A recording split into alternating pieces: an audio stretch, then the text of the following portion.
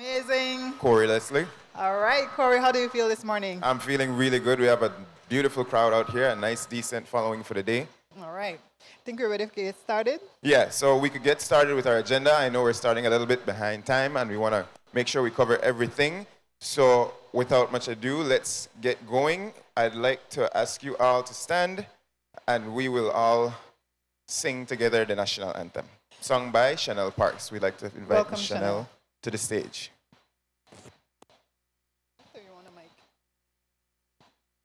Good morning. Test.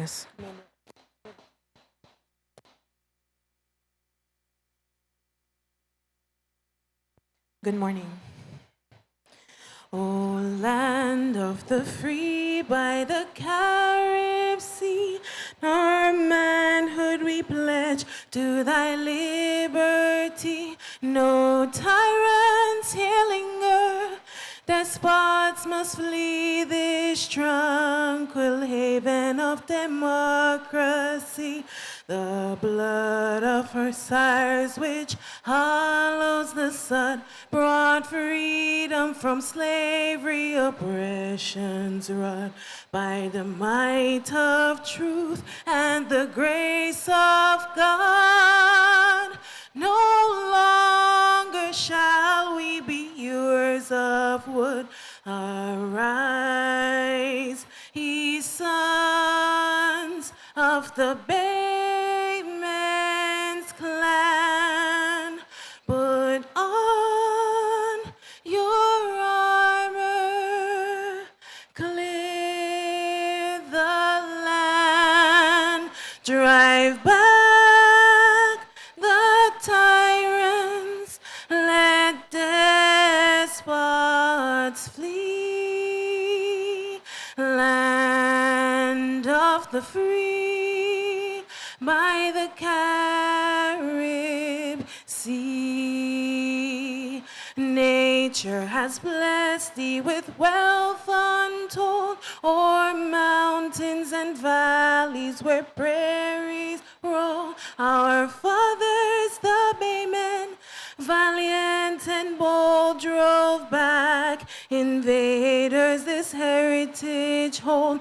From proud Rio Honda to old Sarstoon, through Coral Isle over Blue Lagoon. Keep watch with the angels, the stars and moon, for freedom comes tomorrow's noon. Arise, ye sons of the Bayman's clan, put on your armor, clear the land, drive back the tyrants, let despots flee. Land of the free by the Carib Sea. Okay. Kindly remain standing. At this time, we will have the invocation led by Pastor Leslie Bevans.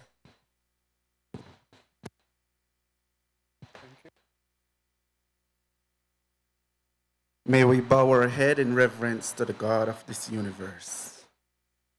Gracious, mighty, eternal, heavenly Father, we come before you with humble hearts, thanking you for your many blessings that you have so graciously bestowed upon us, Lord.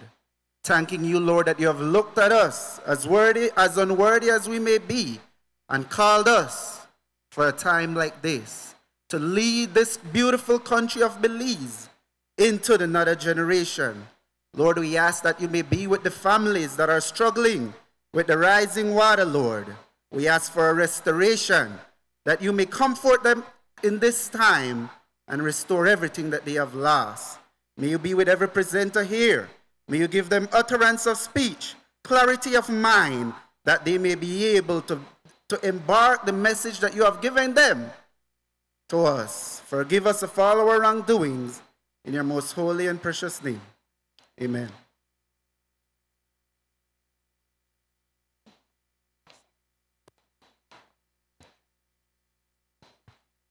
Thank you very much. You may be seated.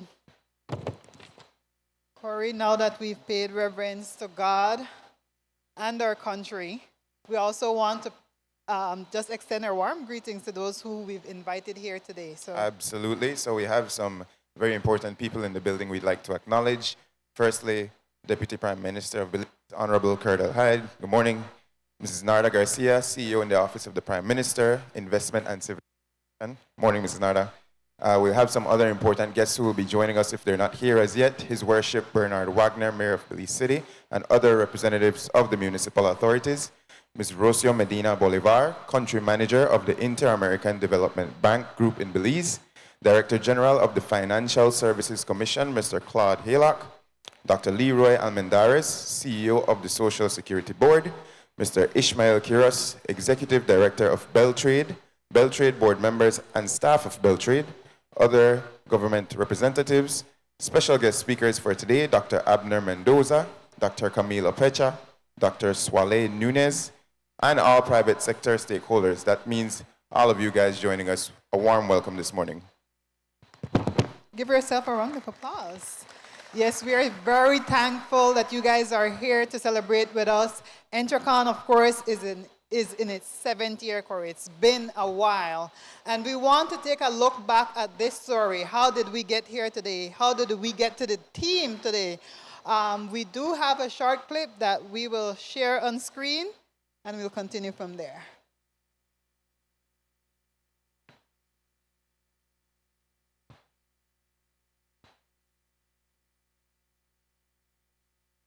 Every great idea begins with a spark.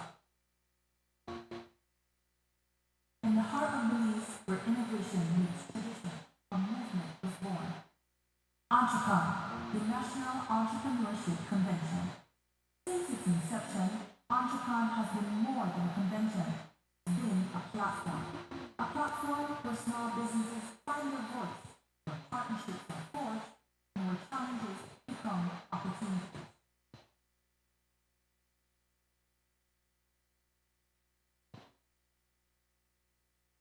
From the smallest startups to established enterprises, EntreCon has ignited inspiration in every corner of Belize's entrepreneurial landscape. We've opened doors to groundbreaking insights, guiding Belize's innovators through ever-changing currents of technology, creativity, and commerce.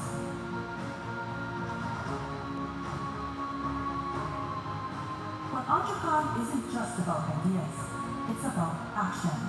It's about equipping leaders with tools they need to adapt, thrive, and leave a legacy.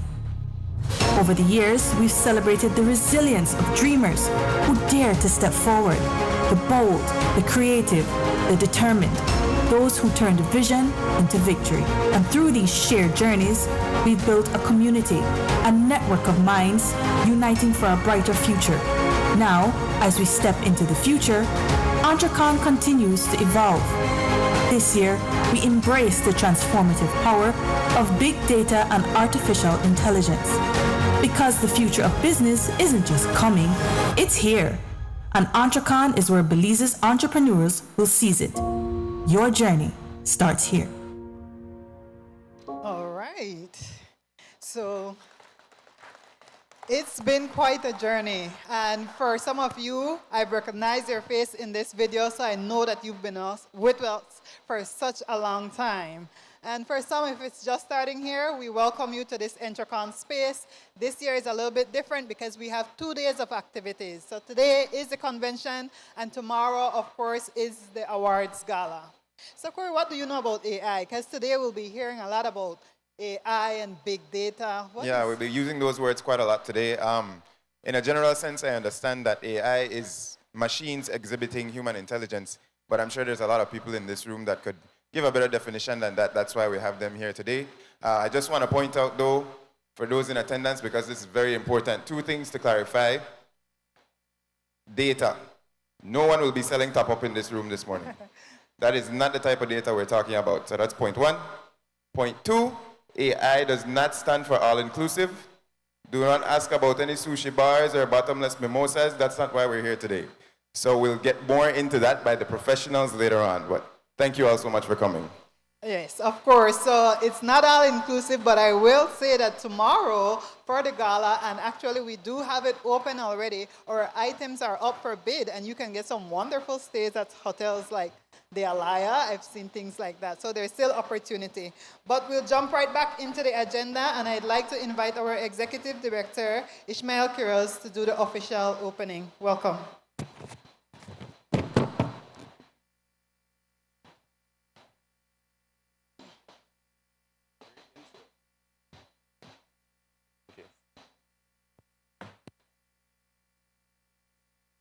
What an intro. Good morning, everyone. Good morning. Special recognition to the Deputy Prime Minister of Belize, the Honorable Cordel Hyde, Mrs. Narda Garcia, Chair of BELTRAIDE and Chief Executive Officer in the Office of the Prime Minister. Special invited guests, one and all. Innovators, entrepreneurs, and to the entire business community in Belize. You who are here present and those tuning in are essential in this regard. It is both an honor and a privilege for me to welcome you to EntreCon 2024, Belize's National Entrepreneurship Convention, an annual flagship event hosted by BELTRAIDE, and this year being held under the theme Powering Small Businesses with Big Data and Artificial Intelligence. This gathering is a cornerstone of BELTRAIDE's commitment to fostering innovation, collaboration, and growth within our entrepreneurial ecosystem, those essential parts that make up the whole. As we stand on the threshold of a new era in business, big data and artificial intelligence are no longer concepts of the distant future. They are tools that are shaping the here and now. These technologies are already transforming how we work, enabling businesses of all sizes to compete, innovate, and thrive in an increasingly complex and interconnected global economy, and with untold potential yet to be unlocked. At BELTRAIDE, we embrace the responsibility of being a catalyst for this transformation. Over the past year, this team of young and talented professionals have worked tirelessly to create avenues for entrepreneurs to access opportunities that drive progress. One such initiative is the National MSME Roadshow.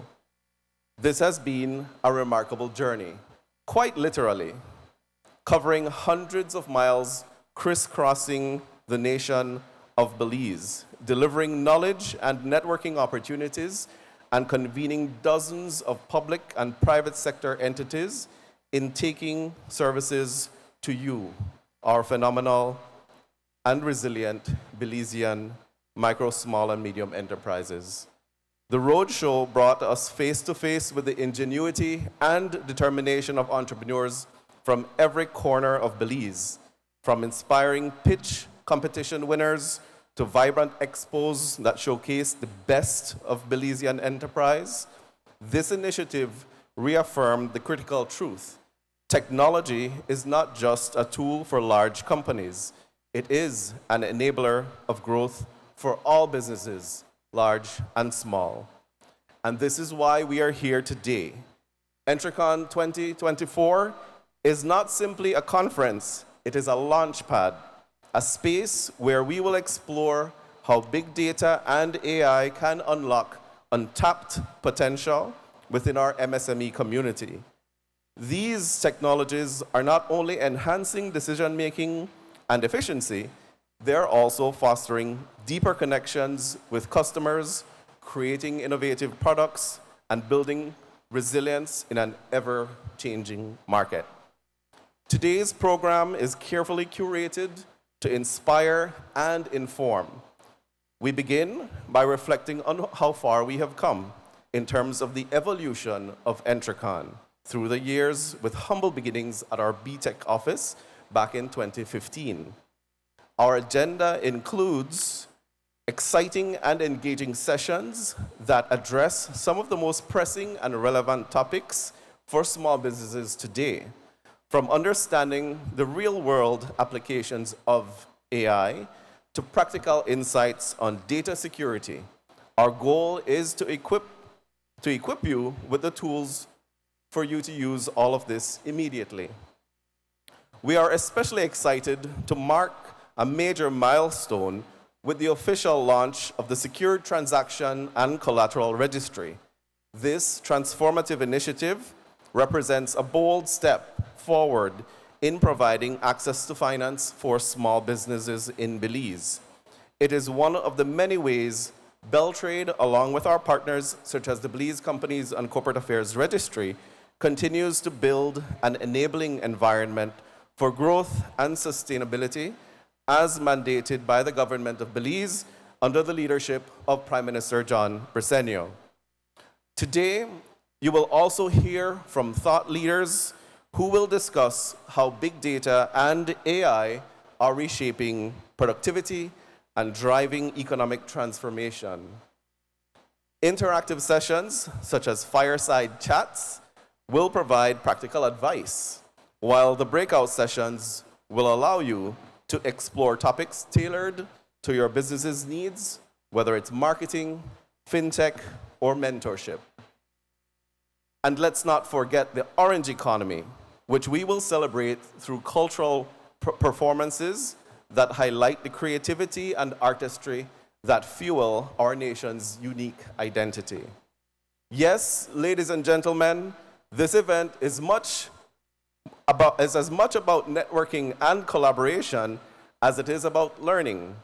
Our break, wine, and chat session later this afternoon offers the perfect opportunity to deepen the connections that you make here today, spark new ideas, and explore how these technologies can propel your business to new heights. EntreCon is a reminder of what is possible when innovation meets opportunity. The challenges small businesses face are real, but so too are the solutions. They are within reach. They are here. Today, as we delve into the transformative power of big data and artificial intelligence, I hope you feel empowered to embrace these tools and turn the challenges of today into the successes of tomorrow. Thank you for being here, for investing in your future, and for being a part of this vibrant and growing ecosystem of entrepreneurship. Let's make this a day of inspiration, collaboration, and transformation. Together, we can brighten the future for small businesses in Belize. Thank you.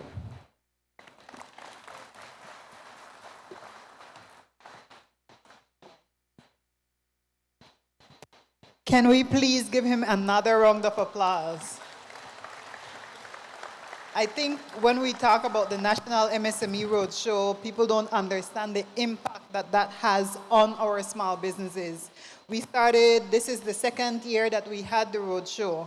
And in 2022, up until now, over 2,000 small businesses across the country has benefited from the National MSME Roadshow. So that's training, but that's also seed capital that we've given to them.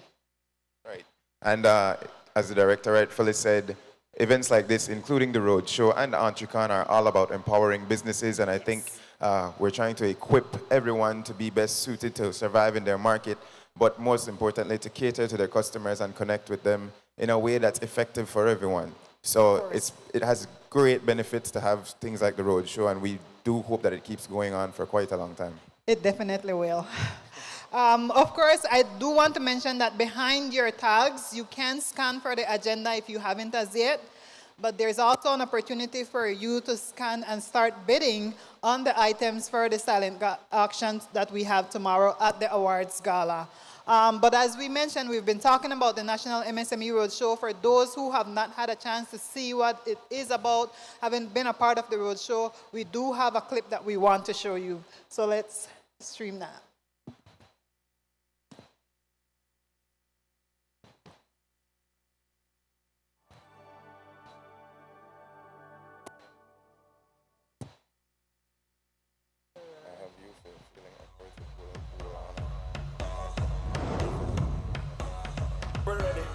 We're ready. Yeah, we're ready. Ready. Ready.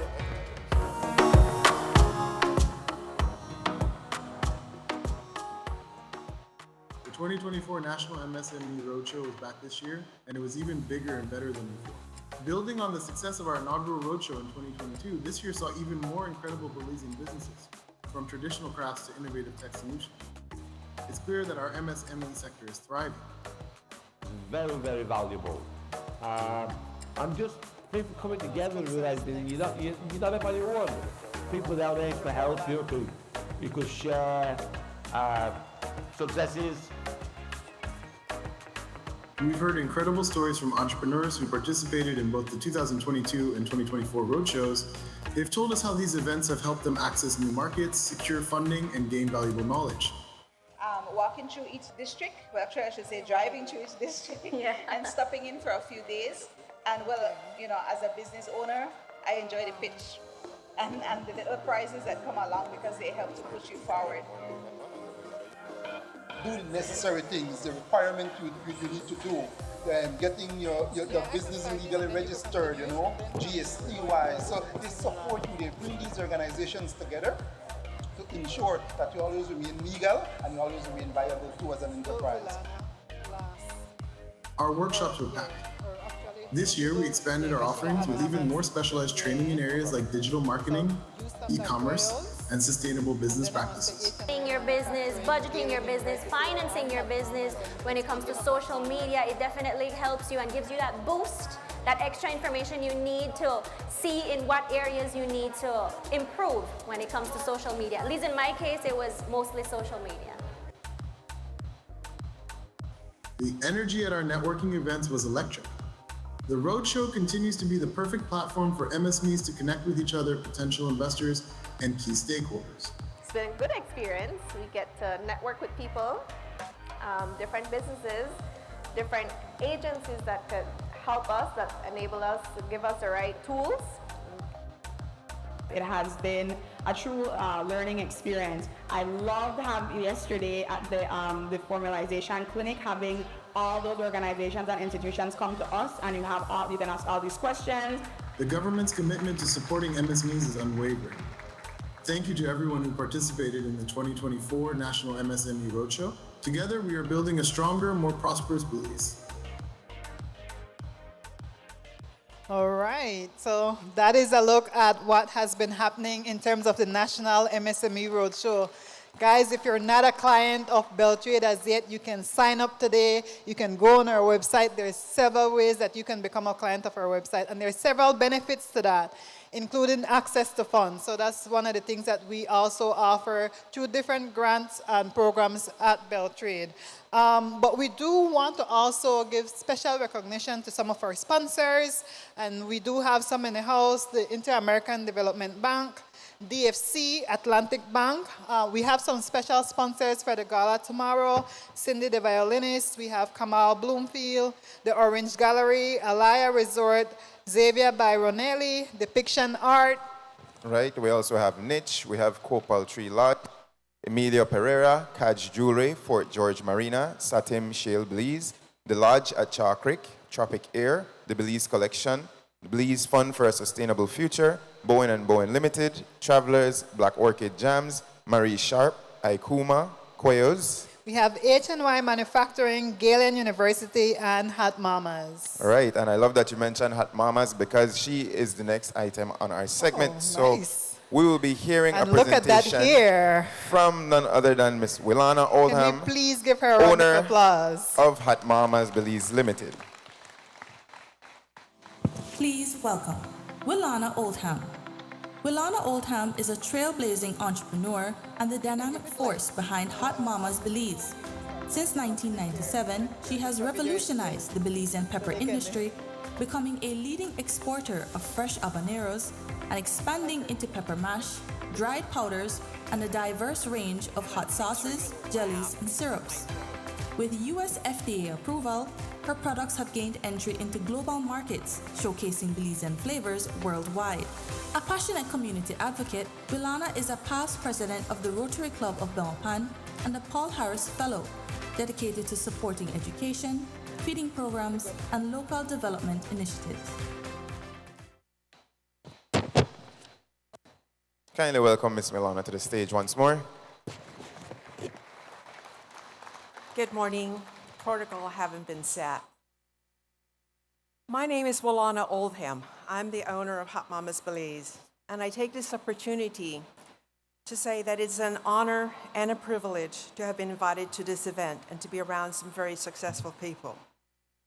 Before moving to Belize and starting Hot Mamas, I would attend events with my husband, and after he had introduced himself, he would say, I would also like to introduce my wife, Wilana. She's at the back of the room.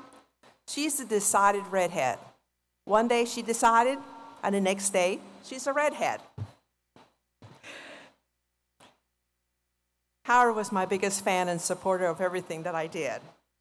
In 2014, we made an agreement with a hot sauce salsa company in Texas, who was at that time producing 2 million jars a year. But they wanted to add a hot sauce to their line. And so we borrowed money and did some improvements to our facility, getting ready to increase our productions and shipments. Shortly thereafter, that company was bought out by another. Whoops, there goes that dream. 2 months later, Howard was diagnosed with cancer. A year later, I fell and fractured my right hip and spent the next 4 months on my back, and eventually, through sheer determination, I learned how to use a wheelchair, crutches, and eventually a walker. Took me about 1.5 years to get that situation sorted out, but hey, I can dance now.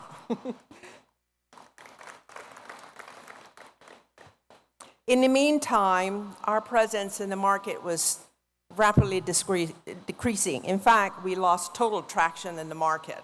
Our focus was obviously elsewhere. COVID-19 brought another devastating blow to us.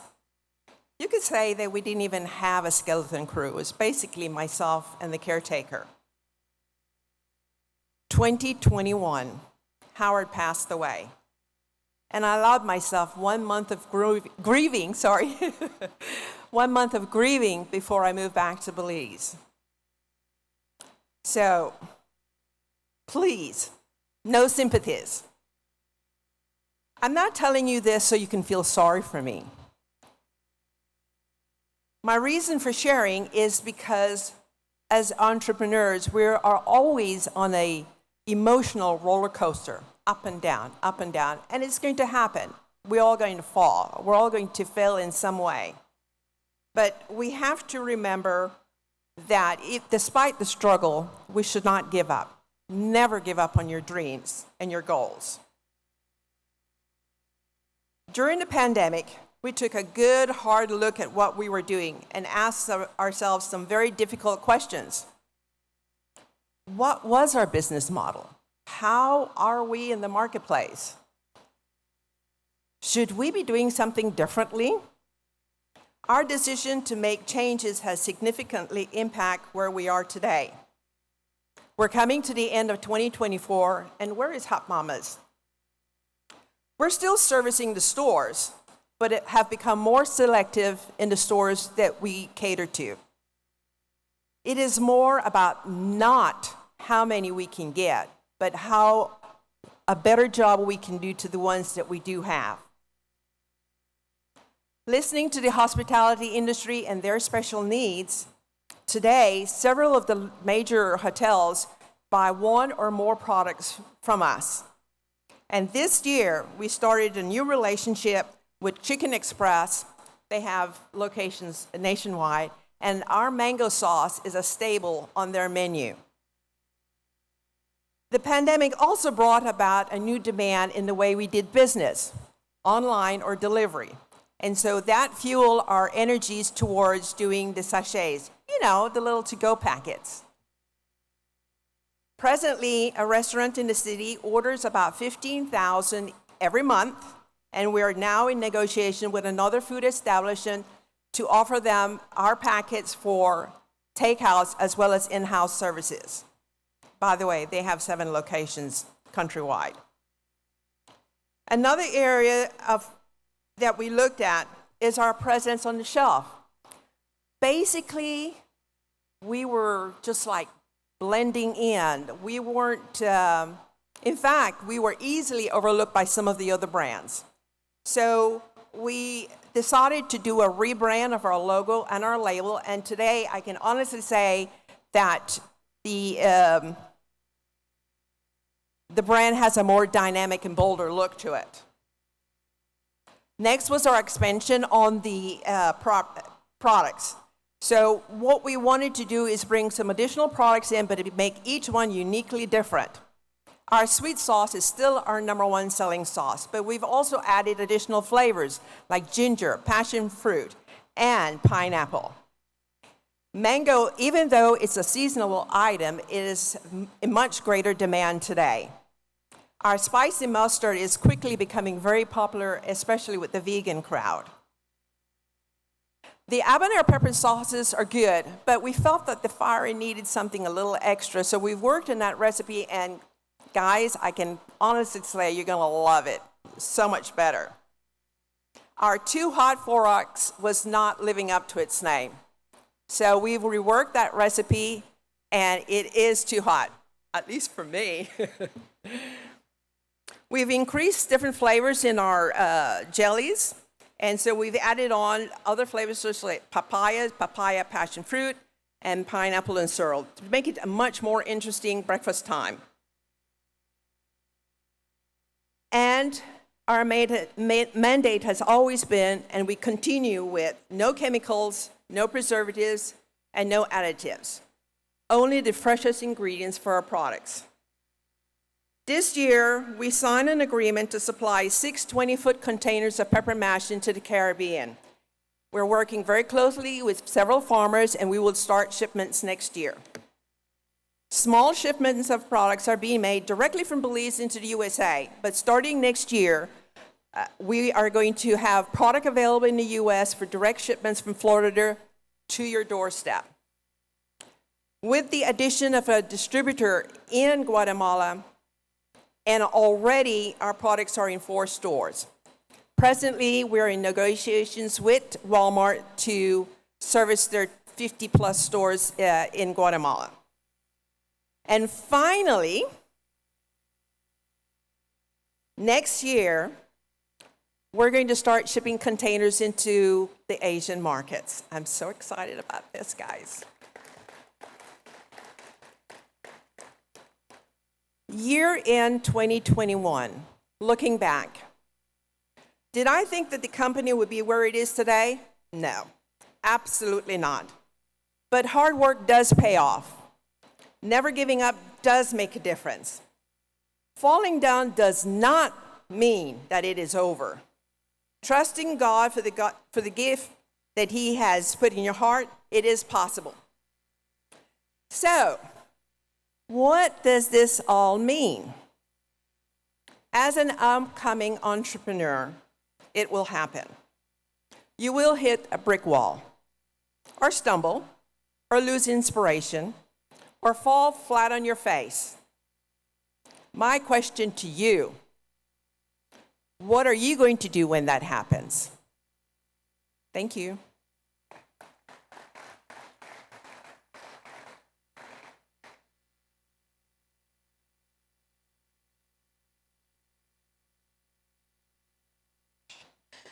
Can we please give Miss Wilana another round of applause? I just love the way she switches things up. It stays spicy because she was blonde up here and she's a redhead here. So that's 2 different things. So I know she knows how to keep it spicy.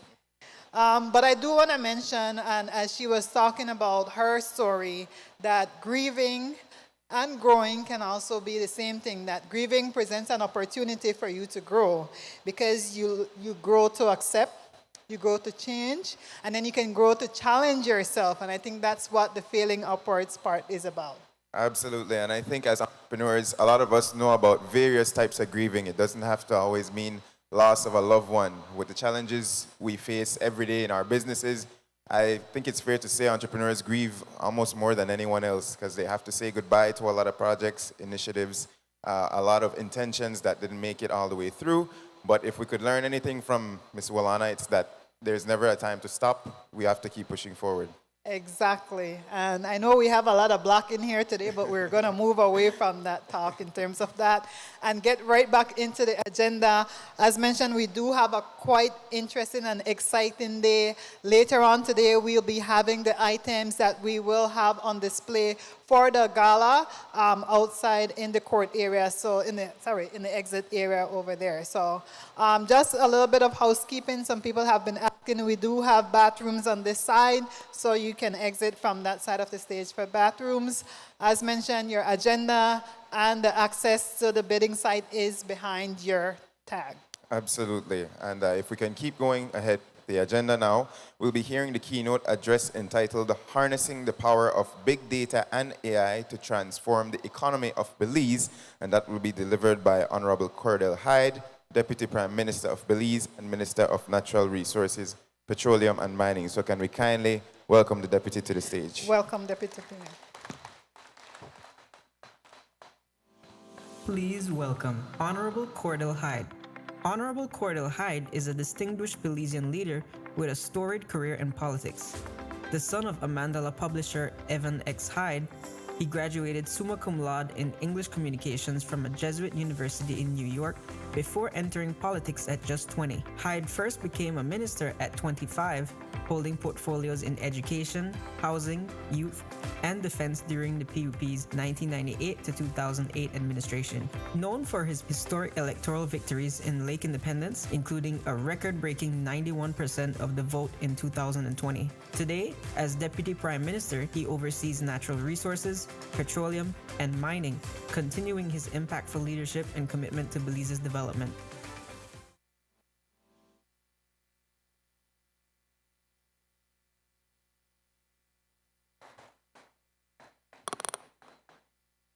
Morning, everybody. You do know that politicians grieve too, right? Because I don't look like that anymore. I come from a lot of tears and a lot of heartache. But I do think we need to big up the lady, Wilana Oldham.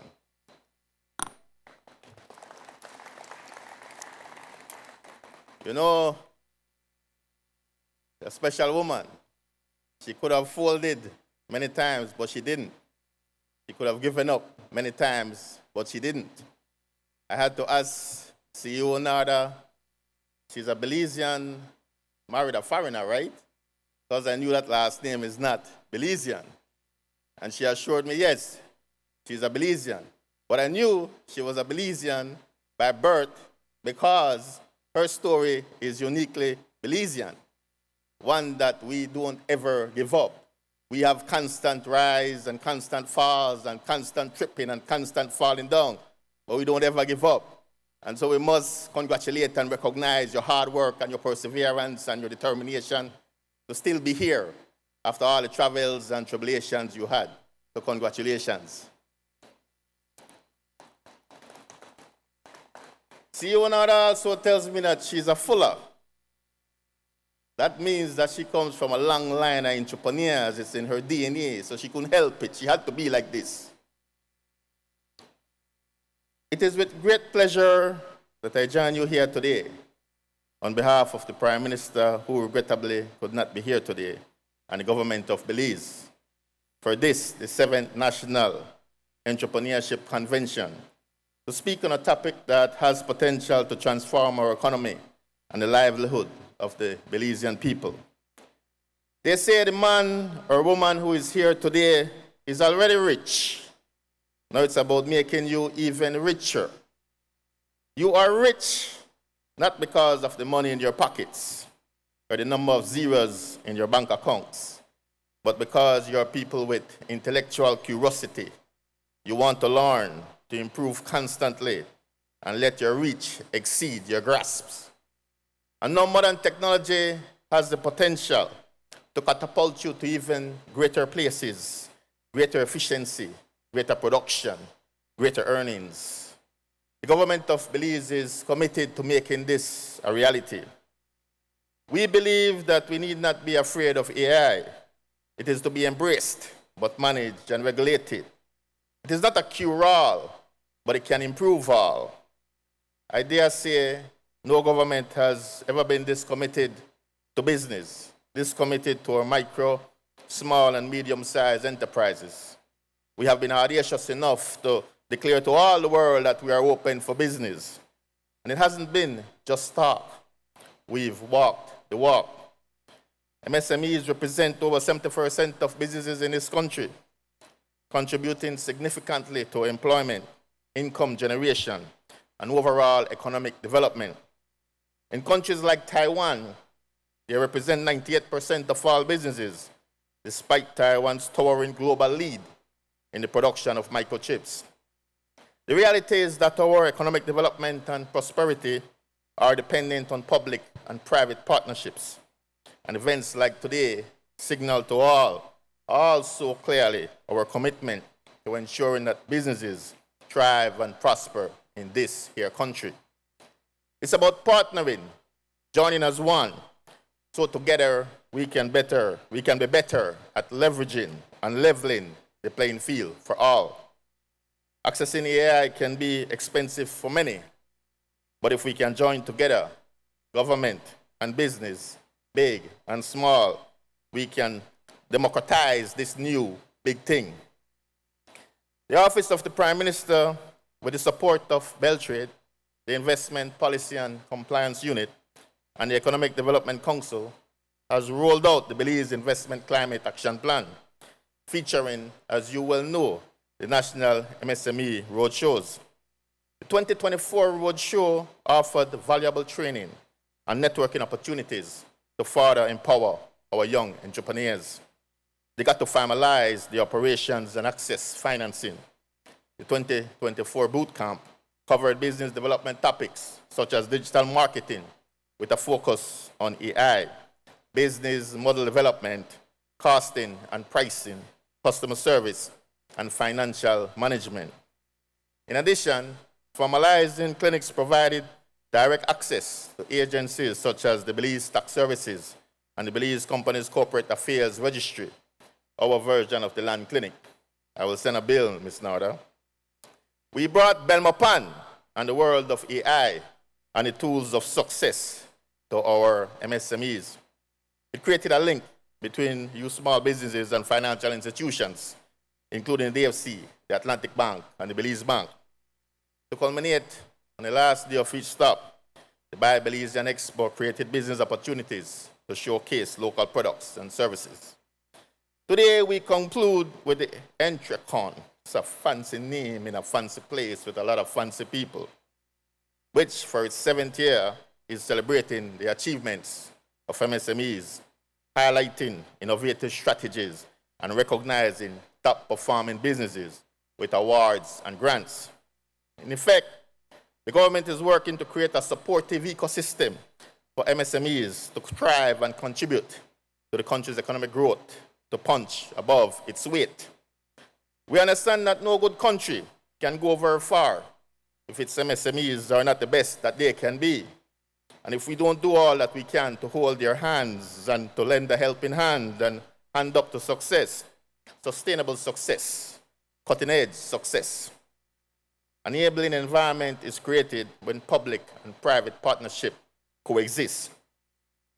Successive governments have significantly invested in digital infrastructure to support the expansion and growth of MSMEs. Nationwide fiber optic coverage, which now spans approximately 85% of urban Belize and 60% of rural areas, continues to play a pivotal role in increasing internet penetration and expanding digital access. And this government also launched digital connect centers across the country to help entrepreneurs to access digital tools, training, and internet services. Additionally, the BPOs, which has grown leaps and bounds in Belize over the last 4 years, is increasingly adopting AI technology to streamline operations and improve service offerings, even as they create more and more gainful employment. And yes, our kids will have to get better, as good as they have been. We must give kudos to our kids at Belize High School and Ladyville Technical High School for their international feats in robotics.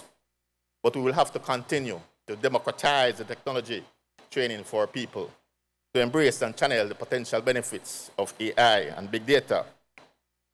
The push to have MSMEs digitized has not been done in pure isolation, as we have also digitized several key services such as tax payments, export documentation, and business registration, allowing businesses to access government services with the tip of a finger and enhancing overall ease of doing business in Belize.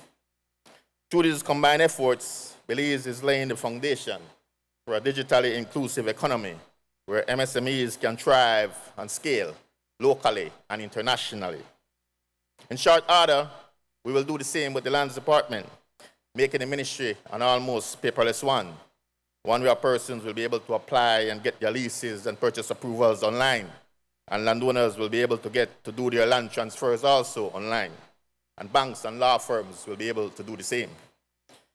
As we look forward to a future of innovation and growth, we must embrace the power of artificial intelligence and big data. The reality is these tools are changing the way we work, make decisions, and interact with our customers.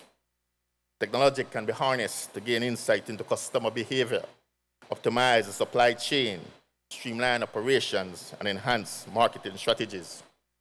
Imagine a local retailer in Belize City using data analytics to predict product demand, ensuring that they stock up on the right items during peak season. Or a tourism operator in Cayo using AI-driven chatbots to provide real-time customer services, enhancing the overall experience of international visitors.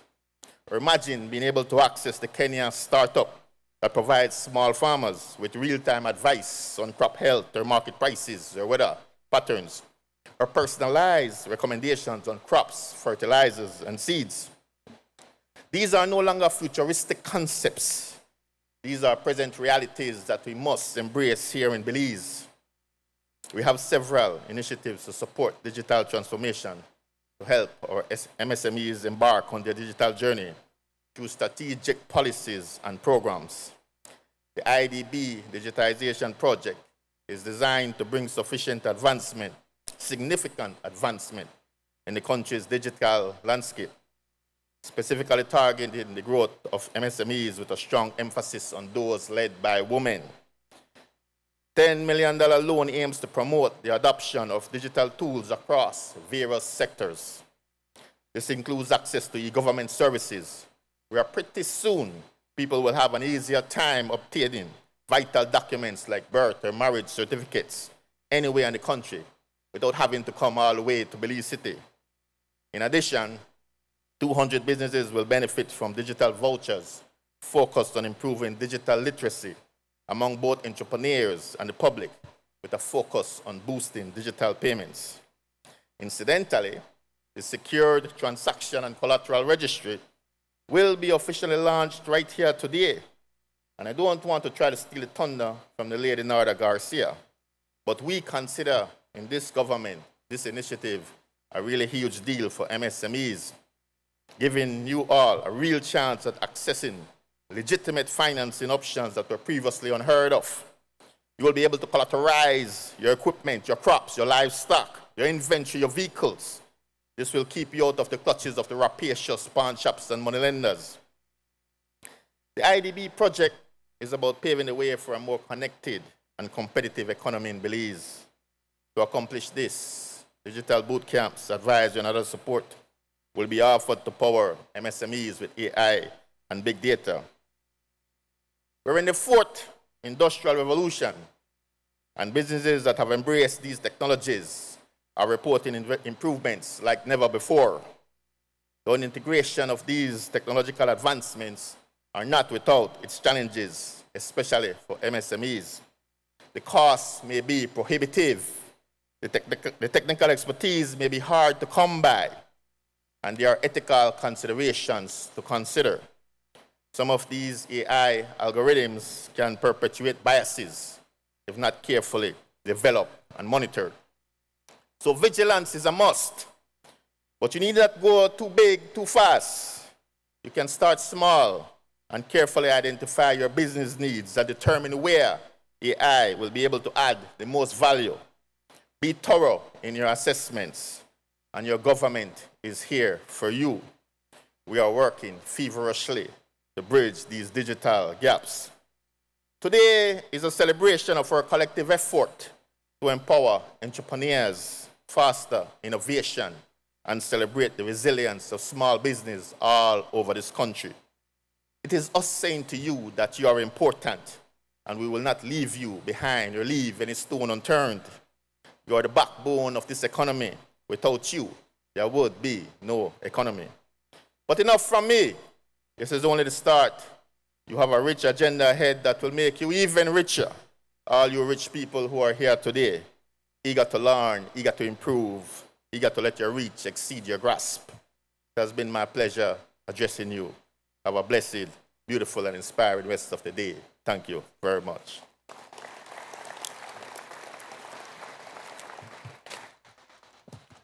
Thank you very much to our Deputy Prime Minister. It is always poetry when he speaks. Can we please give him another round of applause?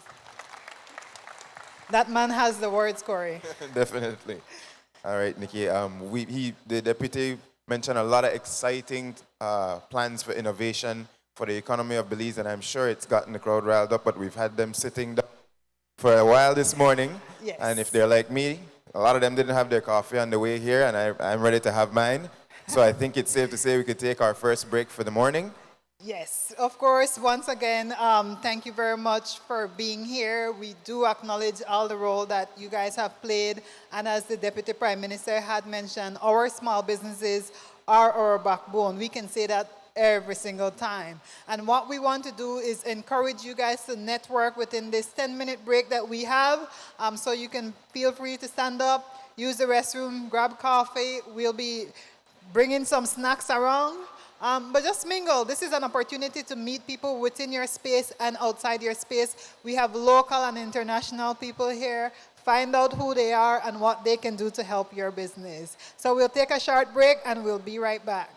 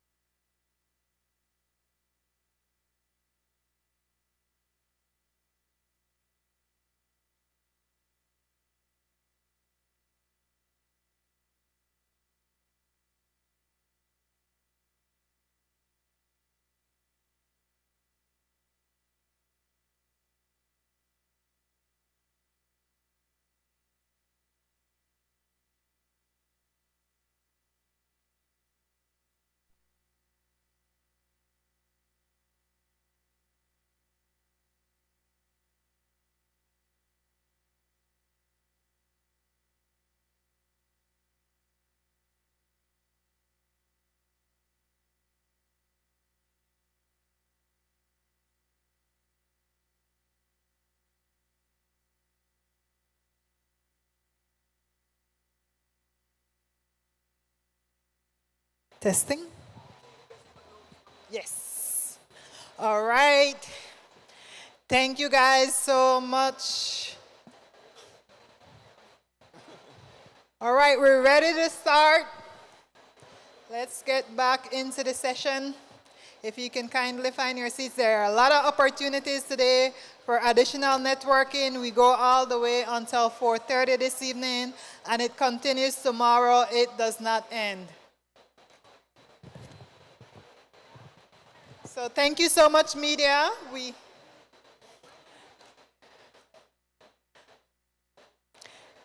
We love our media, but they always give it this extra rate, yeah. All right, guys, ample opportunities. Just really want to get back into the program, please. We do have a couple things that we'll be giving away over the course of today. We have some gift packages from Hello Buddy. We have a basket from Sancas. We have a gift bag from Fulltech, an overnight stay at Kikiwitz in Belmopan. And later on this afternoon, we're giving away $500, Corey. This was for people who participated in the roadshow and you completed that survey. We have $500 lined up for you later on today. So quite an amount of things. Quite a few things still left in store for us. We're very excited to be sharing this with you all. As we mentioned, there will be more opportunities for networking and so forth, but we want to get back to the agenda so that we can make sure we cover everything that we have in store for you all today.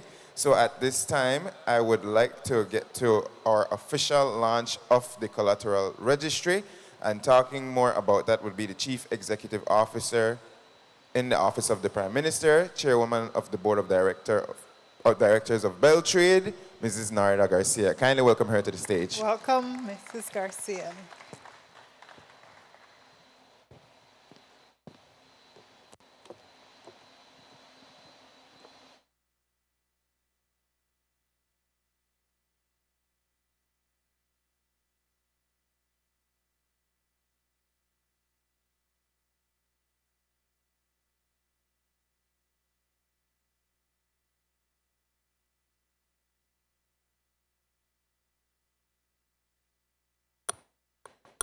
Good morning. Since some more of the VIP people are here, I will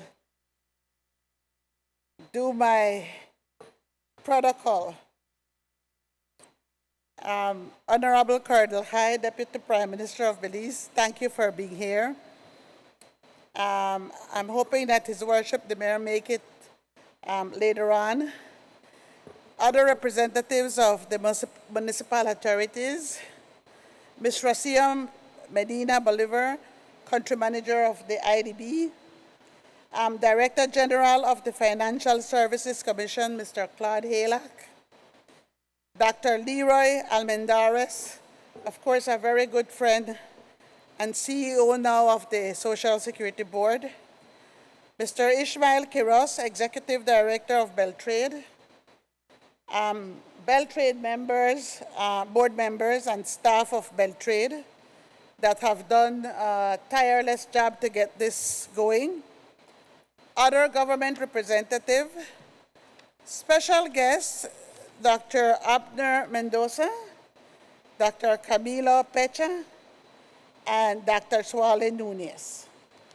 Private sector stakeholders, ladies and gentlemen, esteemed guests, and distinguished participants, but most of all, entrepreneurs all. It is an honor to be here today to celebrate and recognize the incredible contributions of our micro, small, and medium enterprises to the Belizean economy. As the backbone of our nation's entrepreneurial spirit, MSMEs play a central role in creating jobs, fostering innovation, and contributing to the overall economic growth and stability of Belize. The MSMEs are the lifeblood of our communities, not only to do their enterprises drive, but they drive economic growth, but also create and foster innovation and contribute to the social and economic fabric of Belize. In Belize, MSMEs represent the heart of our business landscape. They account for a significant portion of employment last reported at 70%, particularly in rural areas, and provide goods and services that meet the needs of our local communities. These businesses often face unique challenges, including limited access to financing, lack of collateral, and difficulty securing loans. Yet, despite these obstacles, MSMEs demonstrate resilience and creativity, continually finding ways to thrive and grow. Recognizing the importance of MSMEs and entrepreneurs, this government has taken significant steps to foster an environment that supports their growth and sustainability. One such initiative is the Movable Property Security Rights Act 2024. And I say act because it has gone through the House of Representatives and the Senate. It's only waiting to be assented by the Governor General. This is a groundbreaking piece of legislation designed to improve access to finance for MSMEs across Belize. The Movable Property Security Rights Act, once fully implemented, will allow Belizeans to move movable assets, such as equipment, inventory, or vehicles as collateral for loans. This is a game changer for our MSMEs, as it opens up new opportunities for financing by unlocking the value of assets that were previously excluded from traditional collateral requirements. Entrepreneurs will no longer be restricted to immovable property like land or buildings when seeking loans. They can now secure credit using sets they already own and use in their daily operations.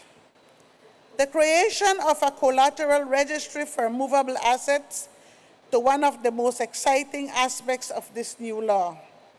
This registry will serve as a secure, transparent platform for businesses to register their movable property as collateral, making it easier for lenders to access risks and approve financing.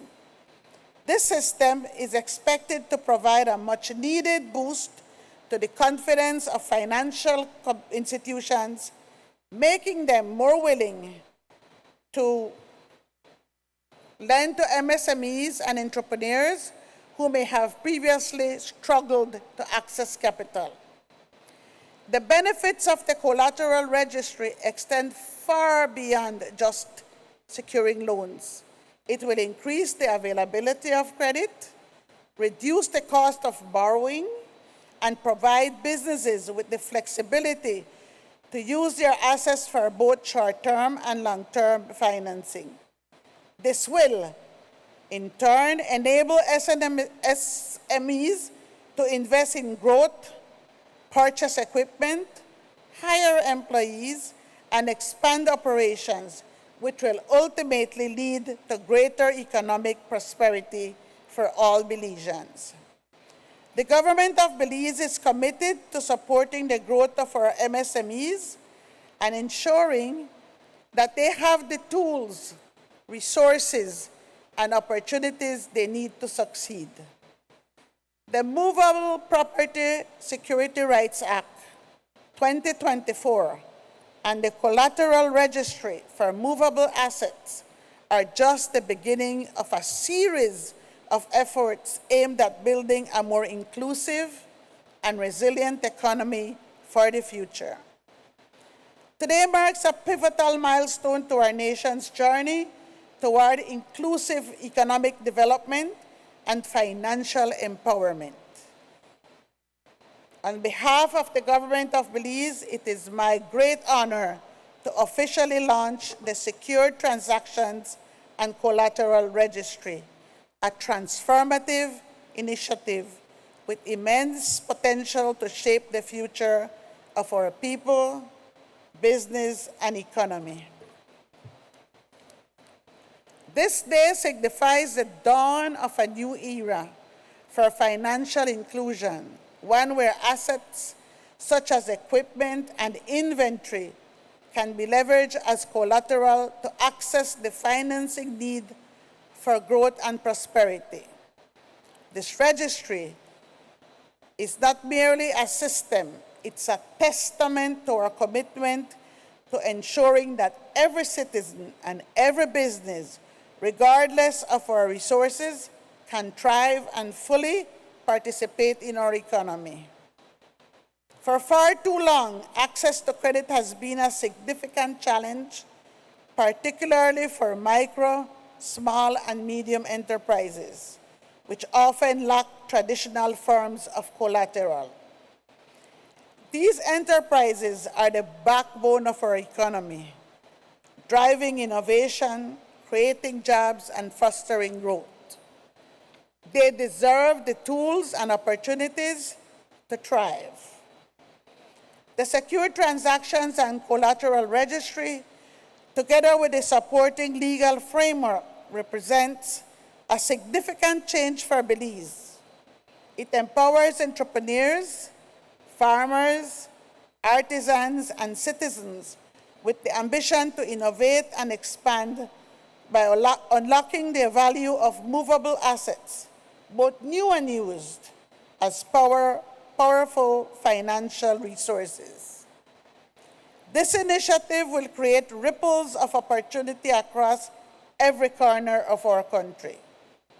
Moreover, this framework benefits not only borrowers, but also lenders. By providing legal certainty through third-party perfection of security rights on movable collateral, it reduces lending risks and fosters a more secure, inclusive, and efficient financial environment. Key features of this registry is searchability. The registry is an electronic platform where security interests in movable assets can be recorded and searched. This transparency builds trust in the financial system, enabling lenders to confidently support a wider range of borrowers. It does legal clarity and efficiency. By introducing clear rights and streamlined procedures, the registry minimizes the legal uncertainties that have historically hindered access to credit. Borrowers and creditors now operate within a straightforward, equitable framework that promotes efficiency and fairness in the credit system. And three, for economic empowerment and growth, this initiative aligns seamlessly with government's commitment to sustainable economic development. It has the potential to significantly boost lending to individuals and MSMEs, driving employment, innovation, and the creation of a more resilient economy. This remarkable achievement was made possible through the visionary leadership and dedication of the Financial Services Commission and its team, and the Belize Companies and Corporate Affairs Registry. We extend our deepest gratitude to the Commission for its unwavering commitment and investment in bringing this vision to life. Well, as we acknowledge the invaluable contribution of our partners and stakeholders, their expertise, collaboration, and dedication have been instrumental in shaping a registry that not only aligns with global best practices, but also addresses the unique needs of the Belizeans' economy. Together, we have demonstrated the power of partnership and shared purpose.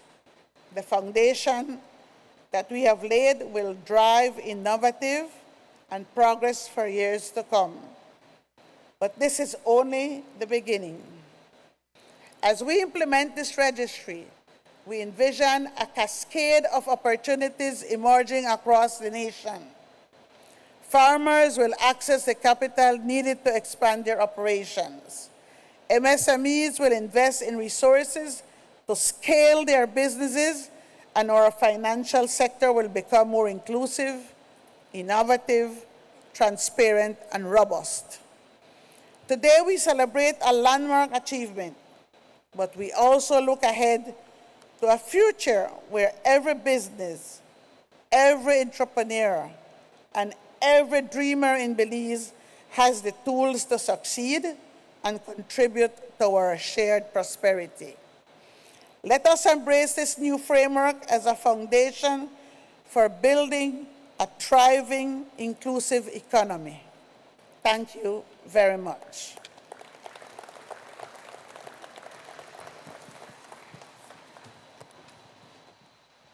Thank you very much for that presentation, CEO Garcia. Can we please give her another round of applause? I know that that's a wealth of information and just getting the general idea of what this system means for businesses or anyone that is interested in using their own personal equipment and so forth as collateral. I think that's very important because sometimes some we got land. I know the Minister of Lands is here in case you don't have. Hint, hint. But yes, so we think that that's also something that is valuable and that you can use. Please not chase the minister today, guys. I did not mean that. But if you do have it, if you do have a business and you know the value of that, now there's a system in place that can ensure that you can use that to help push your business forward, as CEO Garcia was saying. Absolutely, and that's extremely reassuring considering that financial assistance and financing is the single most challenging aspect of starting a business and keeping it afloat. So that's very reassuring to know that more options are available to our entrepreneurs. Yes, and we can't give away all the grants, but what we can give away is a basket from Sancas. Definitely. And you guys don't know, but you guys all have the opportunity to win. And LED is shortly going to put your names on screen, and someone is going to walk away with this basket from Sancas. As mentioned throughout the day, we do have additional packages and so forth that we'll be giving away, including $500 a little bit later on today.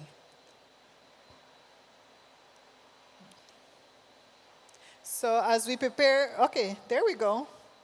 Your names are there, believe me, even if it's small. All right, so let's see. We don't have some drum roll, but we do have a winner. And that person looks like Tyler Aldana. First lucky winner of the day.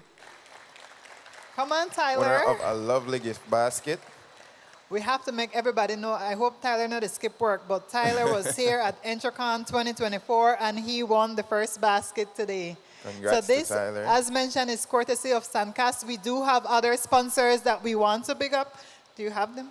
Sure, give me one moment. So going back over our sponsors list, that was the IDB, DFC, Atlantic Bank, Niche, Cindy the Violinist, Kamal Bloomfield, the Orange Gallery, Alaya Resort, Zeva Sarai by Ronelli Kenya, Depiction Art, Copal Tree Lodge, Emilio Pereira, Kaj Jewelry, Fort George Marina, Satim Shield Belize, The Lodge at Chaw Creek, Tropic Air, The Belize Collection, Belize Fund for a Sustainable Future, Bowen and Bowen Limited, Travelers, Black Orchid Jams, Marie Sharp, Aikuma, Quiroz, H&Y Manufacturing, Hat Mamas, and of course, Galen University.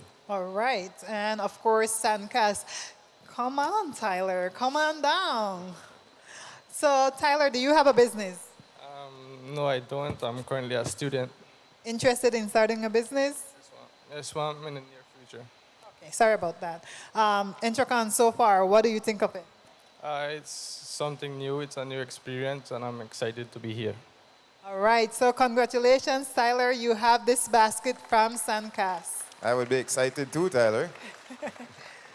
And you have more chances to win more things. But I know that we do have another discussion that we have coming up. This is a fireside chat, and this is on the Collateral Registry. So there is opportunity for you guys to ask questions within this one. They are going to break down a little bit more in the simplest form what this registry is, what it means for Belizeans. As mentioned on your tag, you have the scan for the agenda, and there is also a QR code for Slido. Slido is the system that we're using for you to ask your questions. We'll also bring it up on screen, and you'll have the opportunity to scan it, ask your questions while the panel, and then we'll feed those questions to the panelists. Right, and we could just quickly mention those who will be joining us on stage for the panel. That's Yuri Alpuche, Project Manager for Collateral Registry for Belize Companies and Corporate Affairs Registry. Santiago Gonzales, Deputy Registrar for the Belize Companies and Corporate Affairs Registry. So let's kindly welcome the panel to the stage at this time. Please welcome Yuri Alpuche. Yuri Alpuche is a seasoned transformation leader with over 15 years of experience in project and change management. As the founder of Elevate Consulting Limited, she specializes in driving sustainable transformations across the energy and service sectors, earning recognition for her expertise in digital innovation and process optimization. Notably, Yuri led the launch of Belize's award-winning online business registry system in 2022, revolutionizing business registration and earning international acclaim with the WSIS Prize for e-business ICT applications. With advanced degrees in project management and digital business, Yuri remains a key force in Belize's modernization and digital transformation initiatives. Santiago Gonzales. Santiago Gonzales is the Deputy Registrar of Belize Companies and Corporate Affairs Registry, with over 20 years of expertise in corporate registry services. Since his appointment in August of 2020, he has been a driving force behind the registry's modernization, including the transition to a fully digital platform. His efforts culminated in the award-winning launch of the online business registry system in November 2022, revolutionizing business registration in Belize. Santiago actively contributes to working groups on corporate registry best practices, legal frameworks, and ICT integration to enhance service delivery. Dedicated to continuous improvement, he collaborates with his team and stakeholders to make BCCAR a leader in efficient and accessible business services.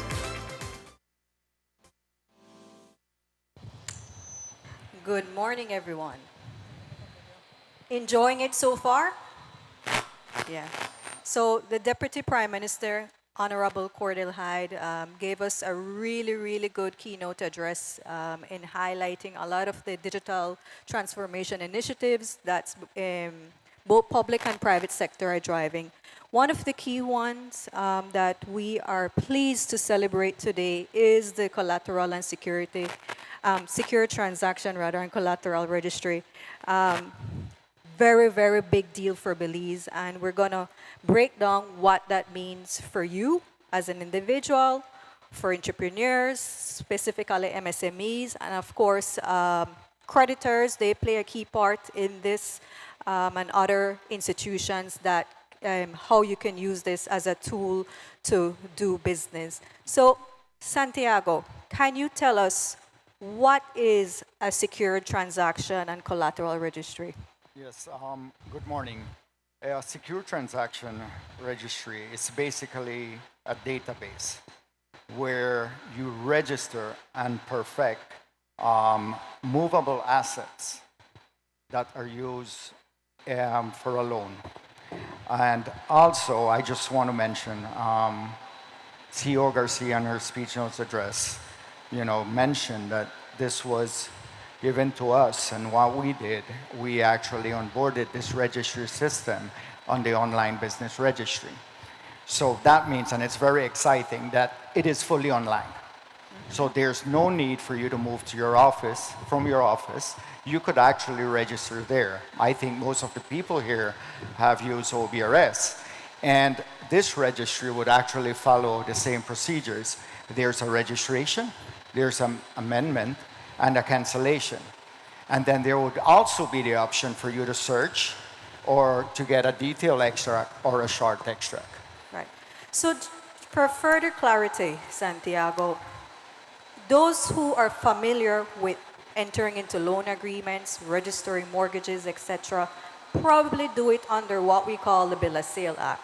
How is the movable property and security right legislation different from the Bill of Sale Act? Well, in that part again, we would actually look at it in this part that when you're registering with us, with the registry, it's not something that, as a registry then, we're basically custodians of this data. So we're managing this. The lending institution would be actually doing all the paperwork, submitting the application, and on behalf of the registry, we would just be checking on just some similar, making sure that your serial number or whatever assets, movable assets is there, is correctly described with that. And the main difference, apart from that, is that the minute you submit an application, meaning you make payments, it will be perfected. So there would be no need for you, your lender, to be waiting for any other thing.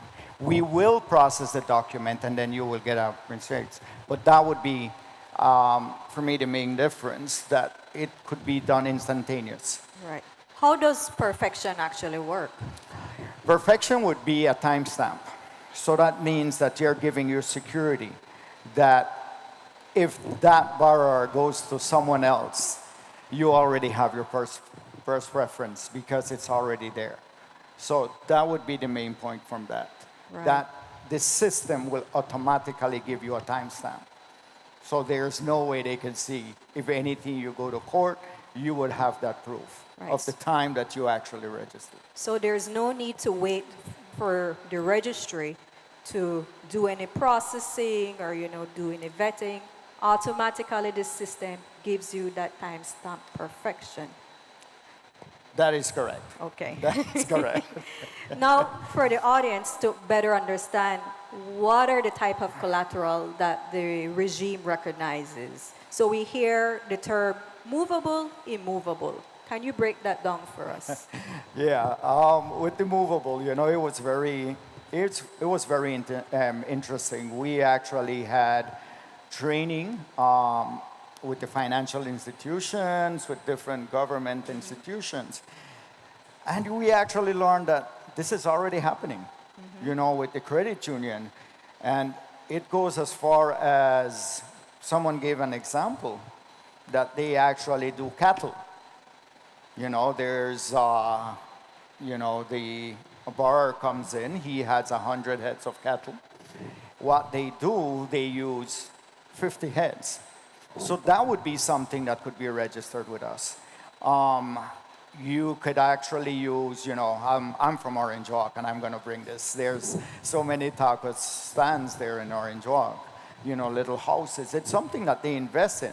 So that would be you will be able to use that. So it's not only farming equipment or things that have serial numbers. So I think this would actually change the way that we're doing business, and everyone would start rethinking, because there's a lot of movable assets out there. Thank you for that. And one last question. When it comes to, you touch a little bit about innovation and about opening up opportunities, but what are the benefits for both the creditor and the borrower under this regime? What does it mean for them now? You also mentioned that we're hearing that a lot of loans are already happening for movable collateral. But what now this legislation and registry brings about in terms of benefits to these types of users? Well, as I mentioned, with the credit unions, and we know overall that Belize is traditional with the land. When the credit unions mentioned, it was actually high risk for them. Having this mechanism, it gives them more security. So if they have confidence in this security, in this system, they would actually be willing to give more loans to these small businesses. So that would be something that would be helpful not only for the small business, for the whole country of Belize. Right, right. Excellent. Audience, any questions for us? Don't be shy. Yes. I'm not sure, sorry, how we're going to be collecting the questions. Yeah.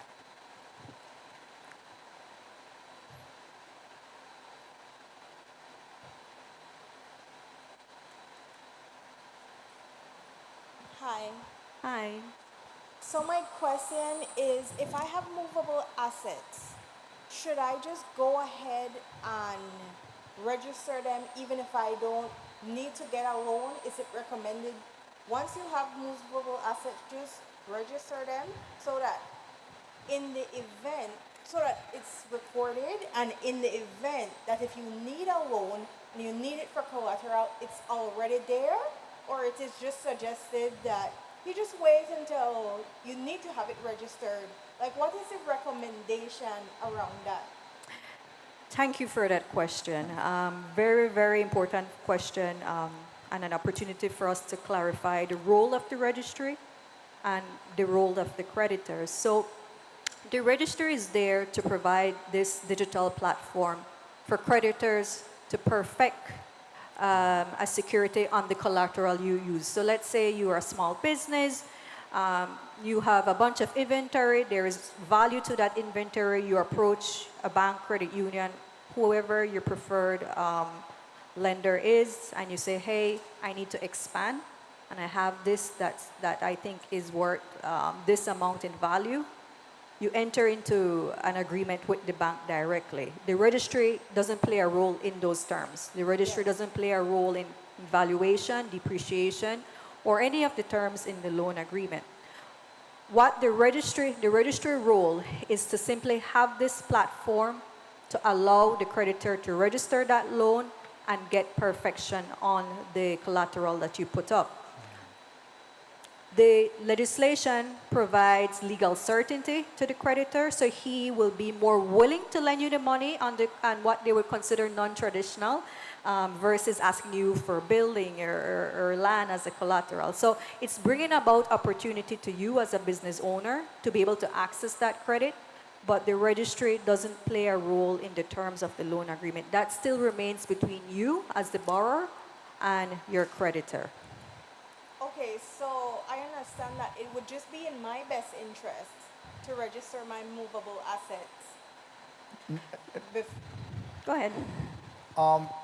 It's not a registered or a registry to register your movable assets. It's actually where the creditor would register that agreement and input your movable assets. Okay, That's the way. I got it now. I got it. Very good. All right, thank you. Thank you too. Thank you. Yes.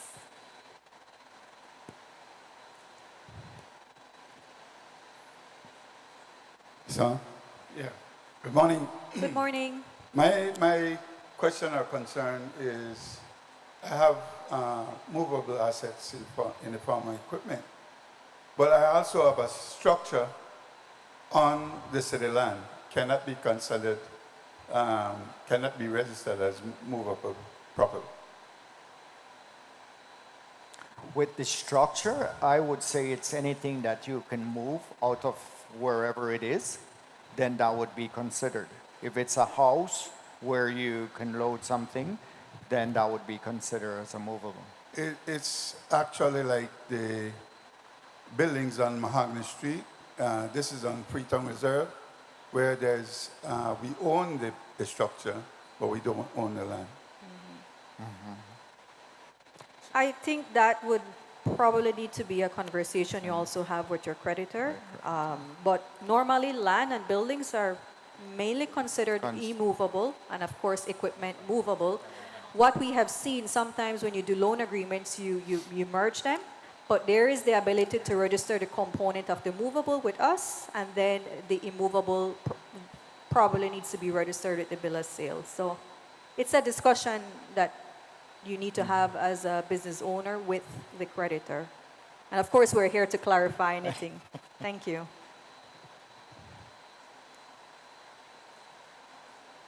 So, any final thoughts, Santiago? Oh. We do have some Yes. questions on screen that I can read for you so you don't have to be turning too much. But the first one, does the system provide a list of options that can be registered under movable and immovable collateral? So, point of clarity, we're not registering immovable, only movable. Immovable still remains under the bill of sale, which is the land registry.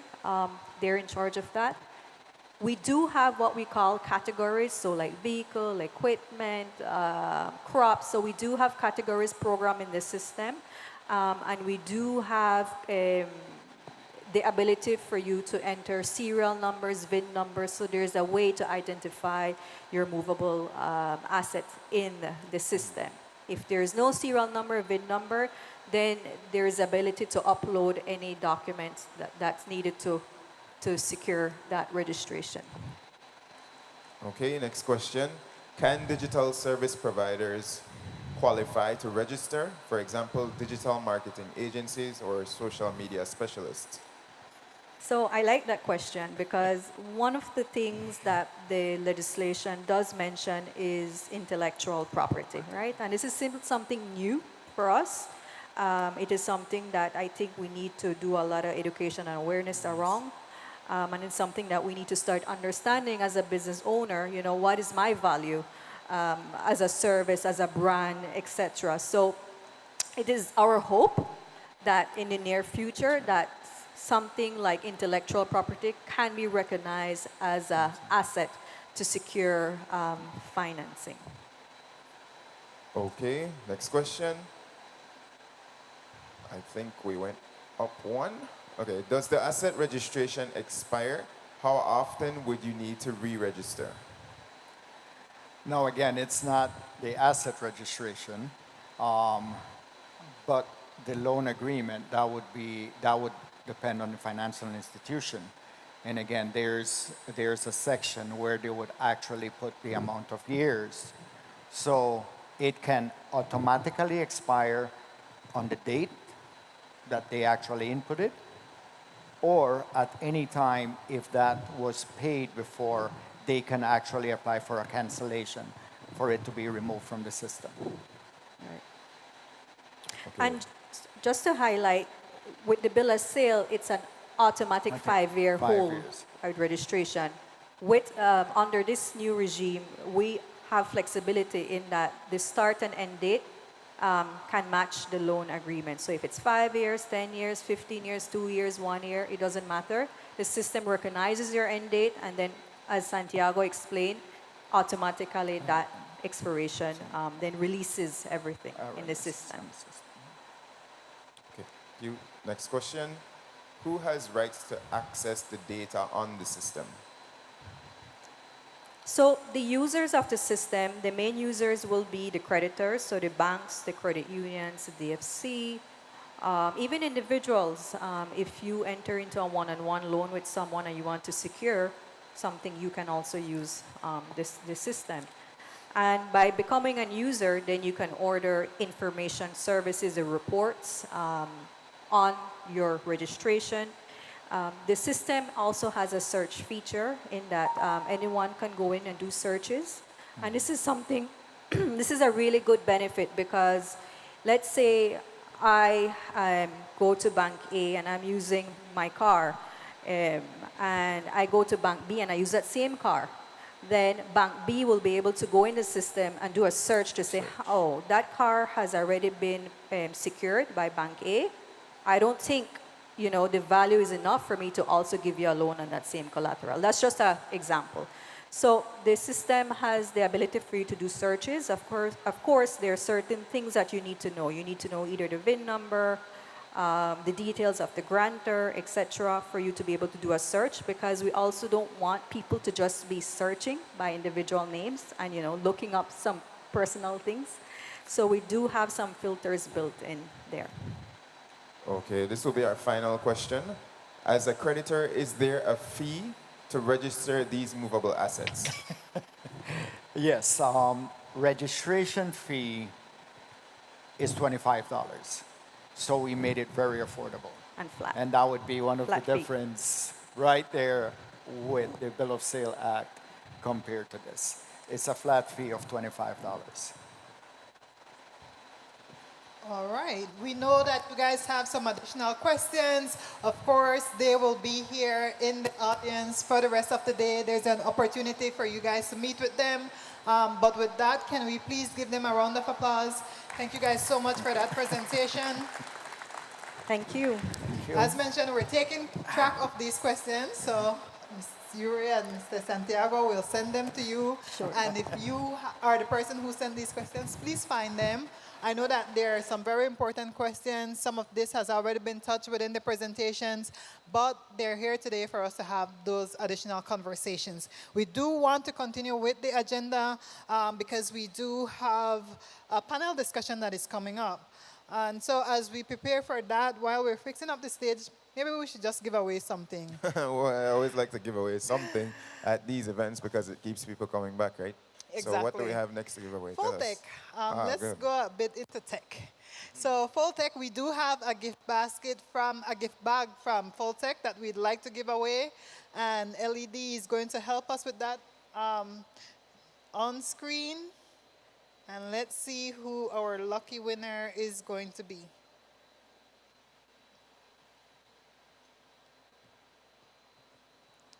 I think I see a very interesting name, Miss Megs. Megs Where Yearwood, is she? congratulations. You're our There second you are. winner of the day. And She's a already frequent making supporter her of way. all events BELTRAIDE, so well deserved. Can we please give her another applause?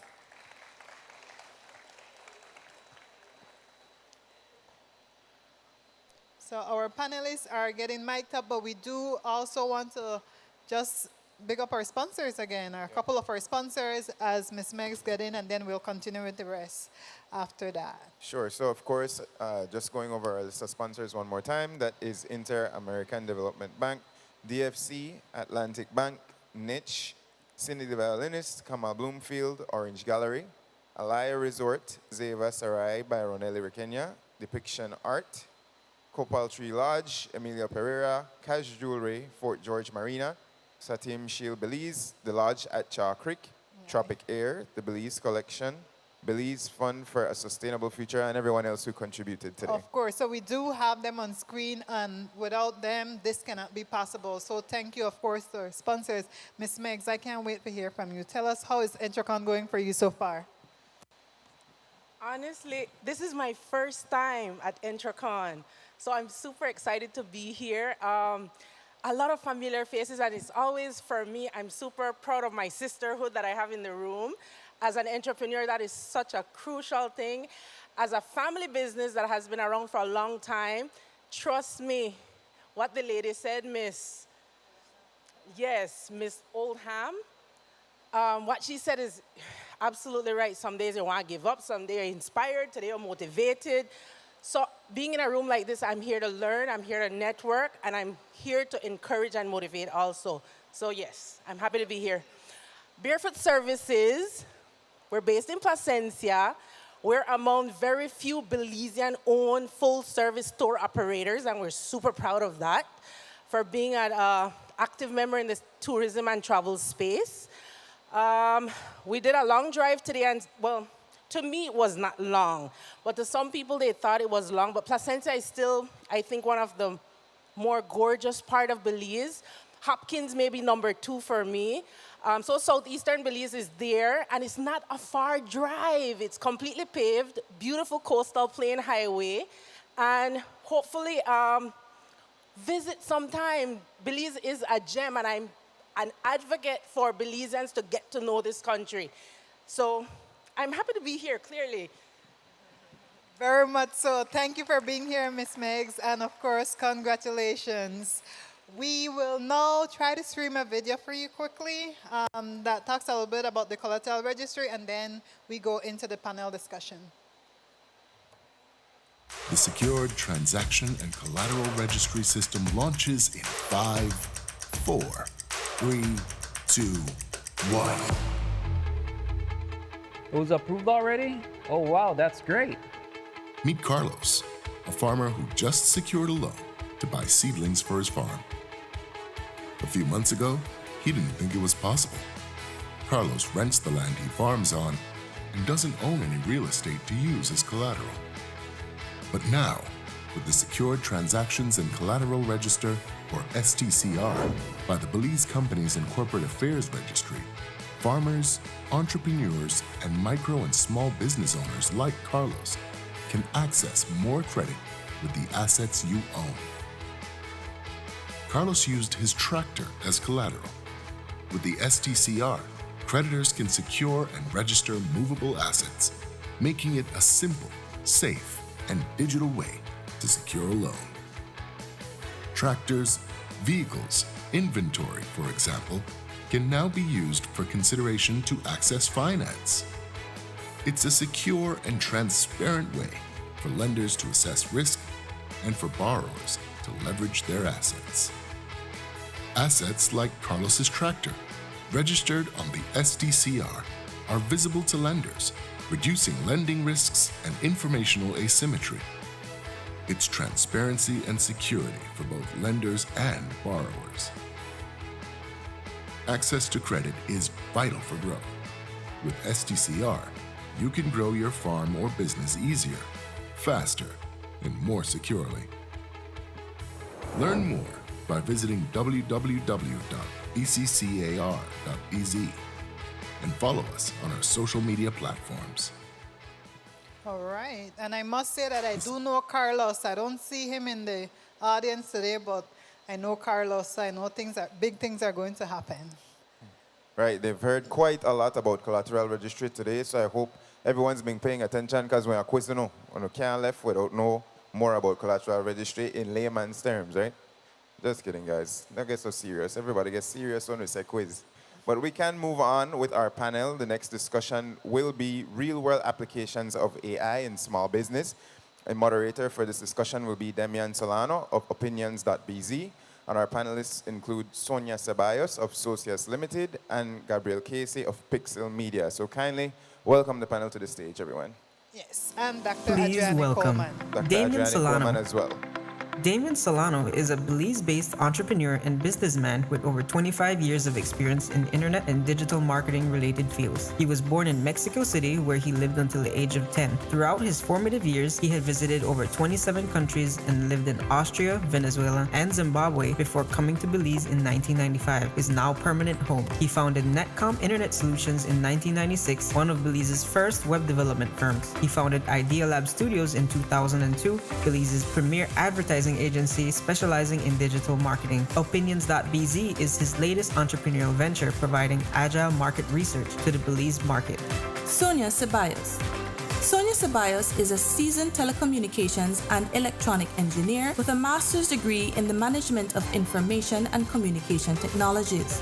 With over 25 years of experience spanning Europe and the Caribbean, she excels in agile transformation, strategic planning, and AI-driven innovation tailored to regional needs. As co-founder of Socias Limited and TechieWe, Sonia drives business agility across industries, helping companies harness AI to streamline operations and enhance customer experiences. Her expertise empowers businesses to navigate digital transformation, fostering efficiency and innovation in today's dynamic marketplace. Gabriel Casey. Gabriel Casey is the CEO of Pixel Pro Media, a Belizean firm specializing in web design, app development, graphic design, and gamification solutions. With over 20 years of experience, Gabriel has collaborated with organizations such as UNDP, the Belize Tourism Board, PSU, NTUCB, BNTU, and the Border Management Agency. He has trained thousands of individuals from primary to tertiary levels in technologies such as PHP, React, Ionic, Angular, and TypeScript, and developed services as software platforms with over 20,000 global subscribers. A lifelong learner, Gabriel holds all Audible badges and reads over 100 books annually, fueling his commitment to innovation and advancing Belize's digital economy.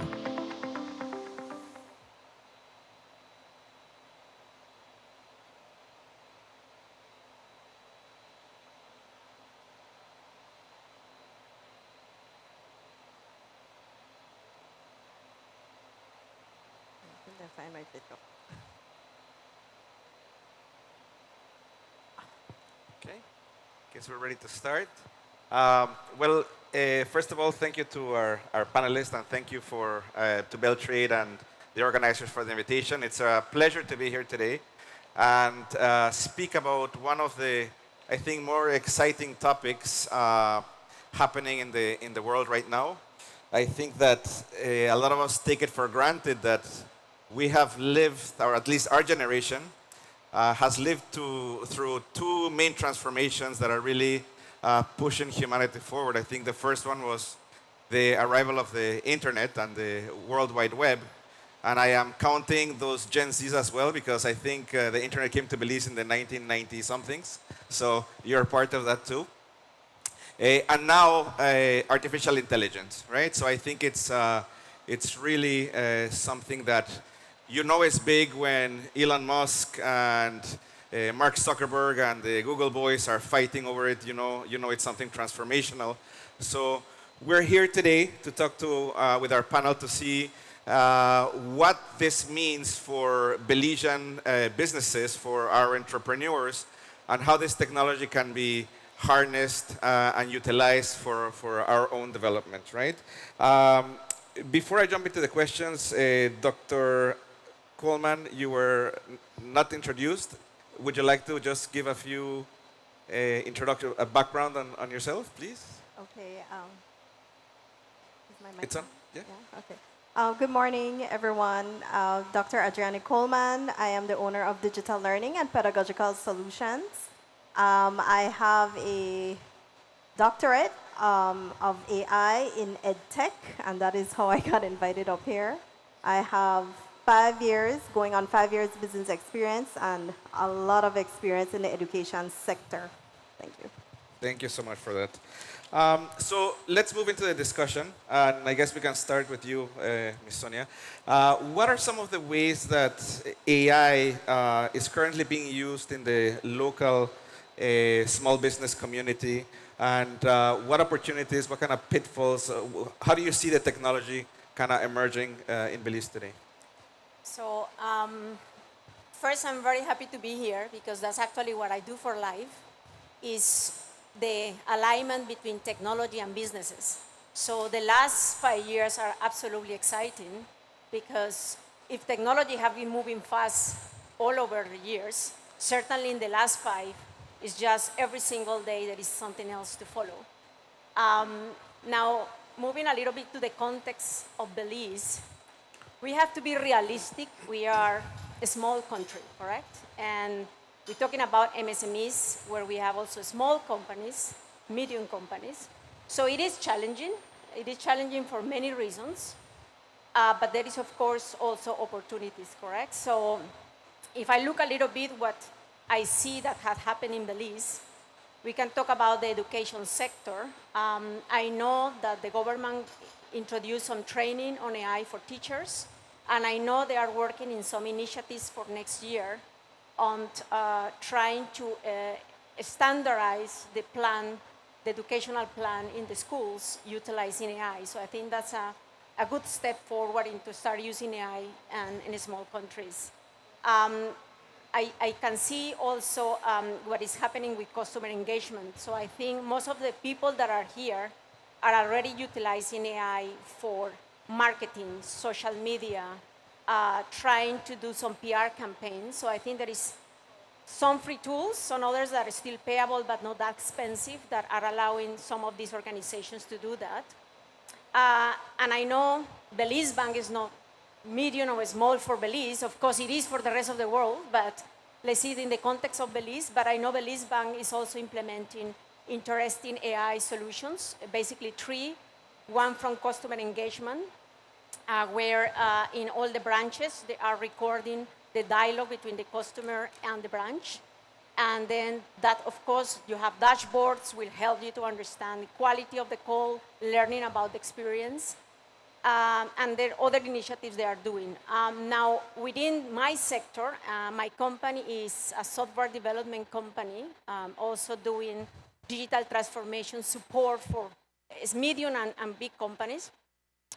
We are using AI and embracing AI from day one, correct? So And I think that's a lot of the debate about AI and replacing people. We see it completely different. We see AI as a tool to help us in productivity, correct?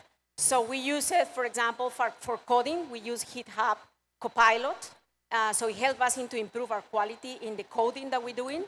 We're doing Test AI for testing. So basically before, when we were building apps, it takes ages for us to reproduce what we call the regression test.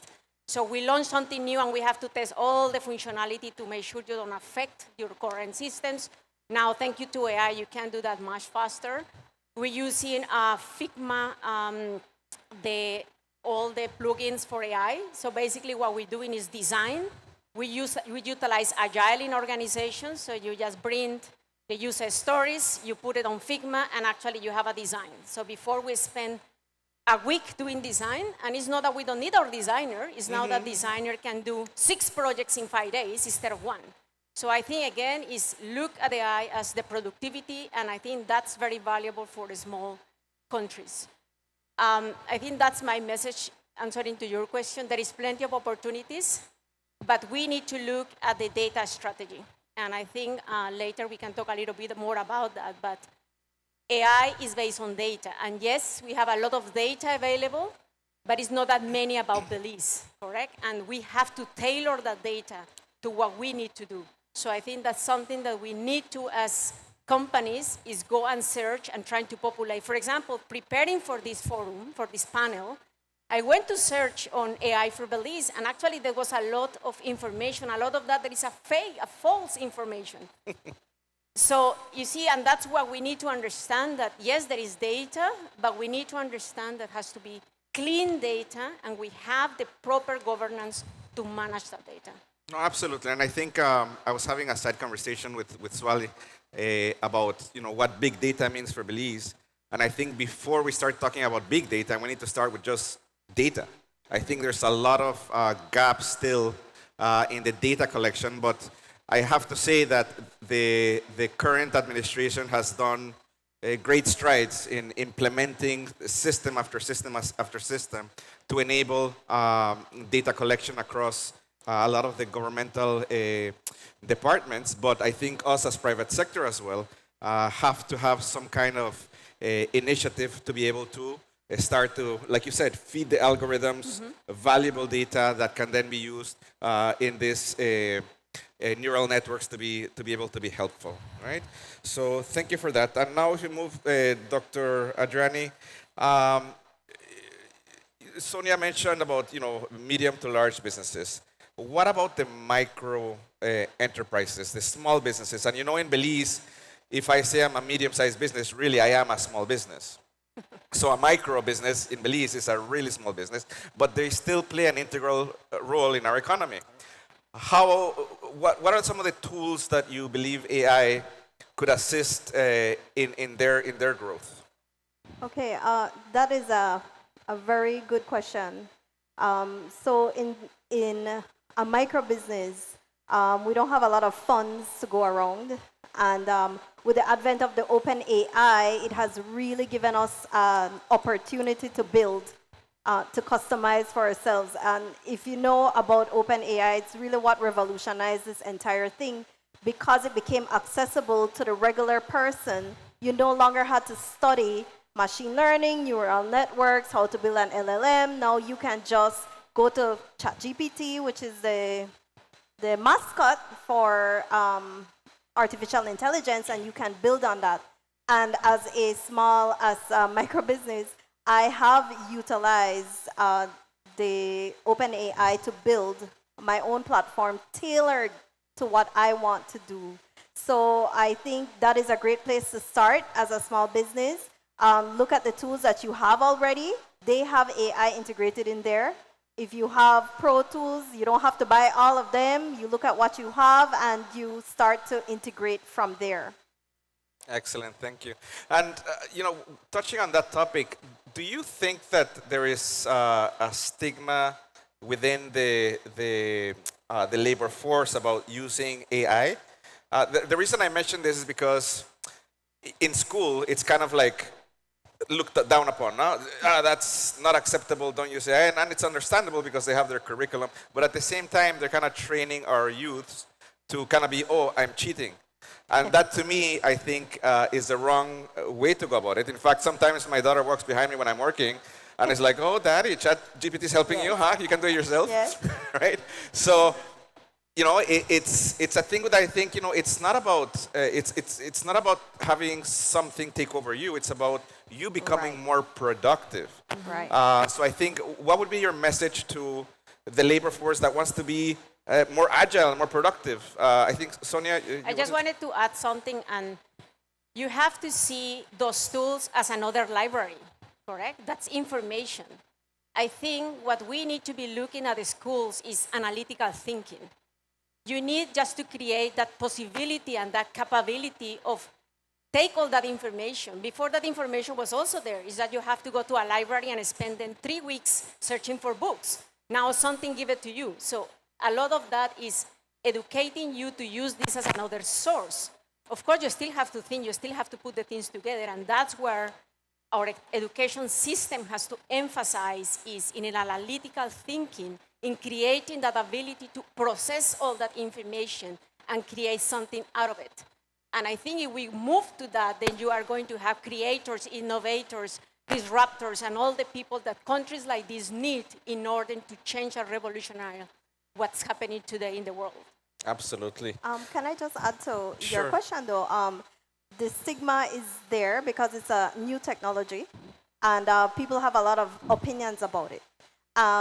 It will, like any technology, it will replace some jobs, but it will also create new ones. And the new jobs that are being created from them are more geared towards STEM fields. So we will need to educate our people to be more STEM-oriented. And what Sonia is saying is touching on a critical component of 21st century learning, which is that we have to move away from just content learning and now go into skills.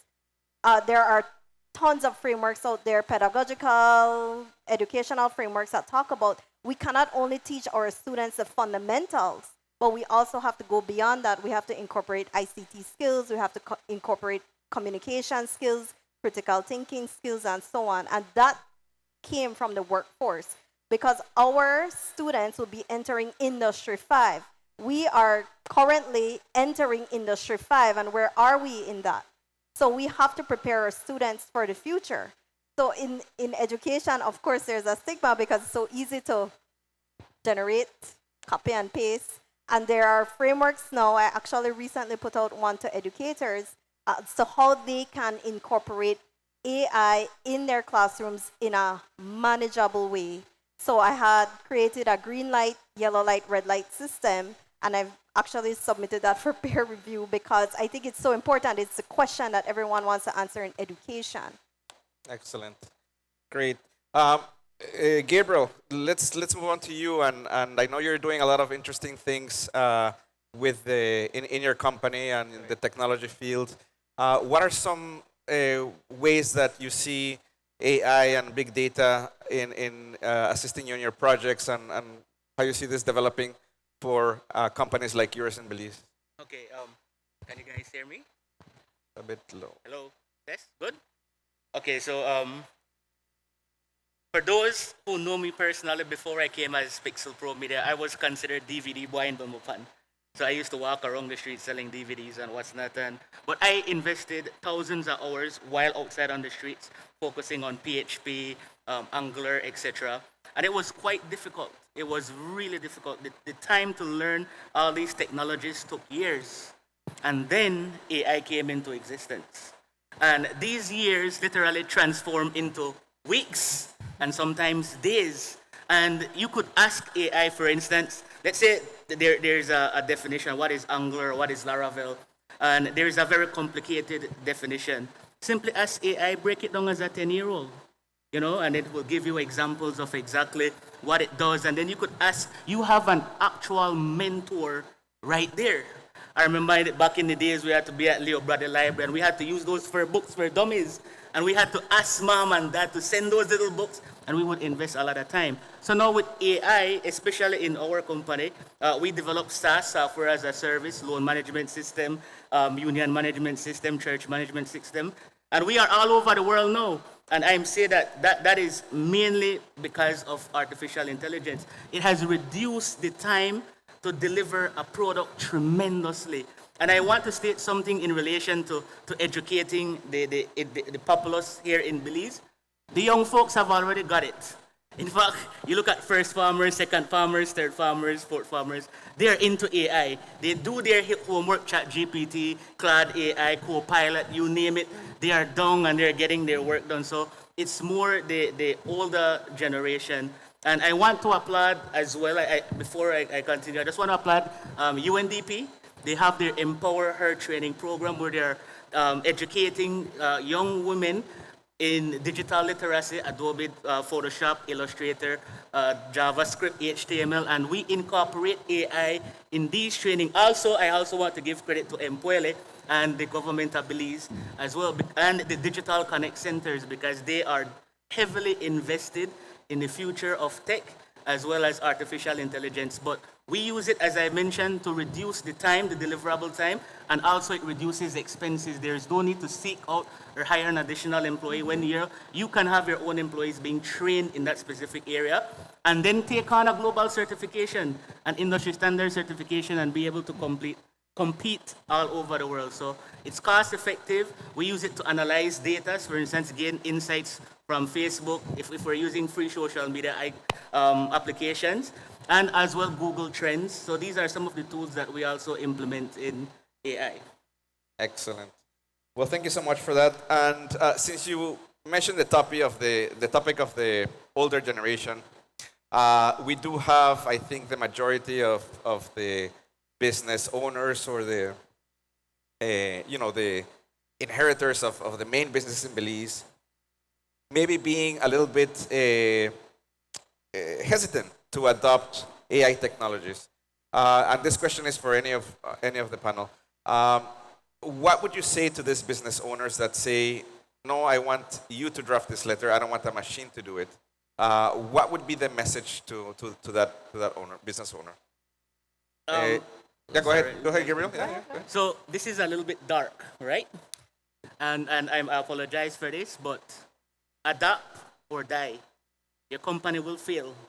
In the next few years, 50% of all, and this is actually by Dr. Kai Fu Lee. He was the president of Google China, and he was also a big player in Microsoft, as well as a lot of big data companies. And he stated, he's one of the few who stated that if you do not adapt and learn technologies, especially the new technologies and AI, your business will fail and you will be replaced. So that is, I'm being direct. I'm not going to sugarcoat it. You adapt or your business will fail. I do want to add as well that they are giving the world 5 years to incorporate AI technology everywhere. So it's here and we have to incorporate it in our business because that's the way the world is going. Most technology does not get incorporated that quickly. And so the AI is definitely transformative for your business. And like what Gabriel is saying, you will be replaced, basically, by someone who uses the tech. That's right. Yeah, I will just add something simple is, do not be afraid of technology. Use technology as a competitive advantage. And if you have that in mind and you address it and educate yourself, then the opportunities will be there. But technology now is becoming a competitive advantage. And you have to try to find out where helps you. Not everything is for everybody. What helps you, how it helps you, and how can you embrace it. Excellent, thank you. Well, having demystified, I think, a little bit the whole topic, why don't we do a little experiment with our audience? And don't be shy. Raise your hand if you use AI in your daily activities. I would say that's 90% of the room.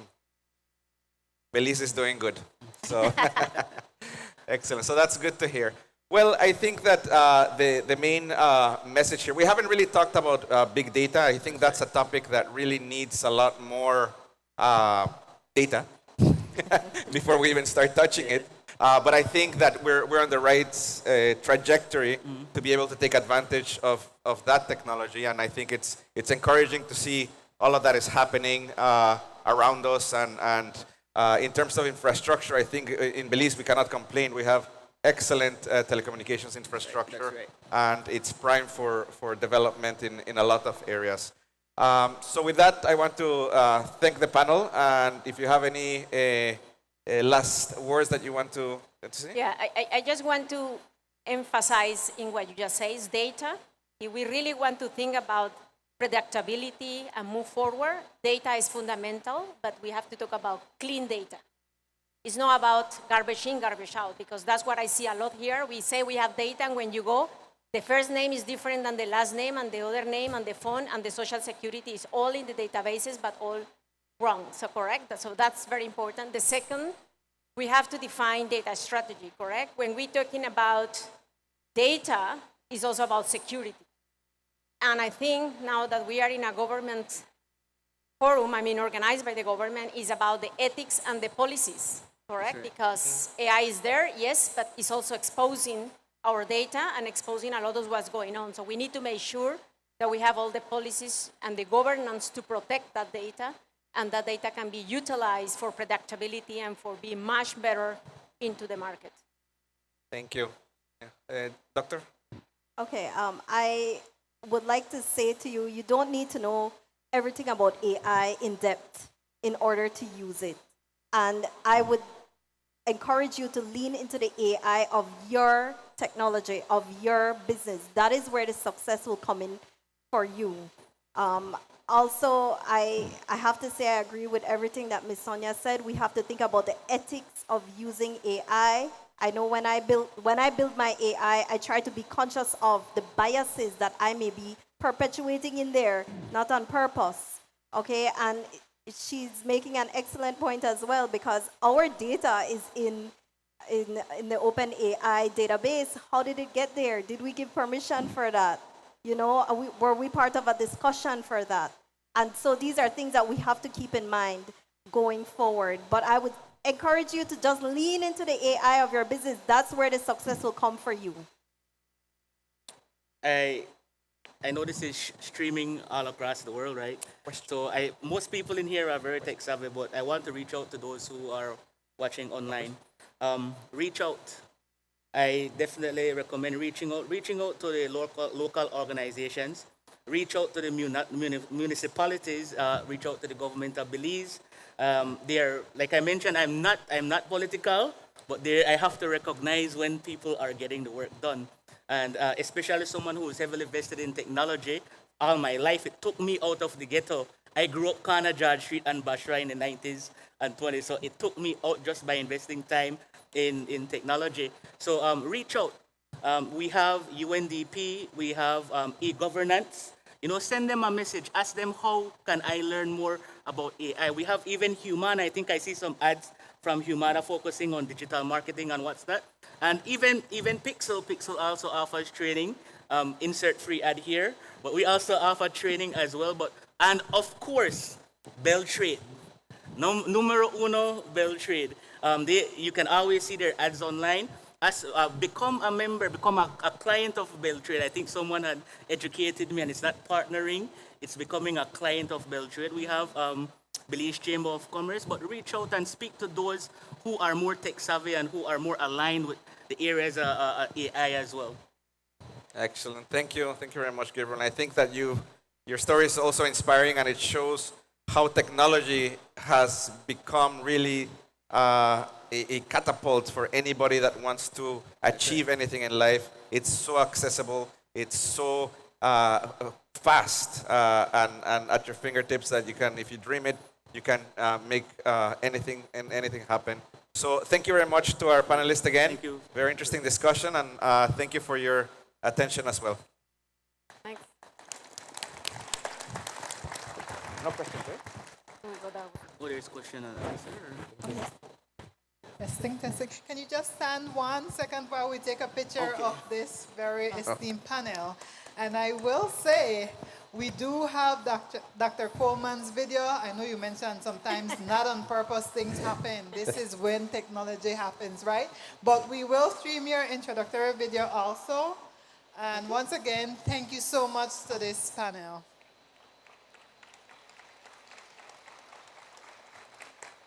Yep. Dr. Adriani Coleman is a trailblazer in education, dedicated to empowering Belizeans through technology-driven learning solutions. As the founder of Digital Learning and Pedagogical Solutions, she pioneers 21st century education strategies to create a lasting social impact. With 18 years of teaching experience, her passion for inclusive education stems from raising children with autism and dyslexia, inspiring her to address diverse learning needs. Dr. Coleman's work with at-risk youth further drives her mission to make education accessible for all. Recently, she developed an innovative AI platform for educators poised to transform global teaching practices by enhancing student engagement and learning outcomes. All right, thank you very much for that. Once again, applause for that panel. I know as they were mentioning,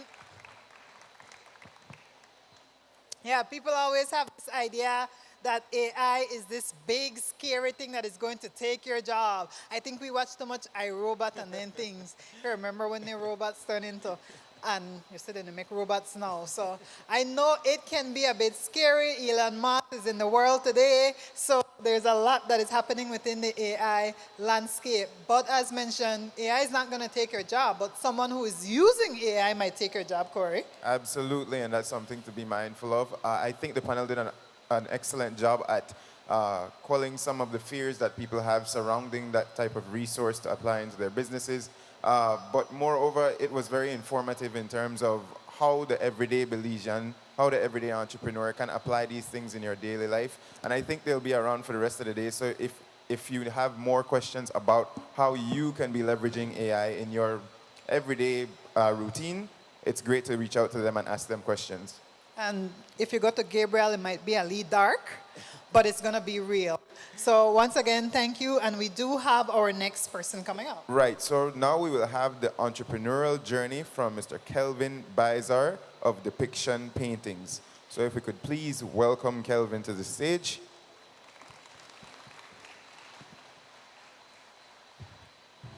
Please welcome Kelvin Bizar.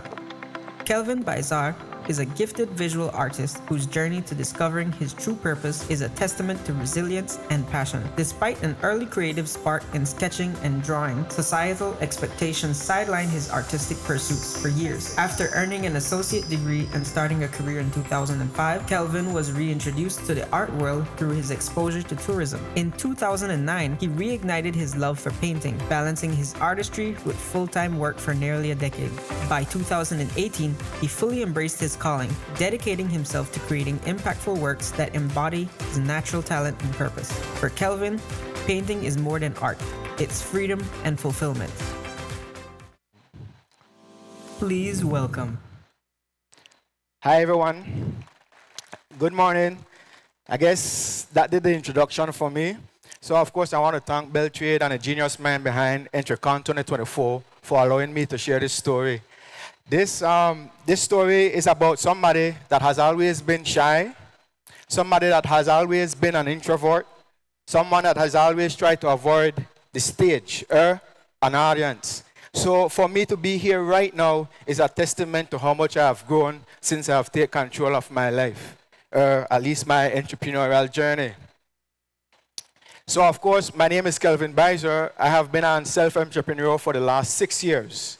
I have actually been painting for about 16 years. And I am actually from Belize City. I was born in Belize City. And I first started to work in Placencia, so I lived in Placencia for quite a few years. And then I am now living in Belmopan. Now, this story is not exactly about success, because success is a road that is always under construction. But this is a story of someone that believe that greatness is within me because of the gift that I have achieved through the Almighty. the journey that I take is very, it's not like some of you guys that have been doing entrepreneurship or artisan products, because I was gifted, I was given an opportunity. And the way that I could sum this up is by giving an illustration that, of course, AI did at some years back, and it come across to me, and I resonated very well with this illustration. When I explain the illustration to you guys, I would love for you to try and visualize what is happening, because, to be honest, it can be interpreted in different ways, but I'm sure one of you, several of you will be able to relate to this illustration. So this sums up my journey, basically, to becoming an entrepreneur. It started out with this figure, and this figure had a bow and arrow in hand. And set before this figure, there was a huge target. I mean, the target was so huge that a blind man could shoot the arrow and catch. Or you could trip and fall and still catch that target. But this figure continued to try, shoot those arrows, keep shooting those arrows. And for some reason, this figure was not able to hit that target. He tried so exhaustingly that he was unable to finish the effort, and he eventually gave up, grew weary, and decided to leave that and walk away. So while he was walking away, the screen expanded, and when the screen expanded, there were many other targets that was out there, and so many of them, he hit the bullseye for those things. And that is what happened to me, I believe, because sometimes we rely on our peers, our society, our community, even the people that love us. We believe that they give us the guideline to success. Like, I mean, constantly you guys would hear the word, education is the key to success. I mean, it takes more than just that, and we all know that as entrepreneurs and business people, right? So sometimes it doesn't matter how big a target is. You have to understand that if you do not resonate with that target, if it's not your goal, if it's not your passion to begin with, how would you expect to really catch that target? Sometimes you have to just sit back and question yourself and ask yourself, where do I belong? And when that question comes about, it will allow you to change your perspective. You see, in the illustration, the figure was not able to kind of think about, what am I doing? What am I aiming for? Is this my goal? Is this my goal that was set by the community, by my parents, by my peers? Who set the goal for me? And why should I have the ability to hit that target? Right? So this reminds me of my case, and it takes me back way to primary school. While I was a child, the teacher used to complain about my attention deficit. The problem is they are not able to get me to pay attention, but every time they address me, I'm either thinking outside the world or I'm somewhere in a corner sketching some stuff. So the teacher used to complain about what I'm doing to my parents so often, to the point that my parents actually said, you know what? The drawing stops. No more drawing, no more art. You need to understand that we are focusing on something that we never had. We are trying to give you an opportunity that we never had, and we are working so tirelessly to make sure that you have a brighter future. So you see where the goals start coming to my mind, not by my choice, but by my surroundings. And so eventually, I was not able to draw. That was cut out. And I'm not saying this because whenever I share this story, people believe that I actually is talking bad about my parents or about teaching and school. But no, I was just trying to explain that sometimes we do not see the gift that we are given, and the people around us do not see the gift as well. Sometimes we have to wait to the right calling and the right moment for us to actually receive and understand that gift. So eventually, I remember one encounter that I had with a student passing through primary school. And the student looked at me and said, Kelvin, what do you want to do when you grow up? And I was like, well, you know I'm not going to say artist, right? Because they already tell me that's not the recipe for success. That's not a real job. And you want to starve for the rest of your life if you decide to paint or draw. So I told her, well, of course, I want to be a policeman. I want to be a doctor. I want to be an engineer. I want to be all these fancy professions because these are the things that they said will make you look successful, sorry. So basically, that's what I said. I'm not going to be an artist. And she was like, you're going to be an artist. Trust me. There's nothing that can tell me that you're not going to be an artist, because whenever I see you painting, it's like you're in a totally different world, and the best world that you could actually live in. And now that I can look back at it, she was kind of prophetic, because here I am today, 6 years as an entrepreneur and a visual artist, something that I was trying to avoid all my life, to not be. So fast forward, yes, I graduated an associate degree. I was focusing in maths and physics because I was planning to probably focus on engineering. And on top of that, I graduated. I was the first sibling of my peers to graduate with an associate degree, and I did it with honors, so I believe that I made my parents proud. So I guess they decided, oh, this probably worked. And eventually, I didn't feel quite accomplished. I didn't feel like I was attaining goals that was actually mine, because I didn't feel like I achieved anything. So I continued to work, and lo and behold, I get a job working at a financial institution. So that was like the icing on the cake for my parents. But for me, it was like, okay, I'm going to get a job because I'm going to pursue my education to become that engineer. So when I was taken to that job, I eventually discovered a new world, because that job took me to Placencia. And everybody from Placencia would know that's the first time they actually see me paint. So when I was taking a tour in Placencia, and I stepped across, every step that I took, there was a gift shop. And guess what the gift shop was loaded with? They were all loaded with art.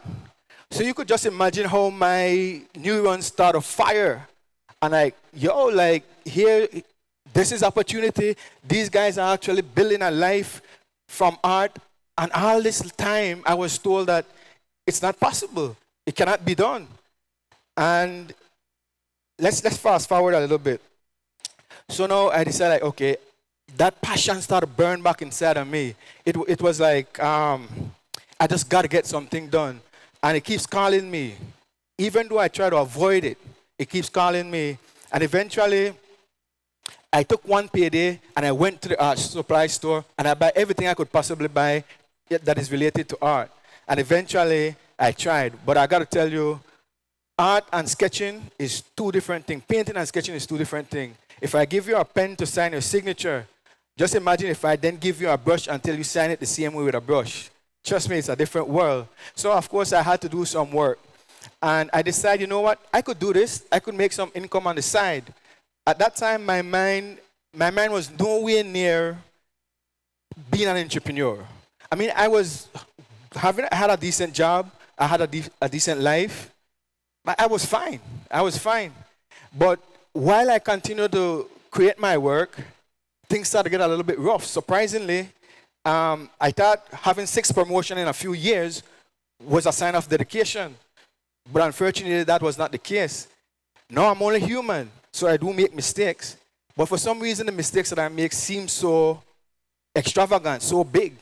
And then it becomes a scenario where every time I make a mistake, oh, your focus is misguided. You are focusing on art. You want to sell art. That's what you want to do. And I remember this conversation that I had with a co-worker. And basically, this co-worker told me that, Kelvin, you have a plan B. You fine. If you get fired tomorrow, if you resign tomorrow, you have a plan B that you could work on. And that's when it hit me, and I said to myself, plan B? When I go in, I go all out. There's no plan B for me. Plan B is designed for failures. And basically, I told him that where I am right now in this place, this is plan B. My next step is plan A, and there's no turning back from there. I went out in an opening because I was emotional, and I looked up to the sky and said, God, you sent me this gift. I didn't ask for it. You sent me this gift, and now my job is at stake, and I have to make a decision.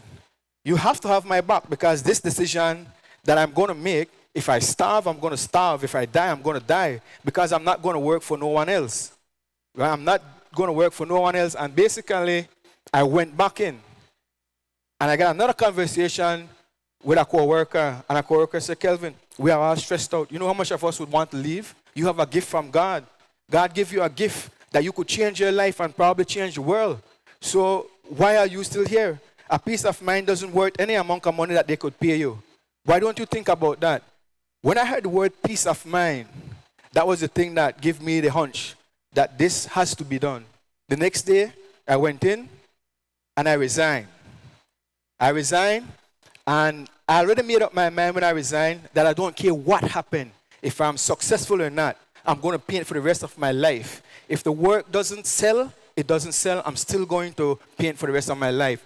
I might not be like my brethren, Alex Sanker, who said that he don't mind drinking canal water, right? But for me, I don't mind starve. I could live with that. I mean, I'm eating good right now. So, yes, 6 years later, self-employed, best decision I have ever made in my entire life. The happiest person you could ever think, because I feel so successful. I feel so free. And the icing on the cake, when I resigned, everybody think that I was stupid enough to leave a decent recurrent paying job to go and do something that you don't know that would be successful. But today, my mom is proud of me, of the artist that I have become. The first year that I did my entrepreneurial journey, I doubled the salary, my yearly salary that I was making, I doubled it. And that was key for me that I've made the right choice. Guys, thanks for your attention. I appreciate it. Thanks very much. God's gift, my talent. He's the master. He creates the masterpiece. Man is but a depiction. Thanks very much. Yeah. Yeah. Oh my gosh, Kelvin, thank you so thanks, much. Guys. Thanks very much. A minute here, you do have a painting that we have on auction for tomorrow also, Yes. right? Right, So you right. guys saw his work. There's a lot more where that come from. Where can they find you? Yes, I have Instagram and Facebook under the name Depiction Paintings. You guys could find me there. You could find my story and my work in progress. Thank you so much. Can we give Thanks him very another much. applause? Did you guys Thanks, see guys. those artwork? The screen was moving a little bit too fast. I had to try to capture some of them. Oh, I've hey. seen that art before, the one with the old woman and just those creases, which signifies the years of not only wealth but intelligence that comes with that. So some amazing pieces by Kelvin. You have a chance to also walk away with one because we are auctioning one. Thank you so much for that sponsorship tomorrow at the gala. Awesome. Yeah, Kelvin was trying to make us cry, but I think we all held firm a bit, right? He's just as talented a storyteller as he is a painter, so I'll give that to him. And his mom is proud of him. Wonderful. Best award you could get. All right. So now, sorry, we're a little bit closer to lunch hour. But if you can bear with us, we do have an excellent presentation that we want to share with you, and that is by Dr. Camilo Pecha, who is the economic specialist at IDB. Yeah, and this one is entitled Improving Private Sector Productivity Through Big Data and AI Technology. Let's welcome Dr. Pecha. Please welcome Camilo Pecha. Camilo Pecha is a Colombian economist who works as an economic specialist at the country office of Belize of the Inter-American Development Bank. He has worked with other areas of the IDB such as strategic planning and development effectiveness, Caribbean countries, and the Office of Evaluation and Oversight on Evaluation Issues and the Effects of Climate Change on Social Welfare. He also has solid experience in the Colombian public sector with the direction of public policy evaluations of the National Planning Department and in the research sector as director of the Center for Regional Coffee Studies, CRIS. He holds a degree in economics from the Universidad de los Andes in Colombia. He also has a master's degree in economic analysis and a doctorate in applied economics from the Universidad Autónoma de Barcelona in Spain. Well, thank you so much for the invitation. It's a pleasure and honor to be here. I was carrying AI just a couple of seconds ago. Today, I want to talk more on how to close this potential gap between all of this technology that is in the cloud and probably in this computer to a person, a common person that is an entrepreneur. And in that journey, I just want to mention this presentation that is in three big blocks. The first one is, what is the IDB, my institution, doing in this task? what does it mean in terms of these emerging technologies for the region, and at the end, give you a couple of ideas on what is going on in our institution and other institutions around the world, and potentially a couple of ideas for micro entrepreneurs in Belize. So what is the bank doing in this, let's say, landscape of AI? The first thing is to give support to our clients in the form of knowledge and financial instruments.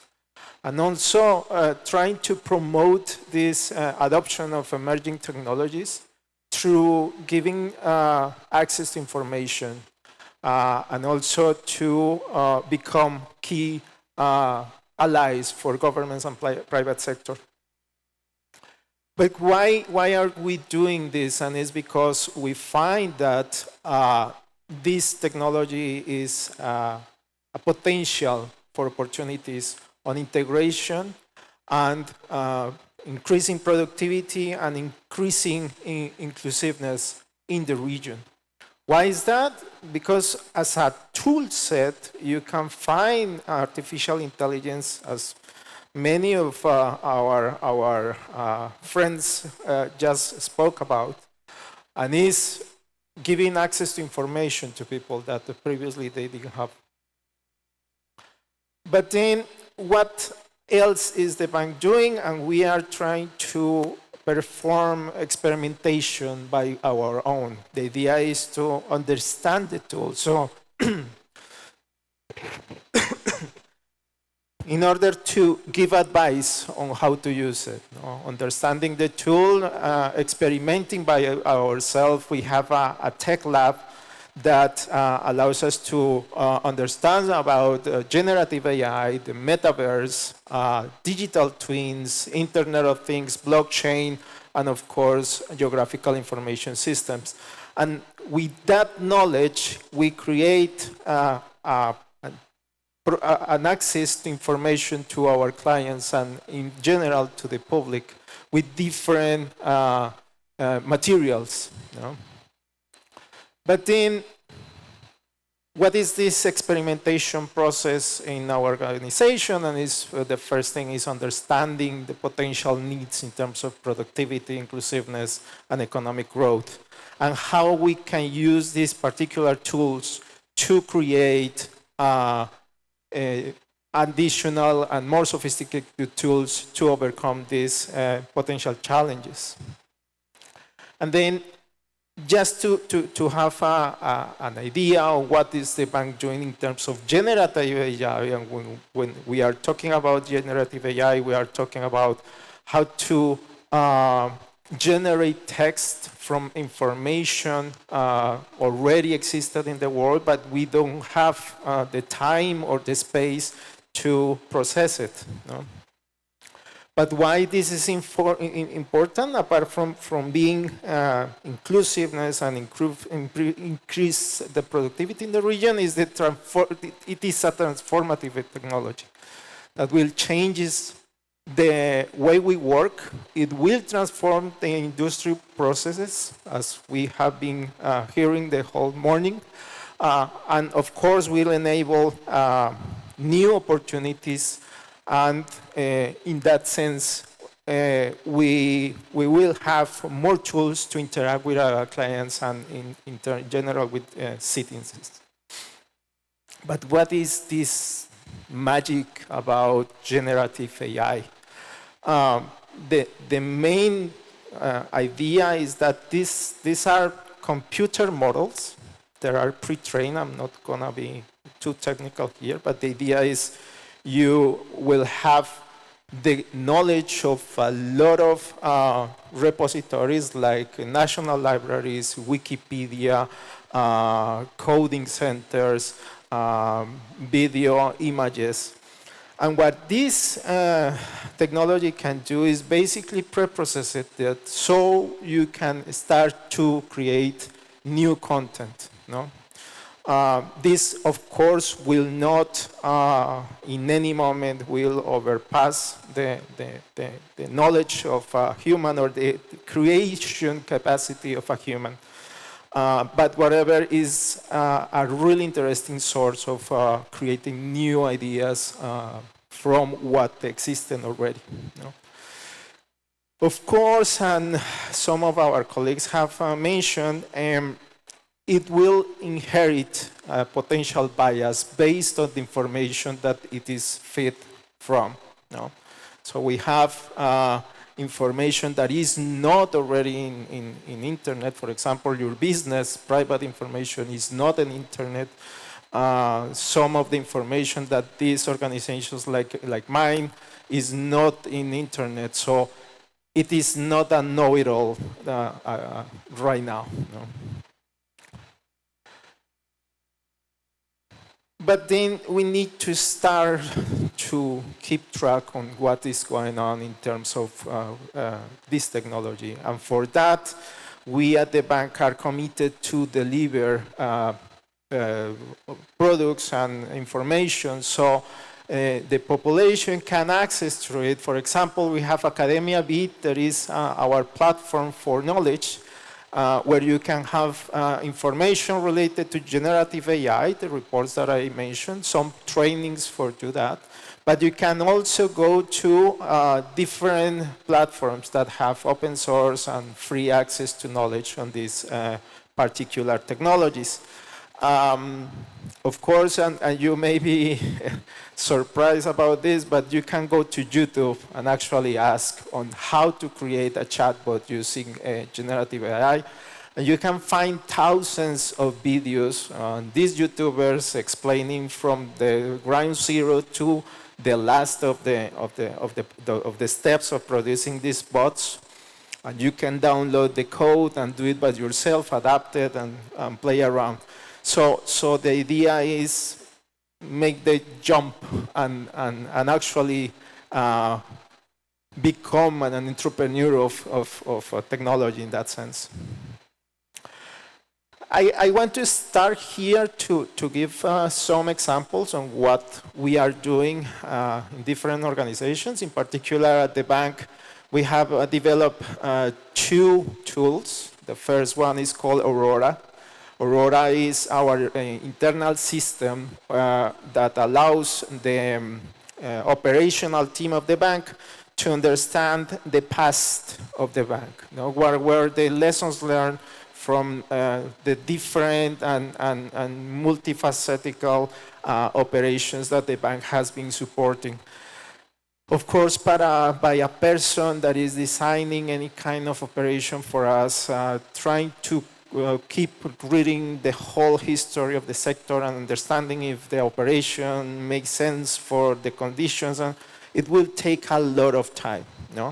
So this particular tool set will allow to our staff to go in depth into the operational knowledge. The other one is Seek. Seek is a tool that you can access freely in our website of publications at the IDB, where you can chat with the publications. So you can access the most sophisticated publication about private sector and start chatting about, ask questions to the documentations, trying to understand, for example, what were the challenges in terms of implementing micro-entrepreneurs in the different countries in the region. So that one is one of our newest developments in the bank. And I encourage you to consult it. It's the easiness to interact with the documents. Of course, the best way to get the information from the document is reading, but from the first hand, trying to do an exploration of what's going on, what is the summary of this, you can go to this tool and obtain information right away. But what else is happening elsewhere? And the World Bank, of course, you can imagine they are investing heavily on developing AI technology, but in particular for the developing countries, this tool called Impact AI will be one of the most important tools. The idea is that it will store thousands and thousands and thousands of impact evaluations that have been implemented during the whole history of the literature, the economics, to determine which programs and policies have been implemented and if they have been effective enough to be reproduced in different contexts. It will be a good advisor for our clients, also to determine if certain policy that the government is thinking on implementing makes sense, taking into consideration the environment. Another one that the Honorable Deputy mentioned this morning is this one developed by Harvard Business School, and it's called Mentor. And in principle, it was an experiment that was run by some researchers there.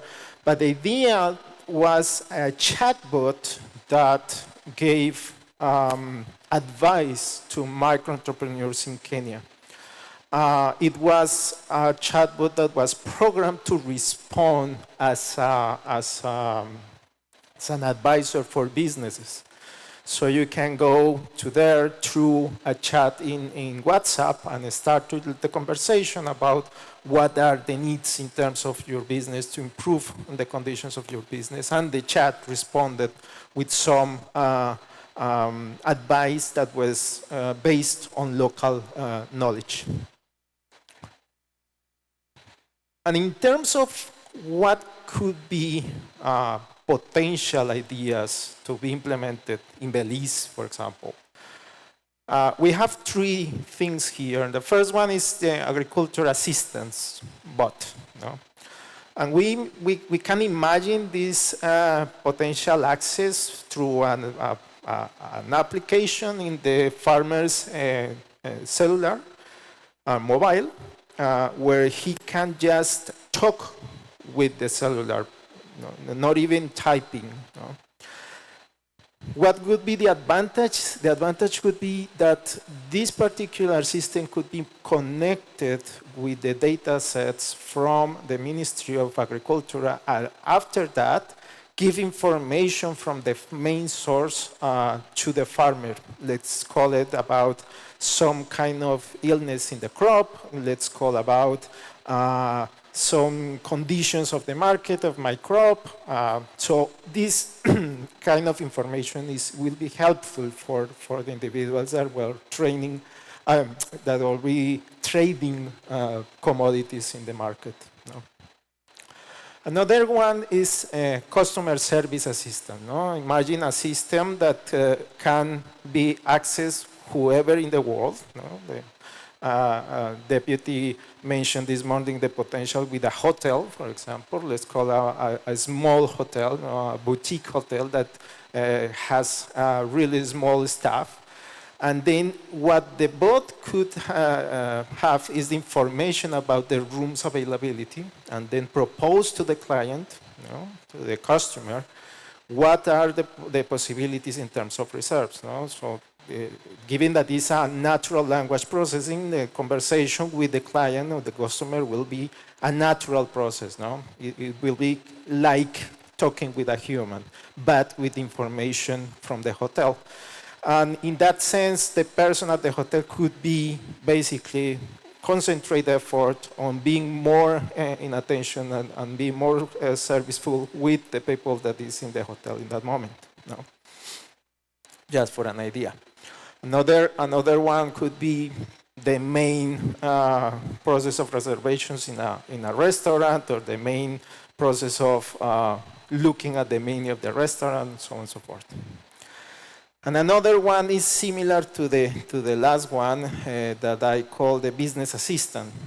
The business assistant could be this bot that will help an individual, let's call this small vendor of food to take out in a park, where you can basically send information to the customer and start the conversation regarding what is available, what do you want to order, and then this information come back to the store. The persons in the store can now basically understand what could be the orders in the following 3 to 4 hours, and then dedicate time on build the best experience for the customer, rather than start typing and responding to these customers.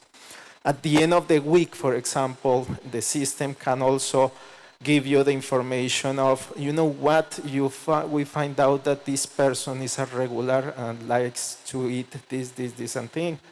I also detect that we didn't sell this amount of, I don't know, this kind of protein during the week. Maybe we can try another strategy next week. So it's a combination of having a system that can attain to, can receive orders from the consumer, and then propose based on what is the behavior of this process, of the demand process, start to recommend improvements in the productivity of the store. The Honorable Deputy also mentioned what are the potential support that you may have as an entrepreneur. These are basically a distribution of different support that the bank has been implementing in the sector. We have digital innovation to boost economic development in Belize, and this is basically to promote the digitization of firms in order to increase growth in Belize. The other one is sustainable and inclusive Belize, and here we are giving grants to MSMEs in agriculture and tourism that are eager to implement this kind of developments in terms of technology. We have digital solutions for transparent information management that is improving the systems that the government have, so it is possible for different institutions to access to this information. And the last one, but not the least, is the sustainable and driving growth through MSME's digital revolution, and basically is producing support to improve the digitalization again of the MSMEs. Apart from that, we have also support for women-led firms in order to promote the digitalization of these businesses. We are also working in the health sector with the telemedicine and how to improve access to health to using these kind of technologies. But how to start this journey on AI? And the first one basically is talent. We have to go and explore. We have to go and use it. We have to take it as ours, because it's a tool. It's nothing magic. It's a tool that we can use in our computers or in a cell phone. Of course, infrastructure, but infrastructure will start to build up depending on the needs. If we are thinking, for example, on something just to receive advice on the business, a computer is fine. Without internet, I'm gonna try to show you something in a couple of minutes. But then, depending on the size of the need, depending on the size of the business, it will build up in terms you wanna need a server, you wanna need access to a cloud, etc., etc. But the first step is basically to understand the need of the business, how my need could be overcome using this tool, and then just test, start to try things with this technology. Data, it could be an issue at the beginning, but the data that you need is your business data. So in the case of the restaurant, The person that has the information about what is going to be sold is the person that is preparing the food. No? So this data will be built over time, and over time we'll see trends in consumption, trends on cost, trends on inputs, so on and so forth. Different stuff in the sense of this agricultural assistant, where we will depend on the structure of the data that the Ministry of Agriculture may have, that they are heavily investing in this organization of the data and trying to have access publicly available for consumption of this data. Technology concerns, and I always think on this slide as how we cope with the fear of technology. You know? We know that this thing that lives somewhere in some cloud is probably taking my job. No? I always think this as the scene on the movie of Wonka, the chocolate factory, where one of the characters lose their job that was basically put caps in toothpaste tubes, because the firm bought a robot that does exactly the same. But after some time, the person that used to put the cap becomes the expert on how to fix that robot that actually is putting now caps. No? So in that sense, it's a new tool. It's something that will for sure take care of different tasks, but not necessarily will become our enemy, but our tool, our ally. So this fear, this potential mistrust on the technology will be, let's say, tying down in the moment that we start to test, to try, to experiment with them. Finally, basically the three main messages is explore, experiment, try to go to the chat and ask questions and start to become more expert on how to deal with the information it comes from, how to create better prompts, how to better ask questions to it. No? Control environment, what I meant is basically use your computer. No, you don't need a huge infrastructure, you don't need a supercomputer to start to deal with this particular technology. And also maintain yourself at the same pace of absorbing information in terms of what's going to happen, what is happening with this technology, what is out right now. We know all over the place OpenAI is the most known algorithm, but definitely we're going to have a lot of them all over the place, free access. Some of them, I'll try to do a demo right now about one of the models that can be accessed free. You can download to your computer and start to interact with it. So give me, I'm gonna try.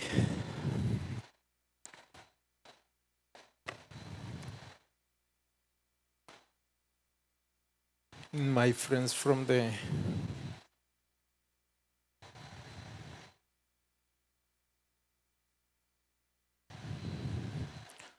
okay, so this system is called Oldham.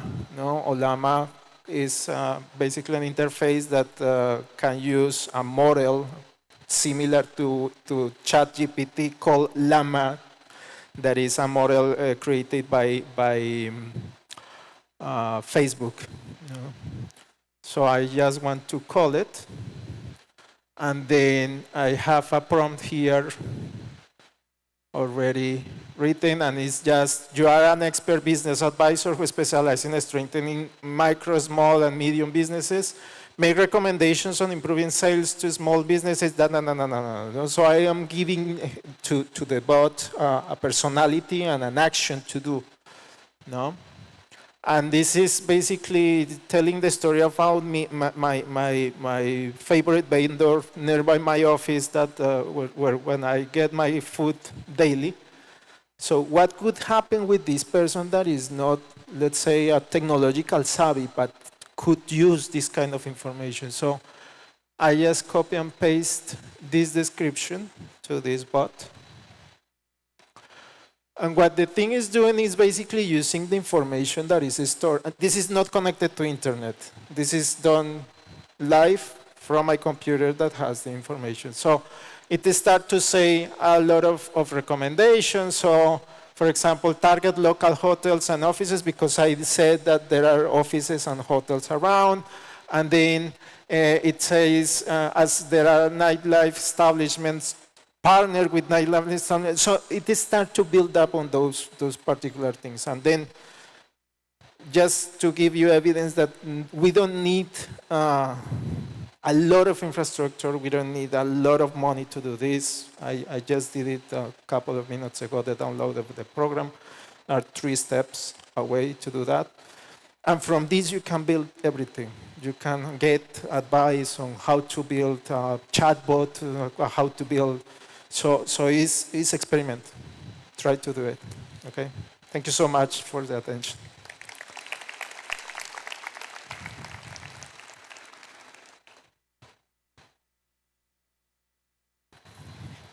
Thank you very much for that presentation, Dr. Camilo Pecha.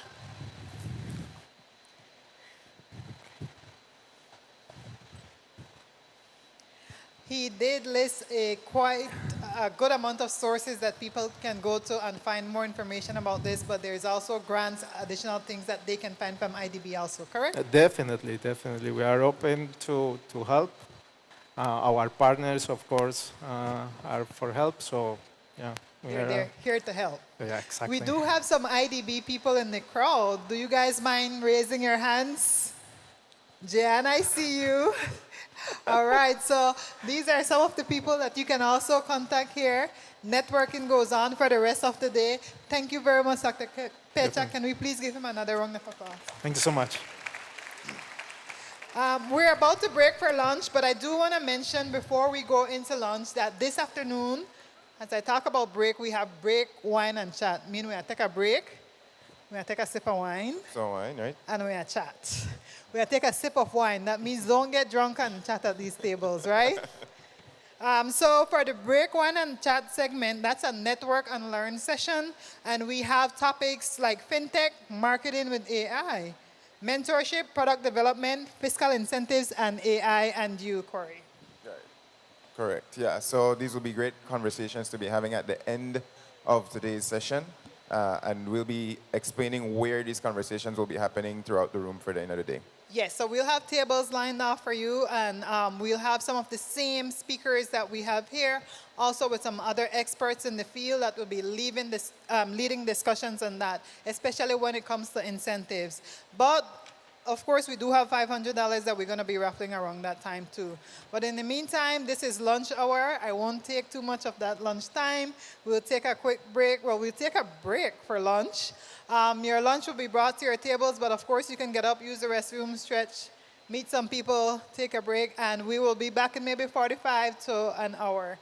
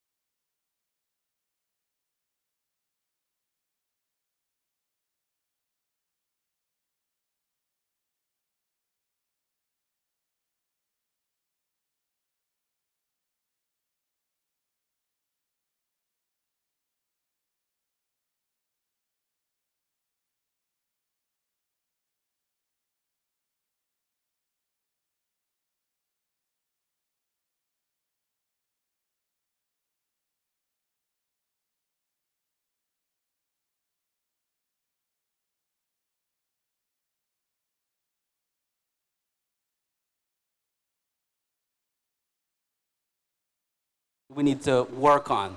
And that's through things like security and awareness training. Build your human firewall.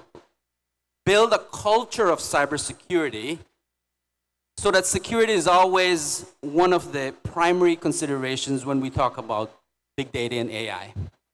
And then, of course, all the other things like endpoint protection, zero trust, like what we talked about, and lastly, back up your data, because you don't want to suffer from some ransomware attack, and you have to pay lots of money, and that's why this number is $9.5 trillion every year. So, I think hopefully with that, I've left you with something that you can take, and we can hopefully lower that number and that impact of cybersecurity as we go forth and innovate. And with that, thank you very much.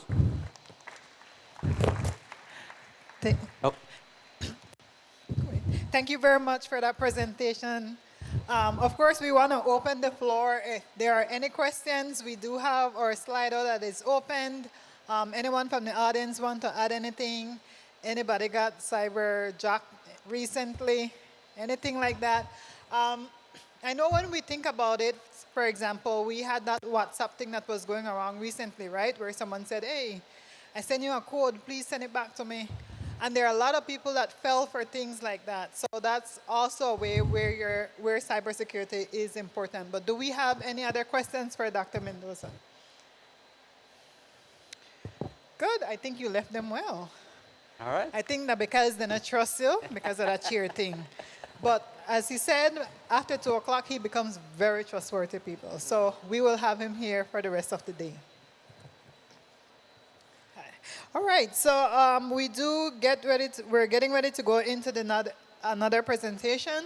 Do you want to introduce that? Sure, we have a fireside chat on big data, small business that will be held by Terrell Arzu, owner of Starlight AI, and Kyle Zuniga, owner of BK Creative. Yes, so let's introduce them. All right. Let's hope they're ready to take the stage. Please welcome Kyle Zuniga. Kyle Zuniga is the founder and owner of BK Creative, a digital marketing agency in Belize with over a decade of experience in marketing, video production, and graphic design. Kyle's expertise includes creating tailored marketing strategies, developing innovative digital tools, and promoting sustainability through partnerships with organizations dedicated to environmental conservation. As an entrepreneur deeply invested in the growth of Belize's digital economy, Kyle has guided BK Creative to become a competitive force in digital services, with recent expansions into service as a software product development and mobile application management systems. His passion for entrepreneurship and innovation fuels his mission to help Belizean businesses thrive in an increasingly digital world. Terrell Arzu. Terrell Arzu is a visionary digital strategist and data architect from Dangriga, specializing in data analytics, engineering, and AI integration. With a strong academic foundation as a current bachelor's and master's student in information technology at Western Governors University, Terrell uses data-driven strategies to fuel revenue growth, boost client satisfaction, and design innovative educational solutions. At the forefront of AI in education, he is developing tools to enhance parental engagement in children's learning. Terrell's expertise in automated systems and team leadership spans diverse industries, making him a trailblazer in data and technology innovation. Yes. Good afternoon, everybody. Hope everybody could hear me. Can you guys hear me good? Good afternoon, everybody. All right, good afternoon again. So, I know they put the two guys from South up here. Right. But that good. We very much enjoy that. And again, you have been very ironic because we are here to discuss small business, right? That's what I'm representing. I know the two is probably the biggest guy in the building to do so. But that's fine, right? And so basically we are just going to have a discussion about different things that we have experienced throughout our business, some of the stuff that we had to go through, and just to find a common ground between our businesses and how we could share those experiences with you all here today. All right? So I would want to start out by asking Terrell just some basic questions, and we could have a discussion, of course, right? So the question prepared was, how how can small businesses begin to educate themselves and their teams on data connection and analysis, right? And to make data-driven decisions. Yes, so good afternoon, everybody. As we have been hearing here that data collection is a big missing part of, Belize ecosystem. So in order for us to, once again, develop these applications that we need to have effective data collection, right? So when it comes to educating your business and your team with data collection, starting at a place like this is a good start. But then you have to be realistic with yourself and your industry and your business and what your business needs, right? So in order for you to understand what data you will need for your business or use case or application or whatever you want, you need to first ask yourself, what do I want to do with this data? And then that will give you guys a framework, so from that framework, you could start to look at questions like, okay, like say I want to use this data to boost my online sales. That is my pain point. My sales has been lacking, so I need to use this data to boost my online sales. And from that initial question, your brain will naturally start to give you more questions in order for you to build that framework that you need to build. Okay. How would you go about collecting that data? Yes, so I intentionally left out that part because I want everyone to understand that collecting data in Belize is a difficult task as of right now. So in order for us to collect data as small businesses, you could utilize your internal tools, but be collaborative with other small businesses that might have that data that you already need. So you might not even know that someone has a business on a sales trend that you want to tackle. So be open to other businesses, and ask them, maybe they have that business that you see have that same problem. They might have that data that you don't have. But you could utilize online tools, use a spreadsheet, collect that data, and then go to the data expert to give you insight about that data. But then you could also use big data tools to utilize the data that has been already collected by other companies. Okay. Very, very interesting. Yeah, so Mr. Zuniga, I have a question to you, especially in your industry, right? The government has been pushing to digitalize a lot, and that is exactly what you do. Yeah. So you're seeing the data that we're putting out for the need and businesses that are lacking these things. So how does a business within your industry utilize those data to digitize and push out your business? So it's very important that we digitize in today's day and age, right? And so what we use the data for to help digitize is that my field specifically is marketing, and I use that data to help drive marketing, right? I want to study trends in the market. What are people doing? How they are doing it? How they are getting to find out information. Recently, during just the basic discussion that we're having with each other, I said that we have to look at different areas. I've argued for some time that Belizeans are in a long-term and very toxic relationship with Facebook, and the data is showing that, especially for those in the tourism sector, that we want to transition into different tools. And so these are some of the ways how we use data to help these people to market in different areas, right? And we need to expand on this so that we could expand into newer markets and outside of just Belize itself, right? And so that's how we use the data to make those decisions and marketing strategies. All right, I totally understand that, but then not everyone would have the resources and knowledge that you have. So what would be your advice to businesses that don't have that knowledge and resource that you would have? Well, I could visit the website at bkcreative.bz. All right, but real talk, and this is the reason why we try to help people to learn more about AI, because AI helps to simplify a lot of these processes that you may not understand. Mr. Kiese gave an excellent point where you could ask AI to simplify almost anything that you need, so you could break it down so that you could understand it, right? So if you understand it at a very high level, then AI can tell it to you at a very high level. But if you say, oh, AI, you can give AI a nickname, by the way. You can give ChatGPT a nickname, whatever you want to call it. So you could say, ChatGPT, please break down this information, very simple so that I can understand. Break it down step by step, and they will be able to actually break down this information in a way that they could understand so they could implement. So, like I said, I could talk about it at a very high level. If you want ChatGPT to break it down, I can also break it down to you as well if you call the number on the website. Again, that's BK Creative. And so we try to use these type of tools to help people to better understand exactly what they need to do, right? Yeah, if I could, piggyback on that, I had a challenge that, building a edtech platform offline first within the US market and then start to push within Belize. I found that a big challenge within Belize is leveraging resources that, we don't have here. So I'll give you guys a use case that ties into business is that I gain access to resources that I didn't have by using data from Equifax and LinkedIn and other US resources in order to create a prediction model for students, to predict their career, and then map them a financial literacy course based on their career, the personalized data.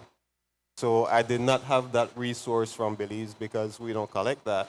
But then I'm saying that because I want you guys to understand this is how you could utilize data that is out there in order to create a specific use case for Belize. Because since we don't have that data as yet, we have to utilize external resources that is already there in order to create a specific use case for Belize. And then when we collect that data within Belize, we can then tailor it even more to the Belizean market and to our Belizean customers. So even though Belize, we don't have that data and resources yet, it's out there, but it's just a matter of a practical implementation. So how can we move to get that type of resources in here into Belize? How can we get better data analysis platforms? How can we reach out and actually collect data that's relevant to us here in Belize? What are some of your ideas on that? Yeah, so that is a very interesting question. It's one I've been thinking about for a couple of years. A project that I'll be doing after my EdTech platform is I'll be using that same EdTech platform to collect data about people who don't have direct internet access, because we might think we might know, but then that platform will be able to pinpoint the exact locations of people who lack internet access, right? And from there, I'll be utilizing that to see the needs that they might have within that community. So it is a platform that will be able to, parents and then teachers will be able to interact and give that data from there. But then after that is building out a platform that could connect the small businesses to share our data through our ecosystem. Okay. Yeah, because as a marketing expert, in terms of the digital area, I'm always looking for data on certain stuff so that I could properly build out my strategies. But just like you said, that data doesn't really exist as yet outside of just the little ones that we could scrape off of both Google and, of course, Facebook, since that's what we use the most, right? So, are there other challenges that big data, what are some of the challenges that big data has on your business specifically and on Belize specifically?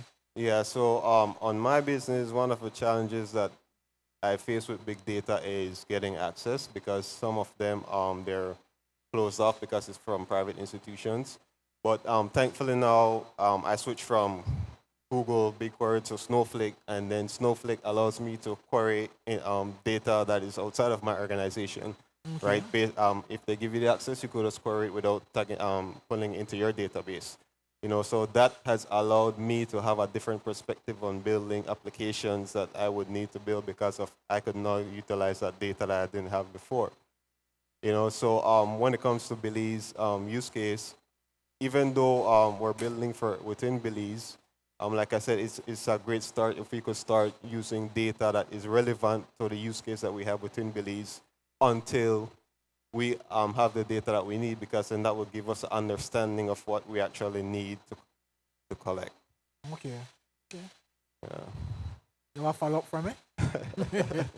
Yeah, so, well, we still have time. I thought we were running out of time, right? So, especially within your field, I'm very curious about how do you utilize AI for marketing? Well, I utilize AI in a lot of different ways. The first thing is that I use AI in terms of helping me to speed up the planning process in terms of creating strategies, right? Back, back in the days, right? This is in 2020, 2021.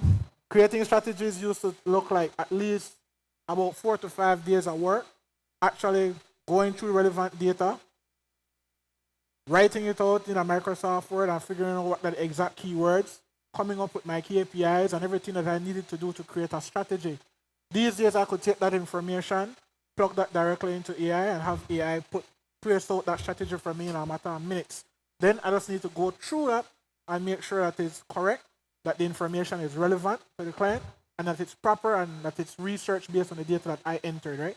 So that's just one way that I use AI. I also use AI in the terms of automation, right? In the terms of creating social media posts and, of course, the content, right? I don't use it for design purposes. I still do that myself. But in terms of automating my posts, I have to make sure that I get that done through AI. So right now, AI is doing multiple jobs. While we're here talking, AI is working very hard right now. That's a very smart man. But you know, I just want to add a little bit more on that. That's good that you're beginning to utilize AI. But have you thought about utilizing generative AI alongside predictive AI for your business? No. And the reason why I'm still kind of scared of the generative AI is, well, I would be using mostly to create graphics. And we are still have that gray area where we don't know if the graphics, where the graphics are coming from and how legal the graphics is to use, right? And I don't want to put out something that someone else has created and then they flag my content for that, right? And as we know, content strikes right now on YouTube, Facebook is very detrimental to any business. Having your page go down is something you know a business owner wants to face. And so that's why I kind of stay away from that in particular. But in terms of creating text, text language, documents, even up to code, I am very fan of using generative AI for those type of work, right? That's awesome. And then one more thing I would like to add, you know, before we wrap up is we've been speaking a lot about generative AI today, but I believe that we need to start to talk about things like predictive AI for our businesses. And what I mean is using building AI tools that will be able to predict our customer revenue for the next 2 months, you know, predict our hotel booking for the next 3 months, and then using that data from the predictive AI to create a more accurate model for the generative AI that it could then translate that information to the customers in a more accurate way, you know, because then that way you're not prone to more hallucination. And hallucination is basically when it brings up text that is not really factual, right? And that's a part of the integrity part of the cybersecurity world, especially within AI. You know, so I believe we're out of time, and this was a great discussion. You're definitely tooting your own horns there with the great discussion, but you are right. That was indeed a great discussion, but we do have some questions on screen. So we'll read those out for you guys, and then you can answer. So many of us are using micro businesses who have no clue. Sorry. I felt like I needed to go back to school there. Many of us are micro businesses who have no clue. So who is offering classes online for us to learn more about how to apply what is being shared here? I believe my good friend, Mr. Gabriel, does that. I believe. Forgive me if I'm wrong, but I believe he has online courses. So, you know, so he does offer courses, and then we also have BELTRAIDE who have courses as well. Personally, I don't offer online courses. I do one-on-one if you want that. So. Yeah, well, I could speak to where we do most of our work in Punta Gorda. There are courses through UNDP, and there are also courses being run through Humana People to People, which I'm a part of, to help people to not only digitize their business, but also to help them understand AI better and how you could better get it to work for their particular micro business, right? Okay. Without data in my field, beauty, any suggestions on how we can get data? Is retail industry, right? Beauty. Beauty.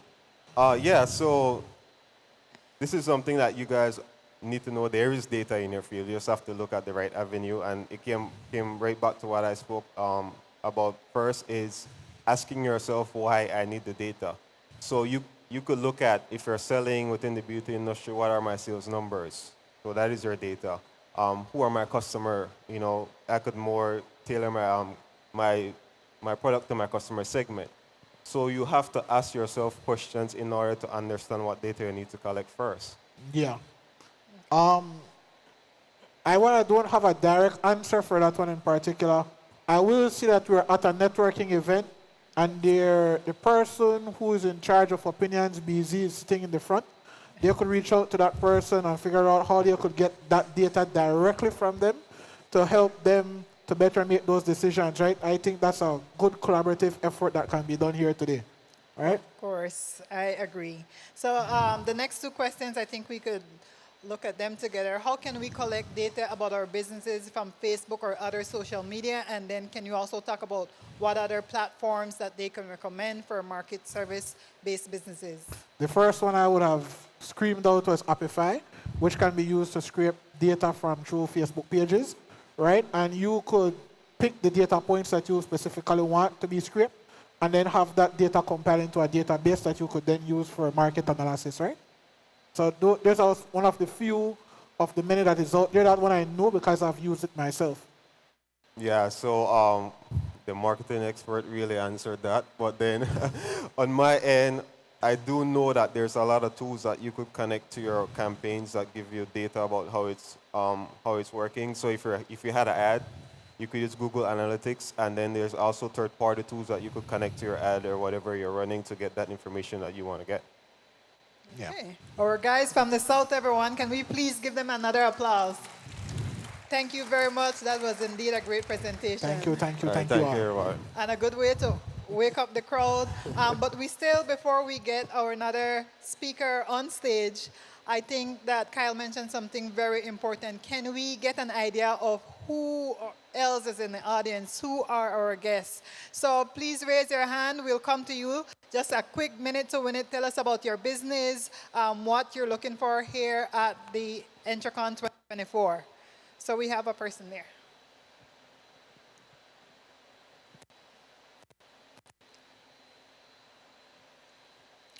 Everybody shy? No networking today? We could start to pick at random, you know. We could start pointing and sending our mic runners over I think we should if do it that. might come to that. I feel like I get back to school. I want to be like the teacher. Blue shirt, right there. I like blue. So maybe tell us a little bit about Nancy. She's, sorry, I don't like pointing. Oh, we have two blue shirts. So we'll come back to you. Hi, good afternoon. We're here from Centro Escolar Mexico Junior College, CEMJC, up in Corazal. And I brought here today 25 students who are in the Business Entrepreneurship Program. So we're hailing all the way from Corazal, and it's 10 first years, second years, and A students. And I'm beside my ACE alumni who also won a pitch competition from BELTRAIDE. So oh, wow, congratulations. she is like one of my success stories. So I feel very proud to be here with my students, the support from my junior college admin. And I brought them here to expose them to the entire entrepreneurial ecosystem for them to realize the opportunities, to develop their mindset, and to see the whole world that they can dive into as future entrepreneurs. Thank you. And I'm watching them. They've been paying attention. Yes, so yes. Students. So Ms. Iris Reyes here from CEMJC. Thank you. All right. Thank you so much for being here. We have someone else on this side.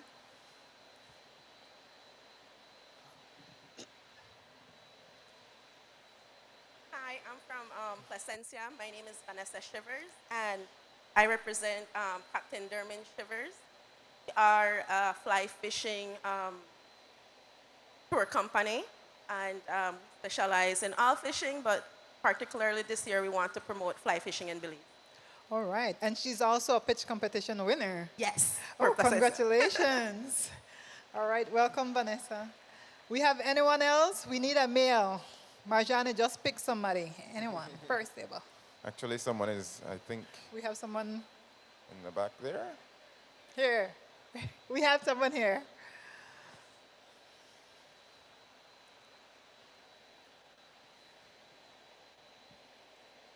Afternoon. My name is David Brent Heavener. I live in Spanish Lookout, and I teach leadership up there, as well as connecting with students and kind of creating a business platform to connect them with other businesses, to set them up for success. All right. Welcome. All right. So we do have a good bunch of people. We have Orange Rock in the house. I know Gilberto is here. So, all right. So we do have someone here, and then we'll take one more person. Yes. Good afternoon. Okay, so in 2019, I attended EntreCon, and I did represent St. John's Credit Union. Today, I'm here to represent my small business. Woo! I have two small businesses, Waxing with My, and my another business is My Makeup, so I also do makeup. I always wanted to attend EntreCon on behalf of my small business, and I'm here to do so. I'm happy to be here, and with the information I learned today, I will take it on to my small business. Congrats. All right. And that's a job that AI can't take. AI cannot wax for you or put on your makeup as yet. So good business. So one more person, and then Cora will introduce our next speaker. Hi, good afternoon, everybody. My name is Keisha Lewis. I'm from Belize City, and I am a licensed cosmetologist beautician. I've been in the industry for the past 15 years, and I've worked in many hair salons throughout Belize. However, now I want to open my own business, and, I'm here at EntreCon. This is my first year, and I'm very excited to learn more about entrepreneurship and how I can implement it into my business. All right. Thank you. Welcome to your All right. first EntreCon. One And of with many, that- hopefully one of many. One of many. All right, with that, we can keep the ball rolling. Next, we will be hearing a bit about reimagining business success in the age of intelligent technology. This talk will be delivered by Swale Nunez. So kindly welcome Mr. Nunez to the stage. Welcome, Mr. Nunez. Please welcome Swale Nunez. Swale Nunez is a visionary polymath and founder of NOM, an innovation as a service firm redefining human creativity and enabling transformative global innovation. A patented inventor and emerging technology expert, he has held executive roles at leading global tech companies, driving groundbreaking advancements in digital identity and innovation. As an adjunct professor at Parsons School of Design and Forbes technology contributor, he shares thought leadership on the future of technology. Currently, he pioneers AI-powered e-commerce with Iuncta, a private on-demand checkout platform revolutionizing digital interactions through identity-driven solutions.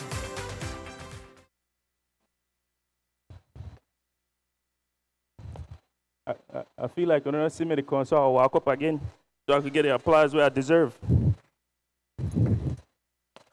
There we go. Good afternoon. I am happy to be here because rarely do I get the opportunity to sit amongst other entrepreneurs who understand the struggles of being an entrepreneur. So this is amazing. Do not take this for granted. I want to say this, though. I've been on many stages. I've been given a lot of different titles. Today is the first time they call me doctor. I am not deserving of that title, nor do I own that title. When I describe myself as a creative whose creativity takes shape in the form of innovation and technology. The reason I do that because as human beings, we are innately creative. It is the gift that we get when we are born. And it's what connects us. But I get called a technologist a lot. I get called a innovator, a futurist. That's a title I like because I don't see the world as it is. I see it as it could be, or better yet, as it should be. But there's a little complexity with who I am.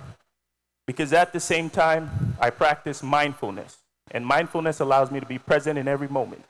So there's this dichotomy that exists where right now I'm standing in front of you, but my mind is somewhere in the future. And there's some complexity there, but for some reason I make it work. My last thought as I was walking up the stage was, I have roughly 15 minutes to change the technological trajectory of my home country, Belize.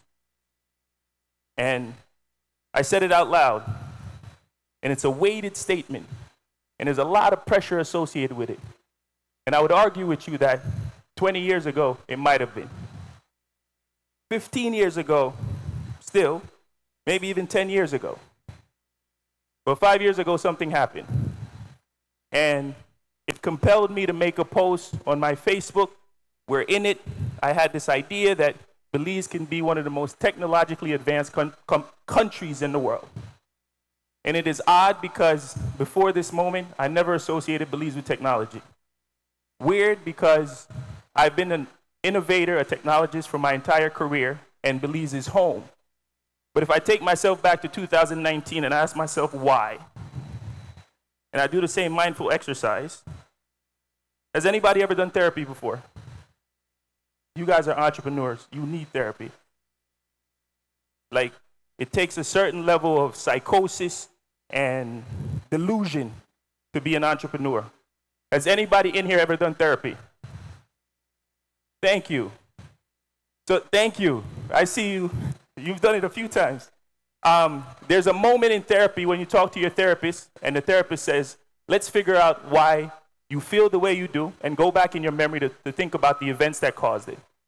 20 years ago, I applied for an OAS scholarship to go study computer engineering in the US, and it was denied by the government of Belize. For no other reason but purely because of what I was studying. If it wasn't for the advocacy of the Honorable Sylvia Flores, may the universe continue to bless her in the afterlife, she made a call on my behalf and allowed me the opportunity to go study. I came back 2 years later.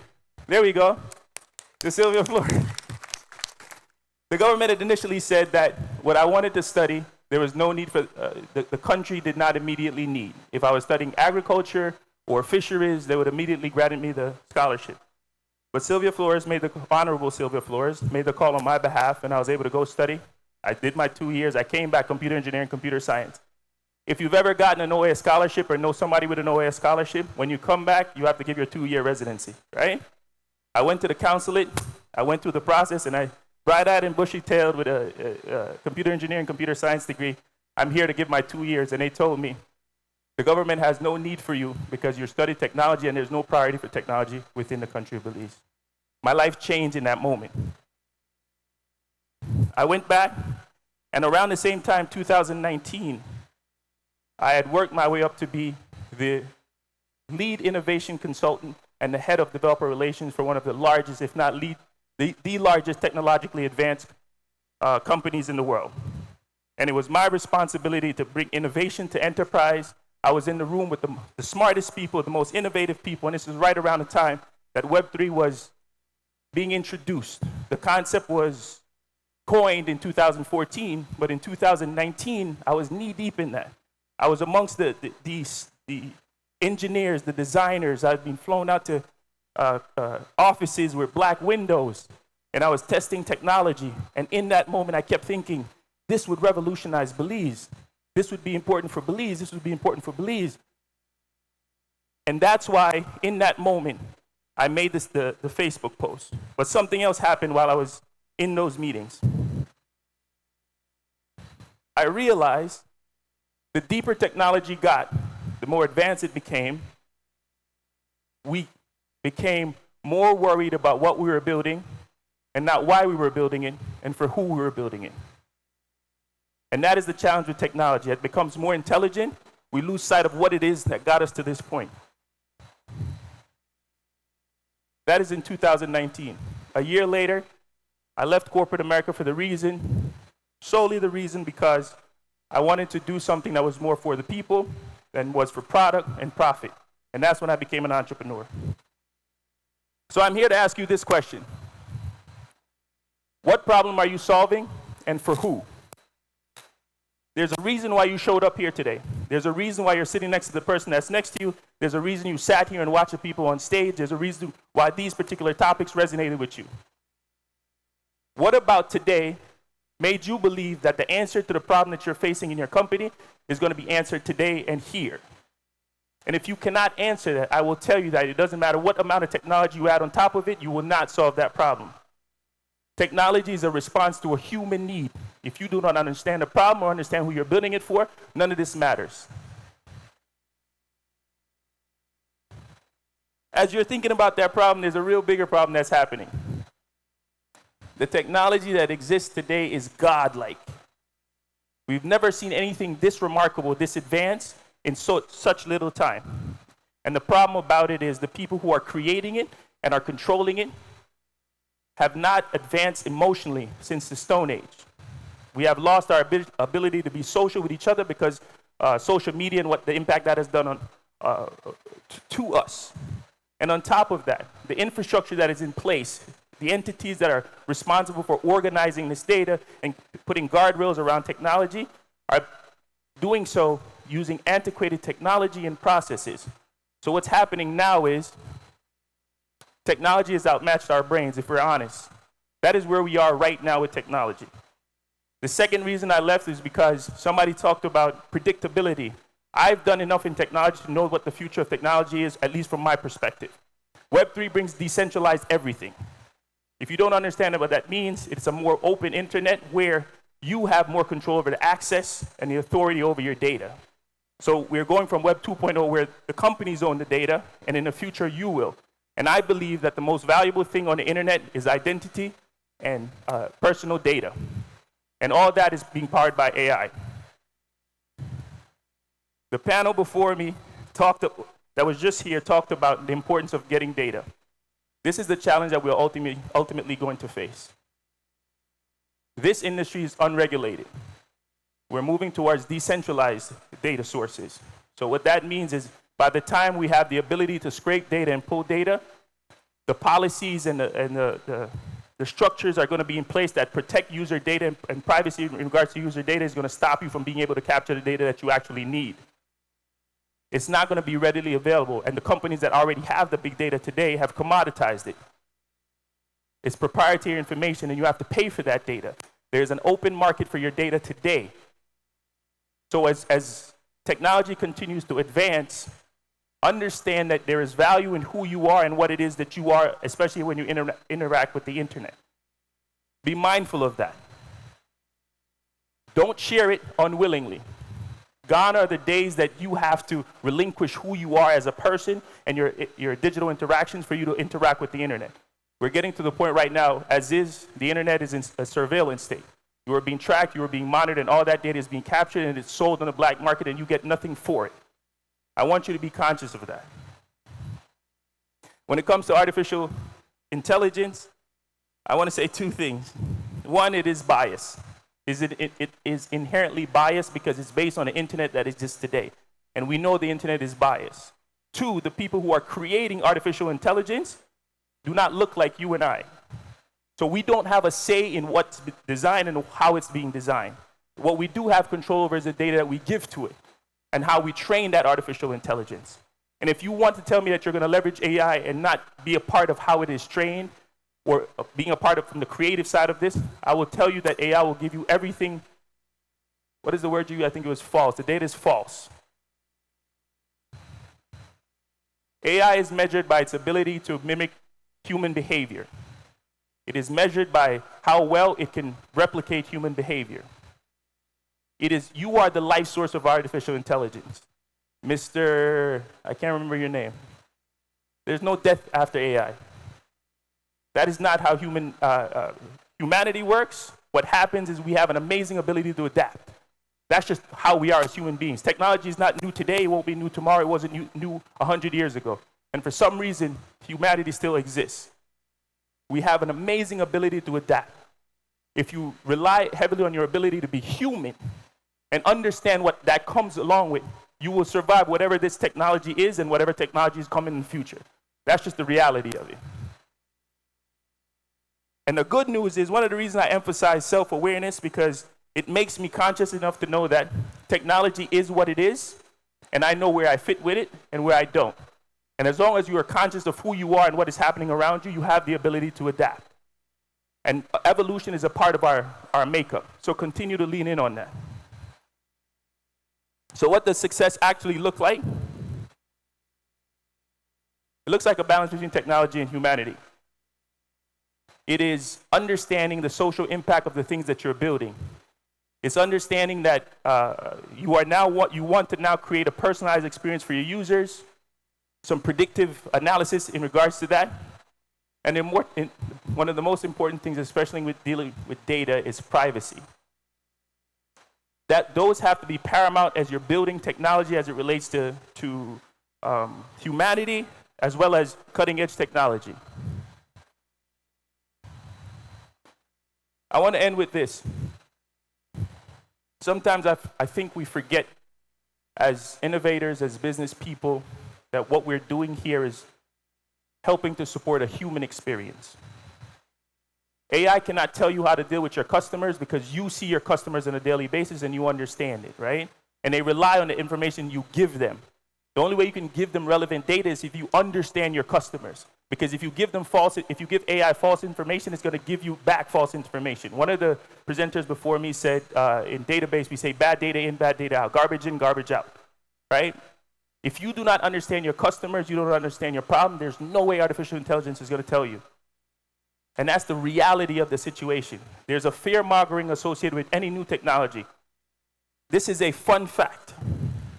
A kid from Hopkins, Dangriga, Belize, I led the first live on 5G internet in the entire world. And for that, people thought I brought COVID to America because COVID, somebody made the association that COVID was caused by 5G. If you look up 5G and the introduction of 5G, I guarantee you're going to see my face. And I was once in that space. And same thing with cryptocurrency and the blockchain. There was somebody who said, hey, if you're in finance and you don't adopt the blockchain, your company is going to crash and the world will end. That is yet to happen. We have to stay away from this fear-mongering associated with technology. We are furthest than we've ever been in regards to new technology. We have a lot of life ahead of us as human as long as we lean in on that one particular thing. We are human beings and leverage that.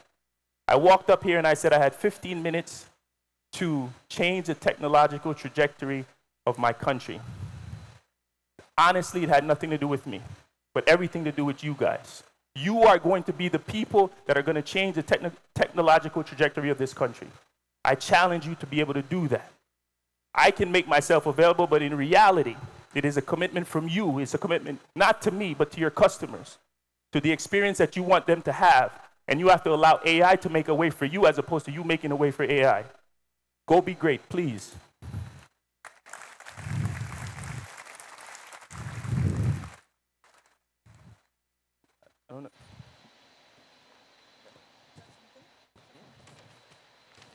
Thanks very much for that, Mr. Nunez.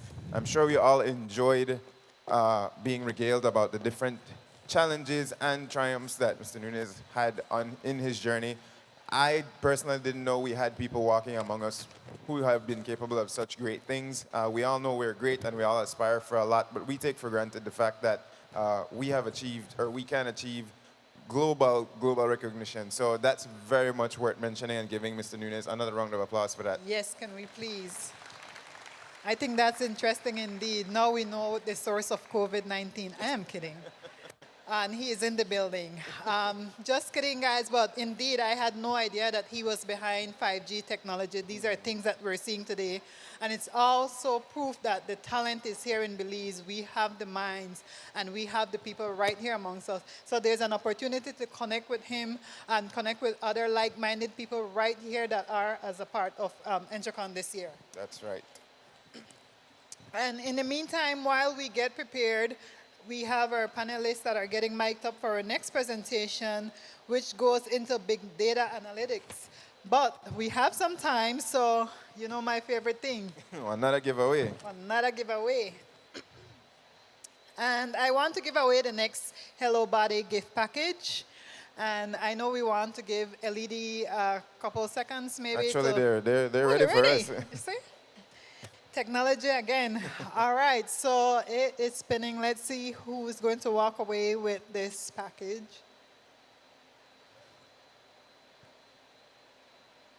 Giovanni, Brian. It was close to Miss Megs again, I noticed. But Giovanni, Brian, if you're Giovanni here. still with us?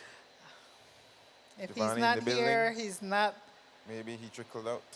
All right. Because this requires you to meet with Lorraine. We would like the person to be in the building, right? So let's one more call, time. maybe? One and last let's call for Giovanni Bryan.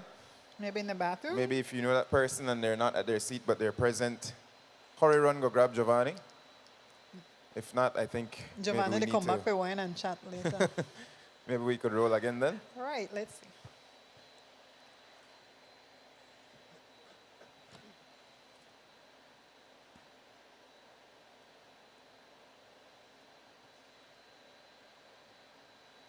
Tanisha Vernon. Tanisha Vernon. Tanisha Vernon, okay. All right. Congrats so, to Ms. Vernon. they're right next to each other. I think you guys planned this. So both ladies at that table has a Hello Body gift package, and Lorraine will meet with you guys, get your information for that. And I think we are ready for our next panel. Right.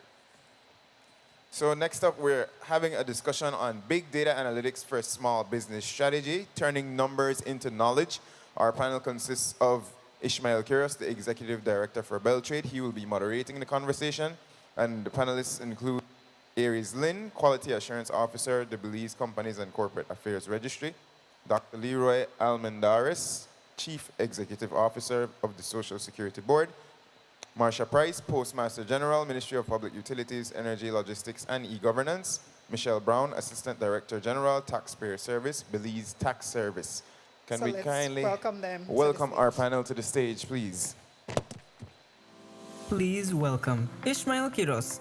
Ishmael Quiroz is the Executive Director of BELTRAIDE, bringing over 13 years of expertise in operations management and socio-economic development. He previously served as Executive Director of the Economic Development Council, playing a pivotal role in advancing Belize's economic strategies. Mr. Quiroz has deep institutional knowledge and leadership experience. He holds a Master of Science in Economics from Galen University and a Bachelor of Arts in Corporate Management from Anglia Ruskin University in Essex, England. Aries Lynn. Aries Lynn is a seasoned professional with over 15 years of expertise in corporate registry operations, quality assurance, and digital transformation. Starting in 2007 as an Asian registration officer at the International Business Companies Registry, Aries played a pivotal role in its evolution, including its transition to government regulation and subsequent merger with the Belize Companies and Corporate Affairs Registry. He has been instrumental in developing the cutting-edge online business registry system, ensuring efficiency, reliability, and user satisfaction. Dedicated to operational excellence, Aries continues to modernize systems and champion innovation, shaping the future of corporate registries in Belize. Dr. Leroy Almendares. Dr. Leroy Almendares is currently the CEO of the Social Security Board, where he represents Belize as a CARICOM head of Social Security. For 6 years prior, he was the Executive Director of BELTRAIDE. He also served as the Director General of Foreign Trade for Belize and Director of Tariffs and Administration at the Public Utilities Commission. During his tenure at BELTRAIDE, he represented Belize as Deputy Chair of Caribbean Export Development Agency, Pro Tem President of Senpromipe SICA, and Second Vice President of the Caribbean Association of Investment Promotion Agency. Marsha Price. Marsha Price is Belize's Postmaster General, committed to transforming the Belize Postal Service through technology, trust building, and enhanced service delivery. In addition to her leadership role, she serves as an adjunct lecturer in the Faculty of Management and Social Sciences at the University of Belize, teaching entrepreneurial courses at the associate, bachelor's, and master's levels. As a certified accounting technician, Marsha provides business and financial consultations to small enterprises, including QuickBooks setup and business plan preparation.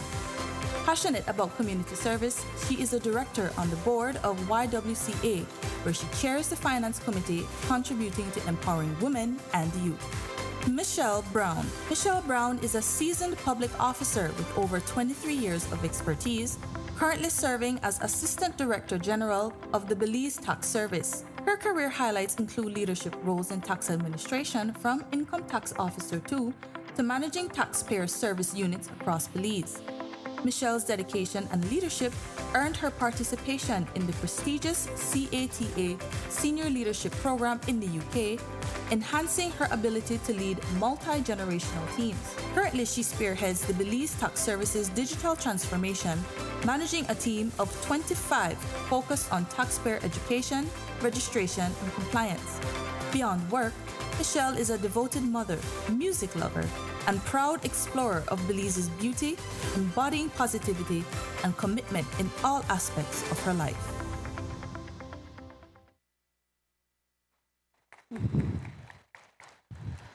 Good afternoon, everyone.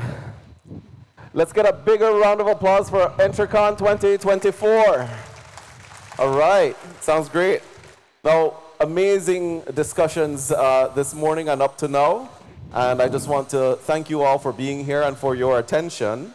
The topic now is turning numbers into knowledge, and dare I add, and opportunities. Who of us didn't think that mathematics was important when we were in school, or didn't like mathematics? What we've been talking about, exactly, what we've been talking about all day has been numbers, ones and zeros and everything else in between, which is infinity, right? So we're talking about data. That's exactly what data is. And there's a new field of data analytics, turning numbers into knowledge and opportunities. It's my great honor to moderate this panel.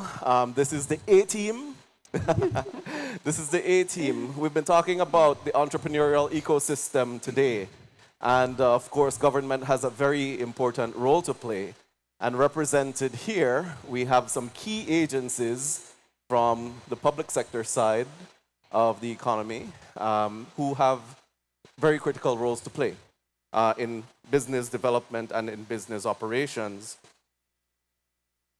And so what I'll be focusing on to start with are what have been some of the drivers that have influenced and inspired these agencies to go the route of digitalization, of digital transformation and innovation when it comes to applying digital technology to their line of work. And so first I'd like to begin with the Belize Companies and Corporate Affairs Registry. The registry has really been, is really being looked at as a pioneer in terms of digital transformation. It's perhaps the best example of a completely digitally transformed service.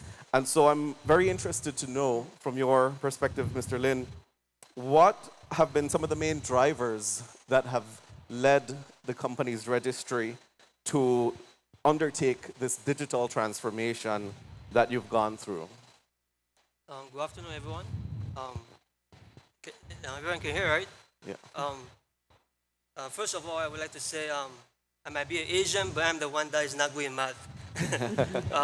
When it comes to the transformation of the registry for digital transformation, we focus on the first thing is the purpose. The purpose is that we want to provide professional, accurate, and quality services to the public. And we all know during the time span of pandemic, the registry didn't stop working. While everybody is staying at home, we are at home working. And that is through the reason that we want to provide an efficient service to the Belizean public. And through that, it passed down the ethics to the team members and to build a culture, which means that we want to provide the most efficient services without compromising quality services, without compromising the aspect of compliance. And this gives the team a measure that we always seek to adapt. We believe the doctor earlier says about adapt. Our team has this culture where whoever comes up with the best idea, we will approach with it. And when we start to taste the fruit of technology, it becomes like a drug addiction. Because we all know through paper-based, there's a lot of inability to provide efficient services. We need to go to cabinet, we need to make sure the papers is in place. But with technology, we realize everything is in snap of a finger. You can stay at your desk. Normally they say you have to match the clean desk policy, but how do you have a clean desk policy without technology? So through that, that's how we start to adapt, build the culture, pass through pandemic, and still working. We didn't enjoy family time. We're at home still working. And through that, we start to initiate the digital transformation. And through the insight from passed down from the registrar to the deputy registrar to the rest of the team, we start to initiate the importance of digital transformation is based on the people and the team and not the actual tools. Of course, the tool is a complement, but it's the team that have to adapt to the different changes because we all know with the technology is this day and era, every day the technology is evolving. So through that, initiate the digital transformation. And we all know the benefits of digital transformation, the transparency, the possibility to provide customer experience and business support, and also the ability to harness data as an asset. And through that, this is what we want to accomplish and that we are mostly aiming for. Fantastic. Okay. Excellent. Well, thank you for that, and thank you for touching the topic that data is assets. You know, it is the asset of the future, of now. It's what's valuable, and it's up to businesses and agencies to use that data to deliver services. Now, Dr. Leroy Almendares, no stranger to BELTRAIDE. No. Welcome. It's a pleasure to have you here. Thank you.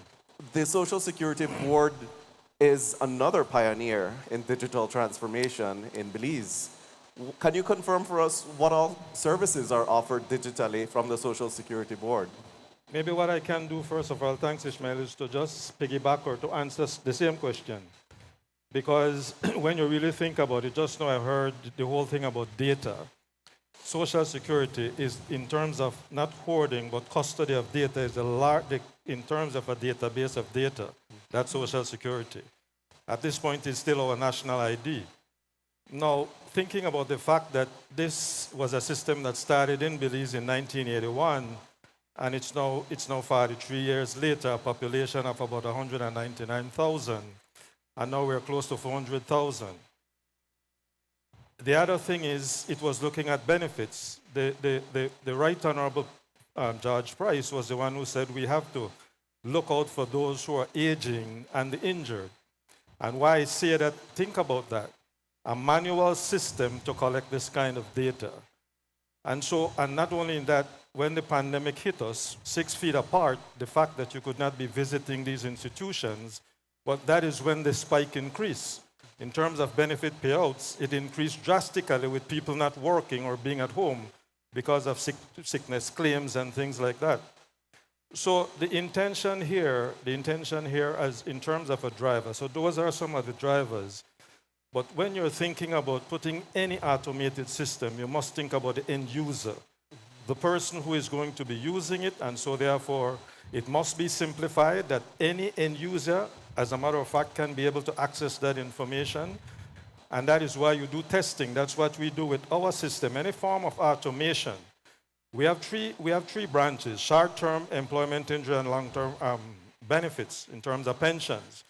So we have to be testing these things because, as I indicated, you know, we collect people's money, and we must make sure we take care of it. And so the situation, so apart from that then, if you're going to automate or digitalize, you must also look at cost. What's the cost? Because where is that money going to be coming from? We offer social protection as opposed to private insurance. And so it is important for us to protect the money to reduce costs of operations. So those are some of the things that we have to take into consideration. And of course, thinking about the fact that we have 9 branches across the country, that simply tells us in terms of automation, we must make sure, because you mentioned zeros and ones, we must also make sure that whatever databases that we are working with, that these things are synchronized in such a way that the relationship that exists, that the same data, the same service that we offer So you can now walk, very soon, we're also setting up my portal where you can now put in your information, check contributions and things like that. So it's really to simplify the process, reduce our costs and your costs, because you no longer have to be moving from some other part of the country to come to some centralized area. Yeah. So all of that is now being automated, and we're still looking, of course, at some of these other benefits that we need to offer. But those are some of the drivers. Always think about the end user. The person who is going to be using it, it must be simplified, that they don't have to come to our office if they don't need to. So it's cost-driven. Those are some of the things that we were looking at. Fantastic. Thank you so much. And I think that perfectly also answers the question of how it fits with the Social Security Board's mission in terms of the role that it plays. And as you said, safeguarding the people's money by operating efficiently and enabling access to the services via digital means. So thank you very much for that. Now, another household name in the context of business is the Belize Postal Service. So I'm very pleased to pose this question to the Postmaster General. Well, to begin with, who are the users of the Belize Postal Service, and where is the Postal Service on the journey of digital transformation? Okay, good afternoon to all. Well, first of all, the Belize Postal Service was known for letters, mostly letters, so the need to become relevant. So, like you mentioned, turning numbers into knowledge, and if anybody knows me, I'm a numbers guru, right? So, I want to see data. And the Postal Service have been operating with many, many manual processes, and I came from a telecom company, so the need to see data, to interpret data, to know who are our customers, because those were all done manually. So the need for us to digitalize, especially since we fall under employer, which is, we have the e-governance section that is really responsible for digitalized Belize as part of the public sector. So we had to tie in, and what we had done recently was to implement the track and trace app, because customers, you are all of our customers. Everybody's a customer of Belize Post. We have improved our service because one of our main strategies give our customers the best end-to-end experience. So when you come to the post, people want to know where their packages are, how they can track it. So what our track and trace app does is to track your packages, so both the sender and the receiver get a text message, and then they can go on that link and see exactly where their packages are.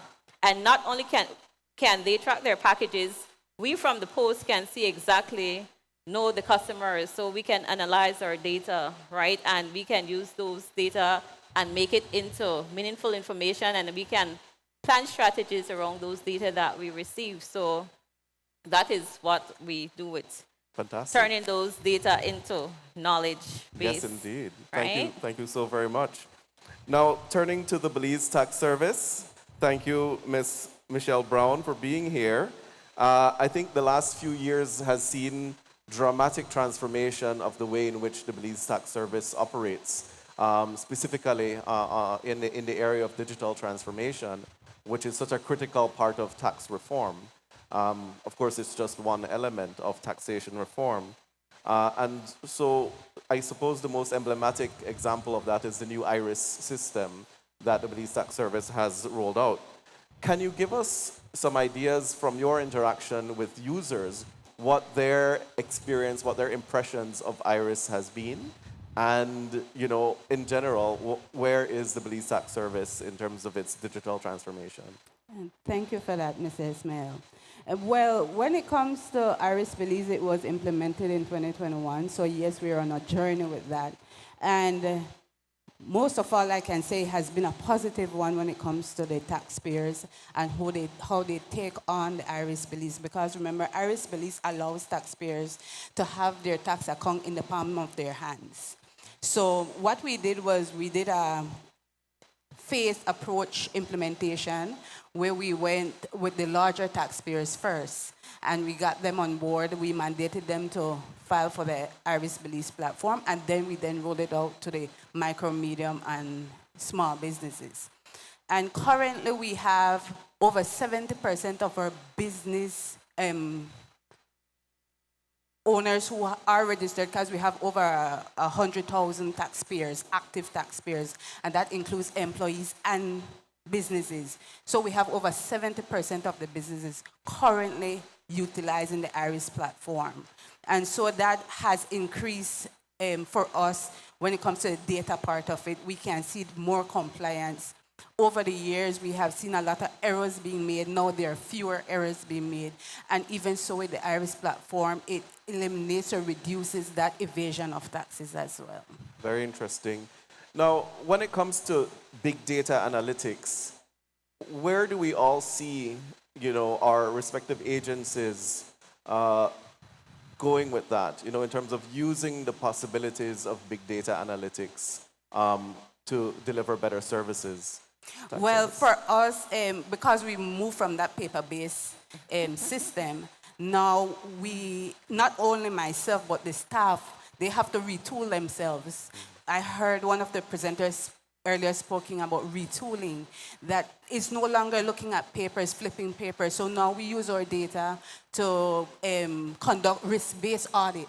So it's no longer about just identifying a sector and going and audit them. We look at the data that the taxpayer filed, the return they filed, the payment they made, and we look at the sector, the different areas of the economy based on what you do and how the revenue is coming in. So we then use that to perform our audits. Very good. And the Belize Postal Service, big data analytics? Well, when people think of big data, they think of maybe big storage rooms. They think of to have a big server system. So, but it goes beyond that. Data can be in the form of getting data from social media, from text, from SMS. So what the system have done for us, seeing those data, we can align packages better to our customers. So we look at currently we are looking at data for international those that export their items. So we have a lot of small business owners that have customers in the US, right? So how can we align different packages for them, and who are those customers? So it helps you to strategize better and provide better packages for our customers. Very good. Social Security. Well, when you mentioned in the first question this thing about mathematics, if you think about Social Security, you will think about every form of mathematics you could probably think about. Now, you mentioned analytics. As a matter of fact, we have to do actual reports because there's something we have to keep looking at, which is called the point of equilibrium. Now, what does that mean? Contributions, at some point, contributions may be equal to expenditure in terms of actual payouts. And if that ever happens, that poses an issue where we might have to potentially talk about rate of increase of contribution or going to the government of Belize to say we need a bailout. So these are the things. So how do we do that? When we deal with you from the womb to the tomb. And so therefore, when you are registered, at some point, we take all that information. We have about 101,000 active insured persons.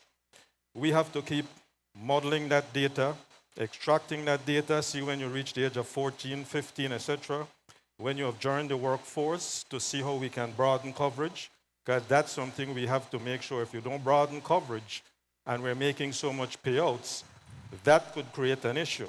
So we have to keep looking at our data.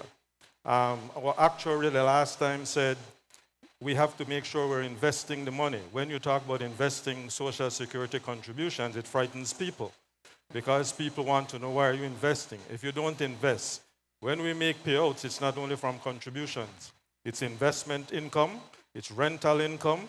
These things are not substitute, but a supplement the contributions, and so we're able to make these payments. Over the last 5 years, we have paid out from 89 million to this year, 116 million. That's about a 43% growth. So we have to keep looking at this. So at this point in time is to take our data. Self-employed people, it's not mandatory that you pay, but self-employed people, you can also be covered. And if you're covered, then it simply means you get the same benefits as well. We talk about small business, it's about MSMEs and entrepreneurs we're talking about. Those are the people we serve.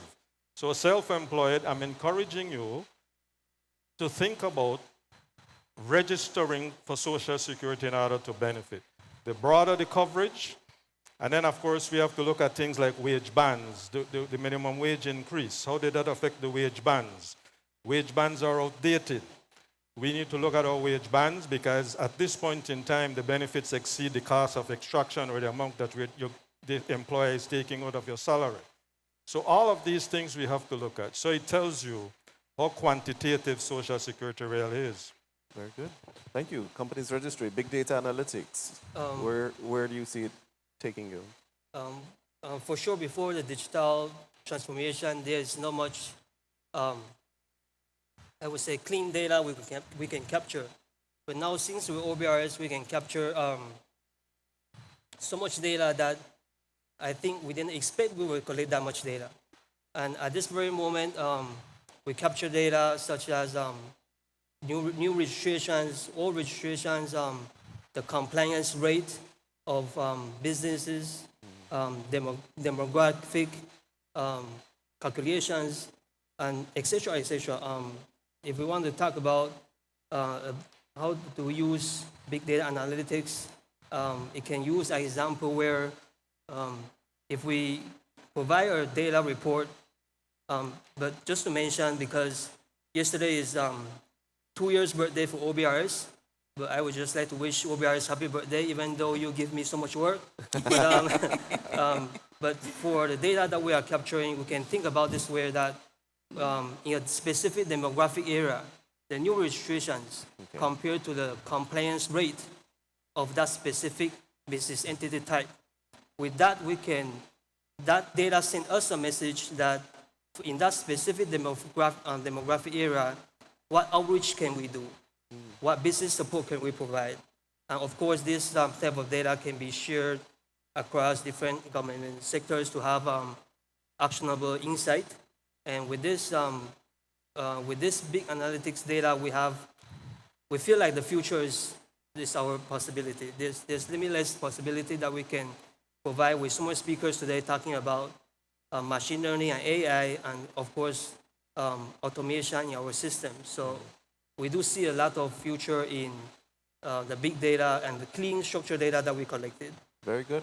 I think it's safe to say that the thread, the one thread that runs through it is working smarter and not harder, right? Operating more efficiently, using data, making data-based decisions. And so here we have on Showcase, examples of critical government agencies that are undergoing, that are leading the race to digital transformation. But I know that there's probably a question on all of our minds, especially as entrepreneurs and users, and that is access. How are we ensuring, or how can we ensure that these systems are designed to be user-friendly and accessible, especially by perhaps older generations from among us, the population? And so perhaps a last point is, what advice would you give other government entities to ensure that in the course of their digital transformation and using data, that there is access, by the end user? My point of view for digital transformation is it's a very hard process. It might seem the technology is there, but our human power, our team is not ready.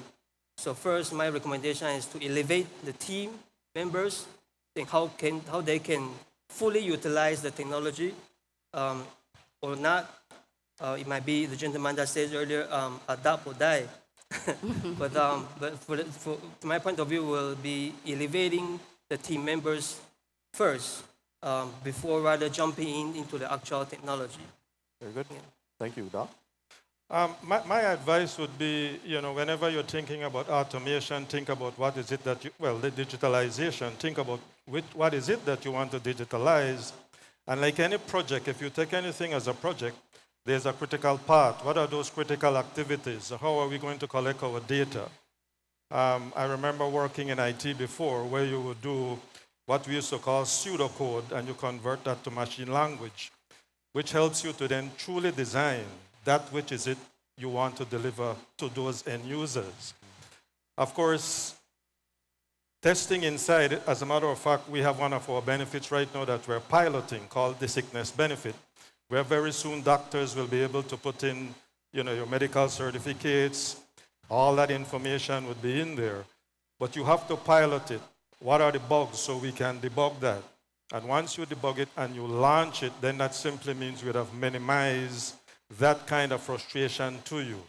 So it is important. Start small, and of course, also do your mapping.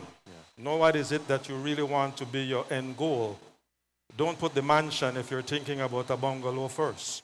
And so these are the kind of things that you have to look at, because remember now, if you set, and of course, have deadlines. If it's outsourced, make sure that whoever is you're working with, that built within those things there, because remember, the end user, if it's overrun, there will be additional costs and all of that. If cost minimization with greater efficiency is what you seek, then it is important indeed to plan these things out very well, that we also have dedicated project managers. Of course, one of the things for us, because we hold so much data, in Costa Rica they stole their data and publish it online through ransomware. These are the things that we have to look at. So we even use AI, for example, for malware. All these things are necessary because cybersecurity threats are real. Accessibility in design. And also, too, when you get systems, make sure it aligns with your business process, because sometimes we buy systems because they are cheaper, but we can't use it to how we would want.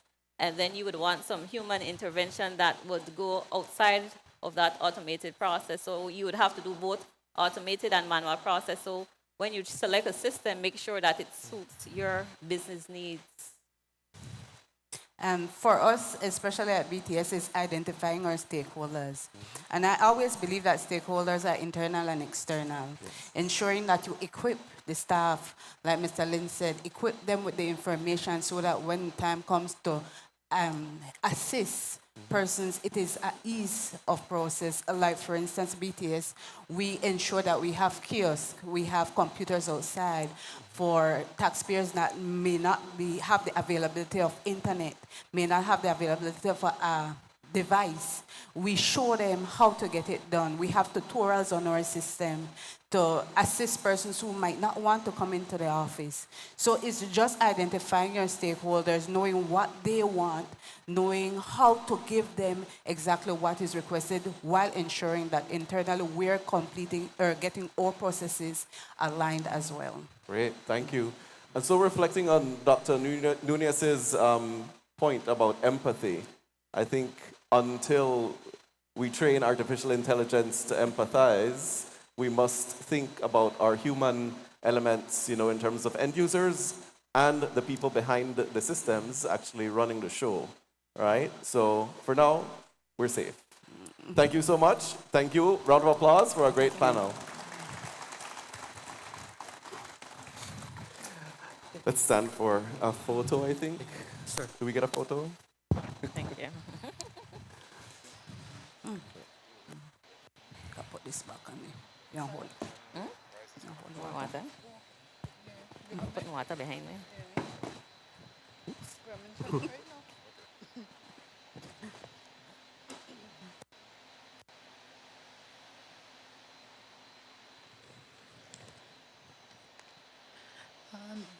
By the way, do we have any questions up on Slido Thank for you so anyone much. on Thank our you. panel? Great job. Doc, good to see you. We have to catch up. Oh, we do have one question. Oh, we have a question. So, some people think that the government use our data to target us, especially for taxes. How can we be confident in sharing our data? I knew that tax would get a question. Dr. Almendares is leaving the stage, and that's what he's like, No, I can answer because we are accused of the same thing. And Social Security. We are So we accused of do the same have thing, a so- good. So maybe we can just take that question before you guys Sure, one leave. question. Sure. Well, let me answer that because a lot of people think that tax, we target people, but at the end of the day, you need to remember that taxes build our economy, right? Or else we won't be here. And we use the data not to target, but to ensure that everyone that falls within the tax regime should be, or who are not registered, are registered. So, and not just the majority, the larger taxpayers are being held accountable to pay their fair share when it comes to taxes. So we don't target persons based on the data that we collect. And if I may quickly add, the same thing may be said for Social Security, but really, we must assure you, your data is well protected. As a matter of fact, really, when you come in and we get your biometrics or whatever data you may have, custody of that data is in a specific database. Access to that is minimal.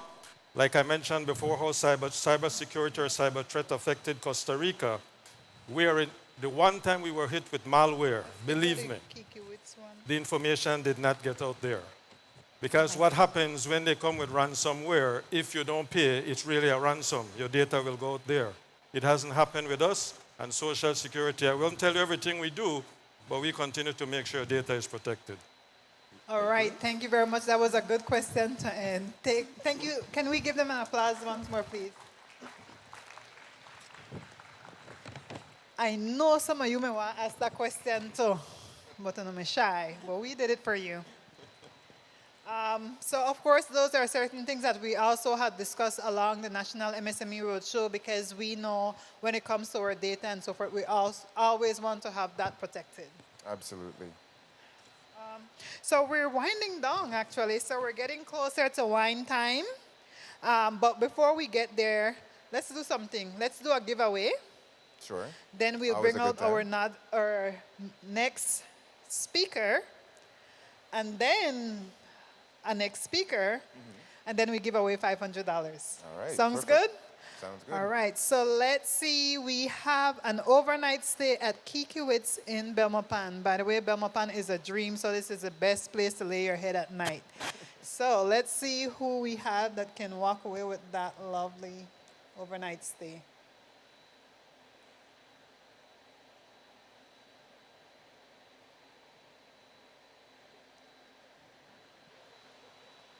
Martha Hendricks. Martha Hendricks. Yeah, all right. Hands up. So Martha, congratulations. We will pass your information to Lorraine and she will be sharing that with you. Martha lives in Belmopan. You know what? There's nothing like a hotel stay sometimes when you just want to get out of the house. Keep it close. Keep it close. That's Keep it in the still a neighborhood. good thing. And Kikiwitz is pretty nice. But the pool kind of cold right now. You know, it's that winter in Belize. But yes. So with that said, let's go into another speaker for this afternoon.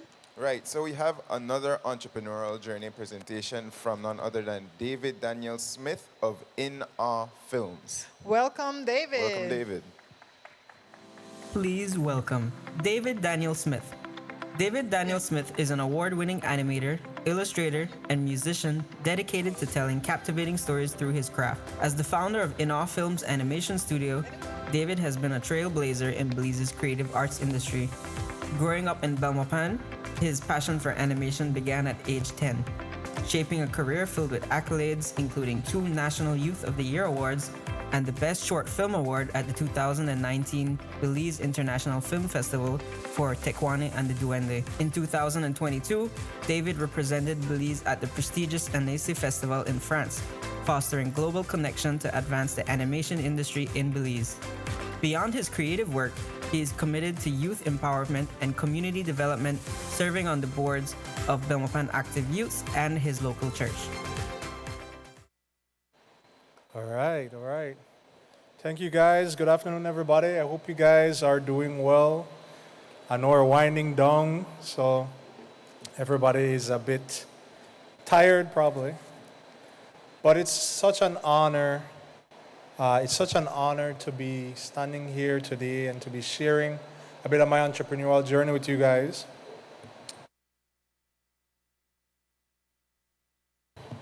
Oh, sorry. And I hope that as I share a bit of my journey, that I can hopefully inspire somebody or encourage somebody today. So, like was mentioned before, my name is David Daniel Smith. I am a visual storyteller. I'm an animator, an illustrator, a musician, and I'm also the owner of Inal Films Animation Studio in Belmopan.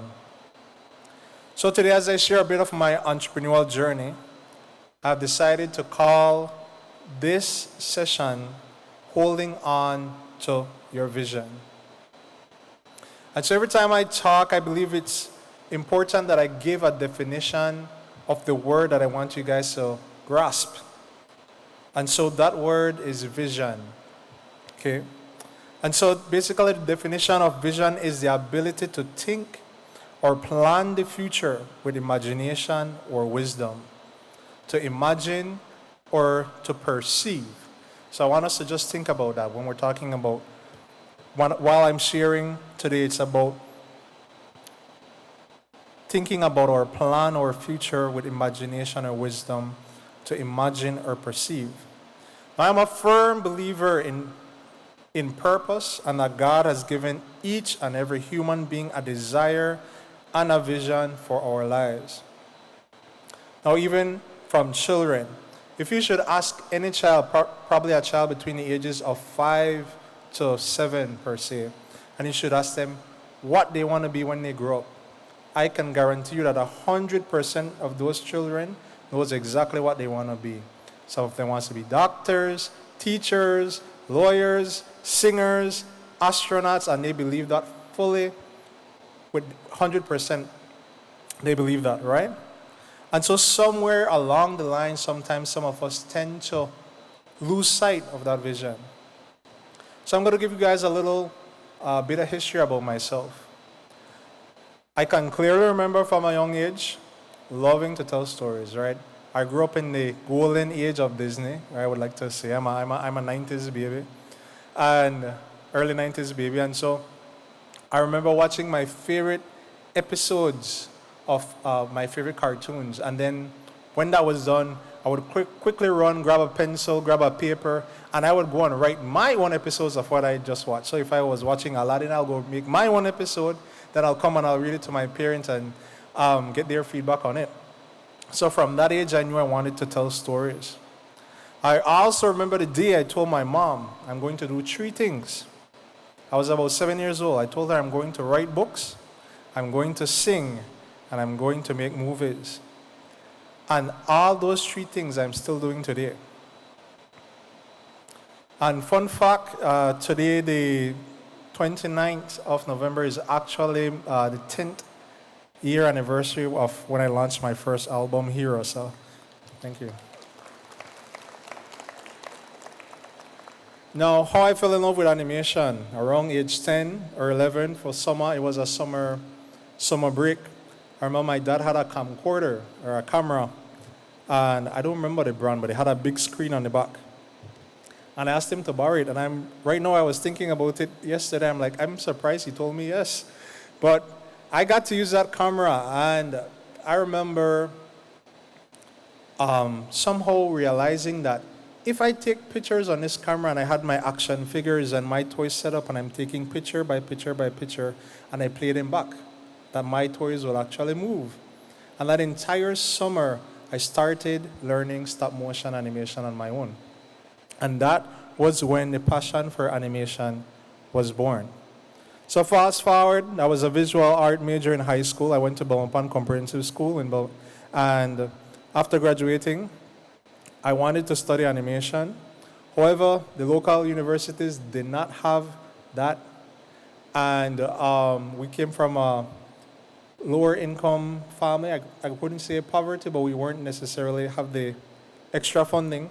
So thinking about a university outside was not an option. So what did I turn to? I always tell everybody, if you want to learn something, there's a universal university of YouTube, right? There's also other online methods of learning, and that's what I did. I went in and I dived into learning animation as much as I could. And I quickly, after a few years after graduating high school, I landed a job working for a branding company. And I worked there for 5 years. And I was doing video production. And I worked on advertisements. I headed up doing documentaries. However, the love for animation was always pulling me. And I like what Mr. Kelvin said this morning. And at the tail end of those 5 years, I could no longer focus at work. Every day I was at work, animation was on my mind. The reality was, I had a vision and I could not ignore it. From a young age, I had imagined and perceived that I was going to make animated films. And like the rest of the entrepreneurs in this room, I know you can attest to the drive that comes from deep down that won't let you rest until you take that risk and go for your idea. So I went to my employer and I told him that I could not do him any injustice anymore. My heart was no longer in video production. Animation had taken its rightful place there. And I had to pursue it. So he gave me his blessings. Unfortunately, at the same time, BELTRAIDE had a grant funding opportunity, and that was the SEMPREMIPRE, if I'm pronouncing that right, SEMPREMIPRE grant. And I was lucky enough, I applied, and I was lucky enough to be one of the recipients, and was able to get my first set of equipment to start offering services in animation. So thank you, BELTRAIDE. You guys have been there from the beginning, right? So for those who know the stresses of business starting, a business was not easy. I had a lot of passion, but did not have all the know-how necessary. So it was tough. That first year, I hardly made any money. I got little jobs here and there trying to figure out what to do. And thankfully, I was still living at home with my parents, so I survived. Still here. And it wasn't until 2019 that I got my first break, and that was to work on Tequani and Duende, which was the first major animated short film done in Belize. So we won the most notable film at the Belize International Film Festival. It was shown around the countries in all the different municipalities. We took it on tour to all the rural villages. It was shown in Guatemala.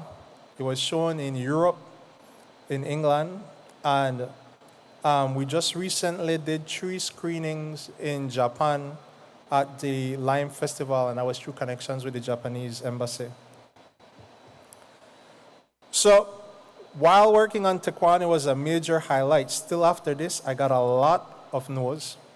And however, while hearing no is extremely disappointing, it is important for us entrepreneurs to take hearing no as fuel to add to our fire as we grow and we improve and then we try again. For me, eventually many of those no's ended up turning into yeses. Another lesson that I had to learn is that we need to hold on to our vision even when life throws us curveballs. And I had a major curveball in 2021. December 1st, 2021, I was diagnosed with sepsis due to a ruptured appendix. And my appendix was ruptured for 4 days and nobody knew. And I had to get multiple life-saving surgeries in the first 10 days of my hospital stay. I stayed 24 days total in hospital, got released on my birthday, so that was the best birthday gift I could have gotten. And I remember specifically lying in the hospital bed at one point. Doctors couldn't figure out what was wrong with me. I got my appendix out, but I was still getting sicker and sicker. And, I remember praying, and I felt the assurance that my time was not finished, and that I still had my vision to complete. It took months of healing, but shortly after my healing journey, I got one of the largest yes, and that was to represent Belize along with a Caribbean delegation at the Annecy Film Festival, which is the largest animation festival in the world, held in Annecy, France. And through that experience, I learned so much about the industry and how the Belize Orange economy can benefit. Lastly, I want to encourage you that it's important for your vision to evolve to include others. My inspiration to pursue animation is not only for me to benefit, but for the entire country. My goal is to help with the development of the animation industry in Belize so that we can start telling our stories. stories that are influenced by Belizean culture, that we can start influencing the world. I was privileged to be invited by the Embassy of Japan to an animation workshop. And the speaker, Mr. Mitsuteru Takahashi from the Digital Hollywood University in Tokyo, made this statement when asked about why anime was so popular in the world, right? And he said, animation is more than just economic power. It is cultural power. And I fully agree with that statement. We must see animated films and the animation industry more than a form of entertainment, but also as a form of tourism and sharing our culture with the rest of the world.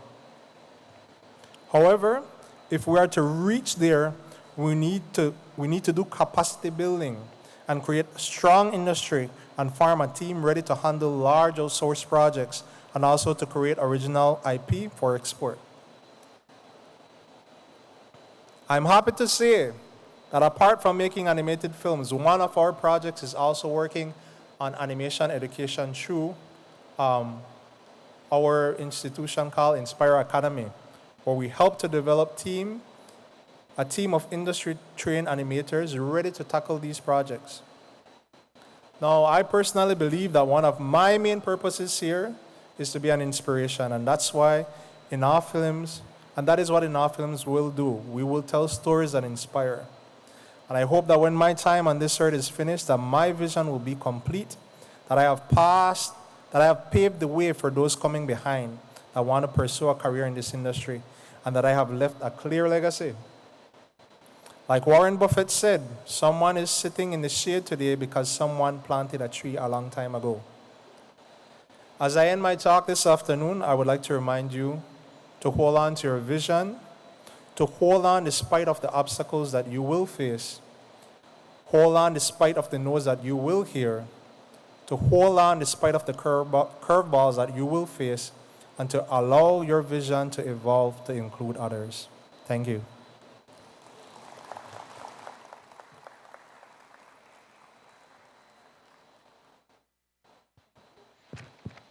All right. Testing. All right, thanks very much to Mr. David Daniel Smith of In Our Films. Another inspirational story. Of course, and I know it kind of mimics the ones that we've been hearing this morning. I think Mr. Nunes was also talking about, go out and be great. And as David was talking about vision, and the story about kids, and as you ask kids what do they want to be when they grow up, they already know. For me, when I was young, I wanted to be a marine biologist.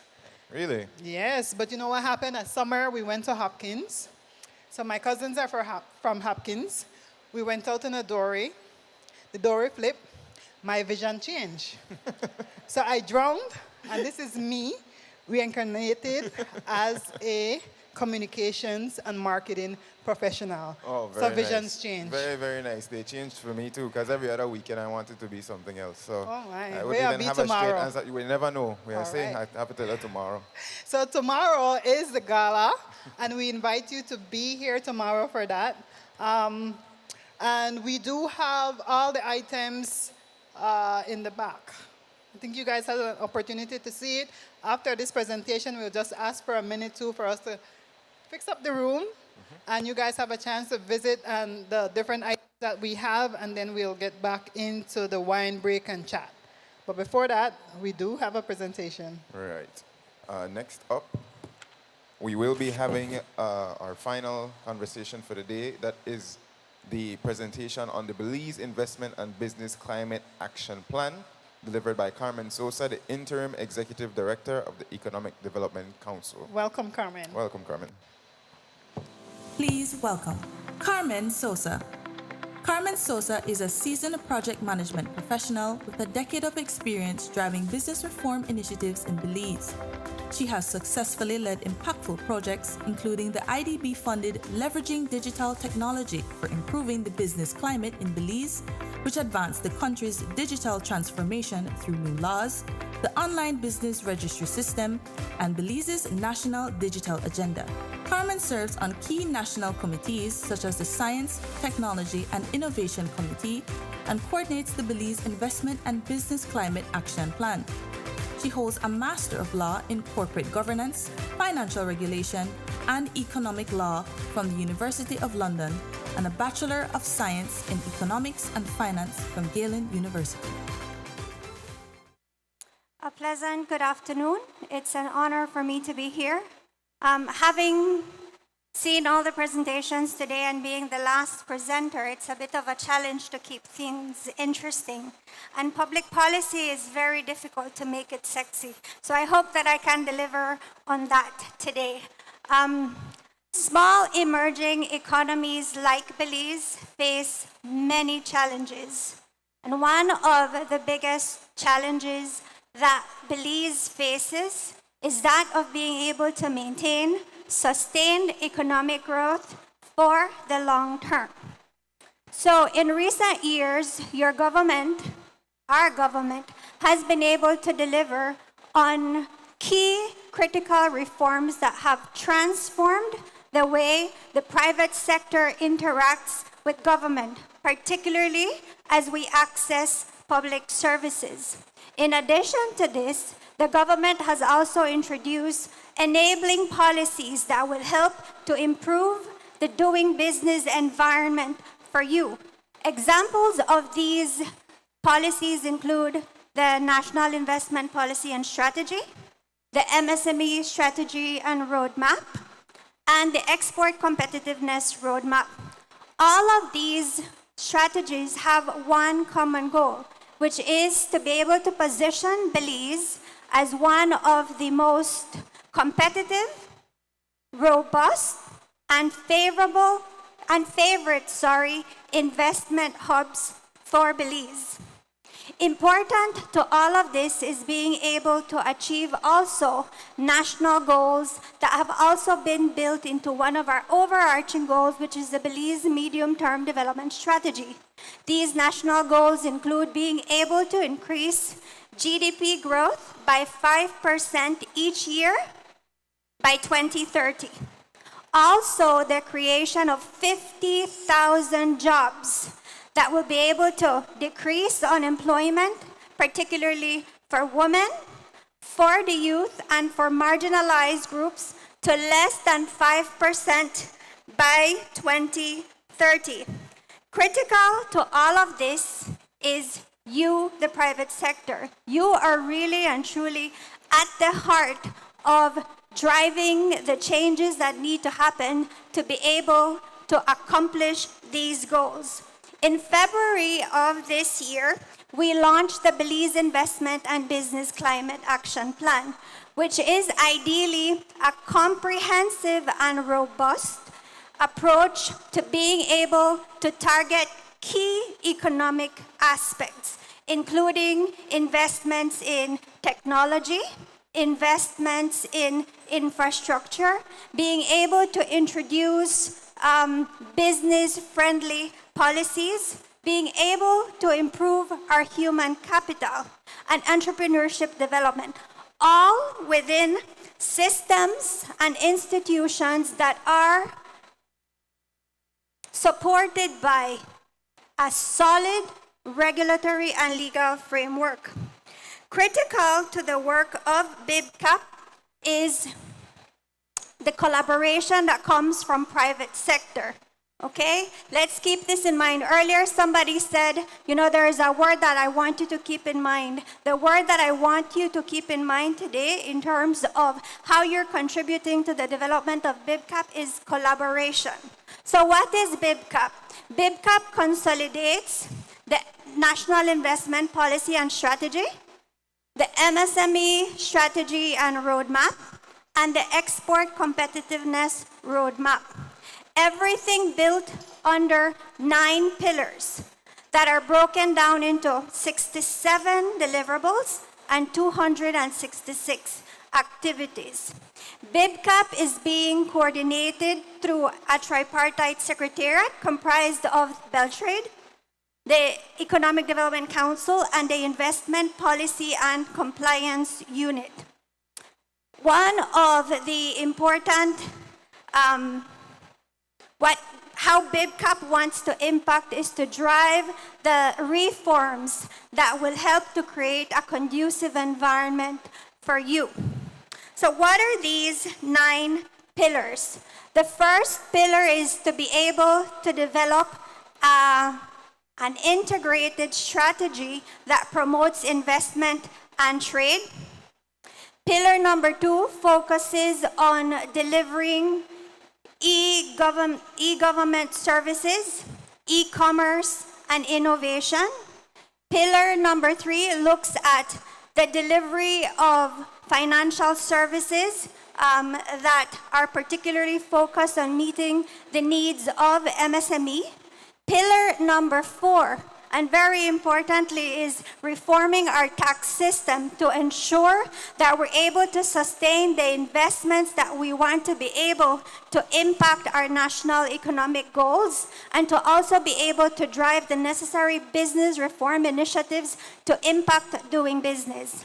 Pillar number 5 looks at the revision of the regulatory framework and the judicial system to be able to make investments, exports, and MSME development very friendly. Pillar number 6 looks at the revision of the entire business incentives framework. Pillar number 7 looks at encouraging the development of innovation, and also, aside from developing innovation, it's looking at building the human capital that is needed for the private sector. Pillar number 8 looks at the development of infrastructure and internal logistics. And the last pillar, pillar number 9, is being able to foster economic diplomacy.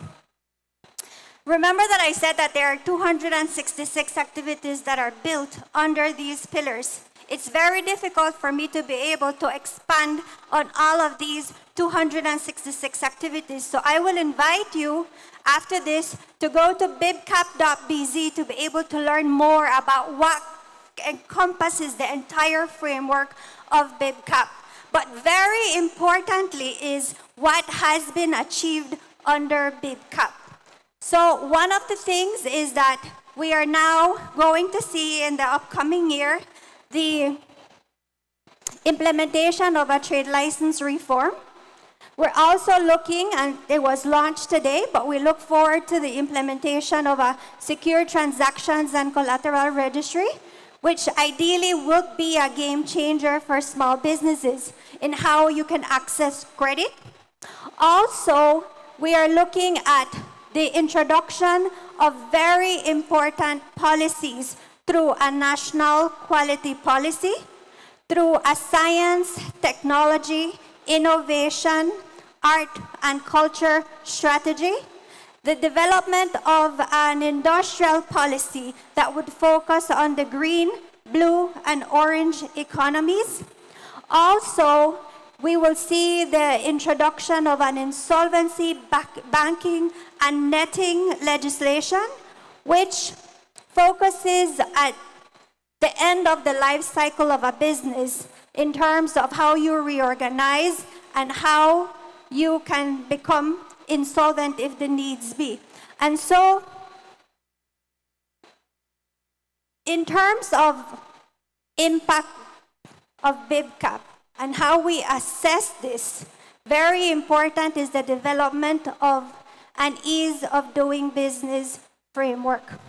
And this will look at the implementation of all activities across the 9 pillars to ensure that the impact that we desire is really creating what we call a business-ready economy. This is being framed through the World Bank New Business Ready Assessment, which focuses ideally on 3 things. 1, it assesses how solid the regulatory framework is in terms of the life cycle of a business, how easy it is for you to enter the economy, how easy it is for you to operate, and how easy it is for you to exit whenever you need to exit. The second thing is looking at how efficient public services are, and also how government can leverage digital technologies to ensure that public service delivery is more efficient. And lastly, it looks at operation efficiencies from the firm's perspective. So it will be assessing how firms, how the private sector is able to easily comply with our regulatory framework, and also how you can effectively access public services. Other initiatives that I think are important to look forward to as we implement BIBCAP are the single investment window, which will digitize all of the investment application process, a single trade window, which will make trade across borders more easy. Also, and very importantly, is the development, if I didn't mention earlier, of a national quality policy and the creation of the awareness of how you can contribute to quality and standards, the development of these, and the development of a unique Belize campaign, right? Is a Buy Belizean campaign, and also in terms of leveraging our diplomatic missions, how the government can use our diplomatic missions to promote investments and trade, and also how we can use them to be able to create awareness on the opportunities that are built into the various trade agreements that Belize has signed on to. So the role that the private sector plays in ensuring that BIBCAP is implemented successfully is very critical. So I'll ask three things of you as we implement BIBCAP. One, that you collaborate with the data collection that is needed and the validation process. There are a number of studies and surveys that are built into BIBCAP, and we will be doing a lot of consultations in the implementation process. So the collection process and the validation of the findings of these studies is very important. And there is no one better than the private sector to contribute in the validation process, because at the end of the day, it's to make things better and easier for you. In conclusion, I want to say that the open dialogue and collaboration that is needed is two-way. So you have the government at one end, which is trying to, in an ideal way, be reasonably efficient in producing the infrastructure and the environment that is needed for investments. But very important is how you also contribute to ensuring that the reform initiatives that are built into BIBCAP work for you. Because at the end of the day, if we want to be able to achieve national economic growth, if we want to be able to overcome that challenge, and if we want to be able to ensure that we have a productive sector that's truly contributing to sustained economic growth, the only way we can do it is through continued dialogue, continued collaboration, and to continue building the relationship that exists between the private sector and government. Thank you.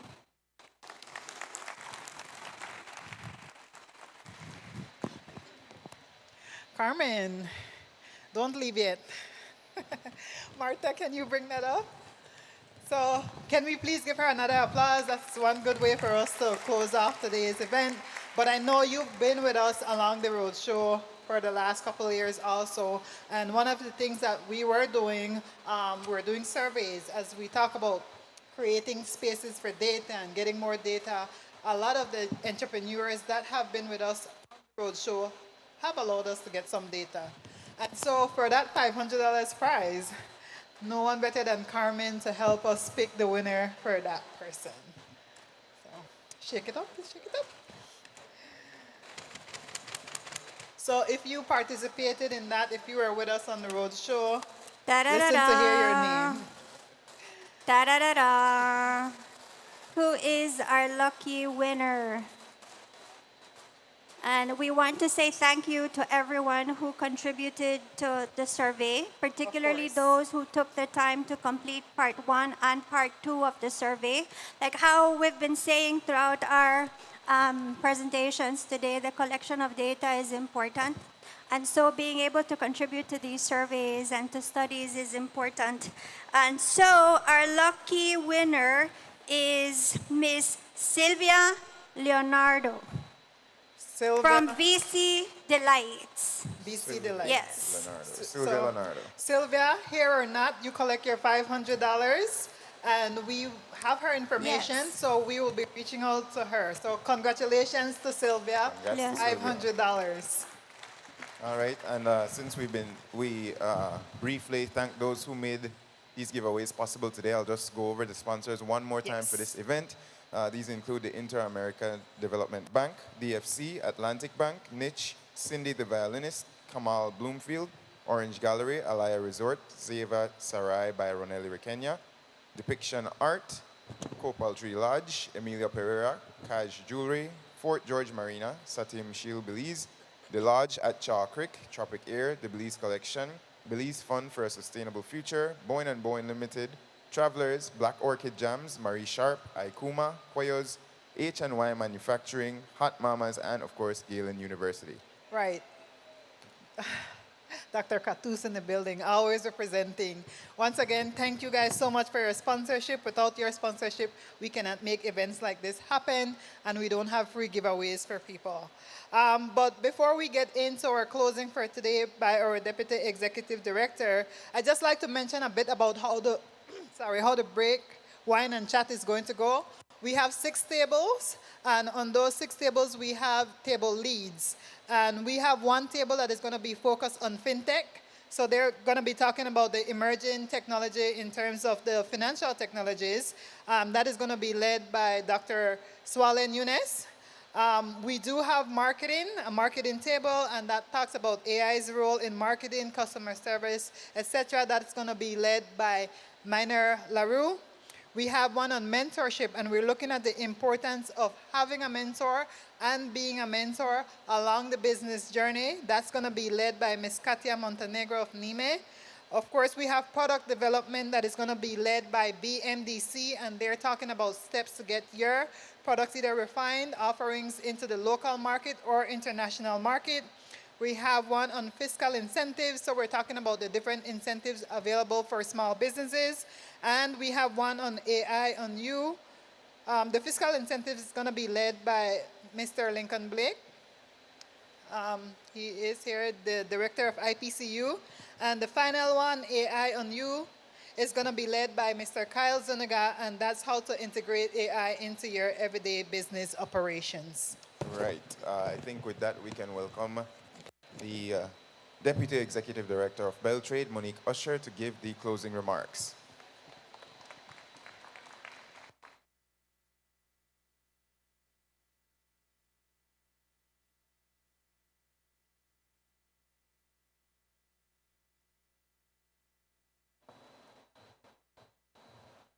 Pleasant good evening, everyone. It's truly an honor and a pleasure to be addressing you today. EntreCon is our baby at BELTRAIDE, and this year I had to do a tough thing of passing on my baby to the amazing team at SVDC Belize. And so I want to start off with acknowledging the work of the BELTRAIDE team. I know you guys have been seeing us this morning in the green shirt, ensuring everything is queued. So as we close the curtains for EntreCon 2024, I stand here inspired, proud.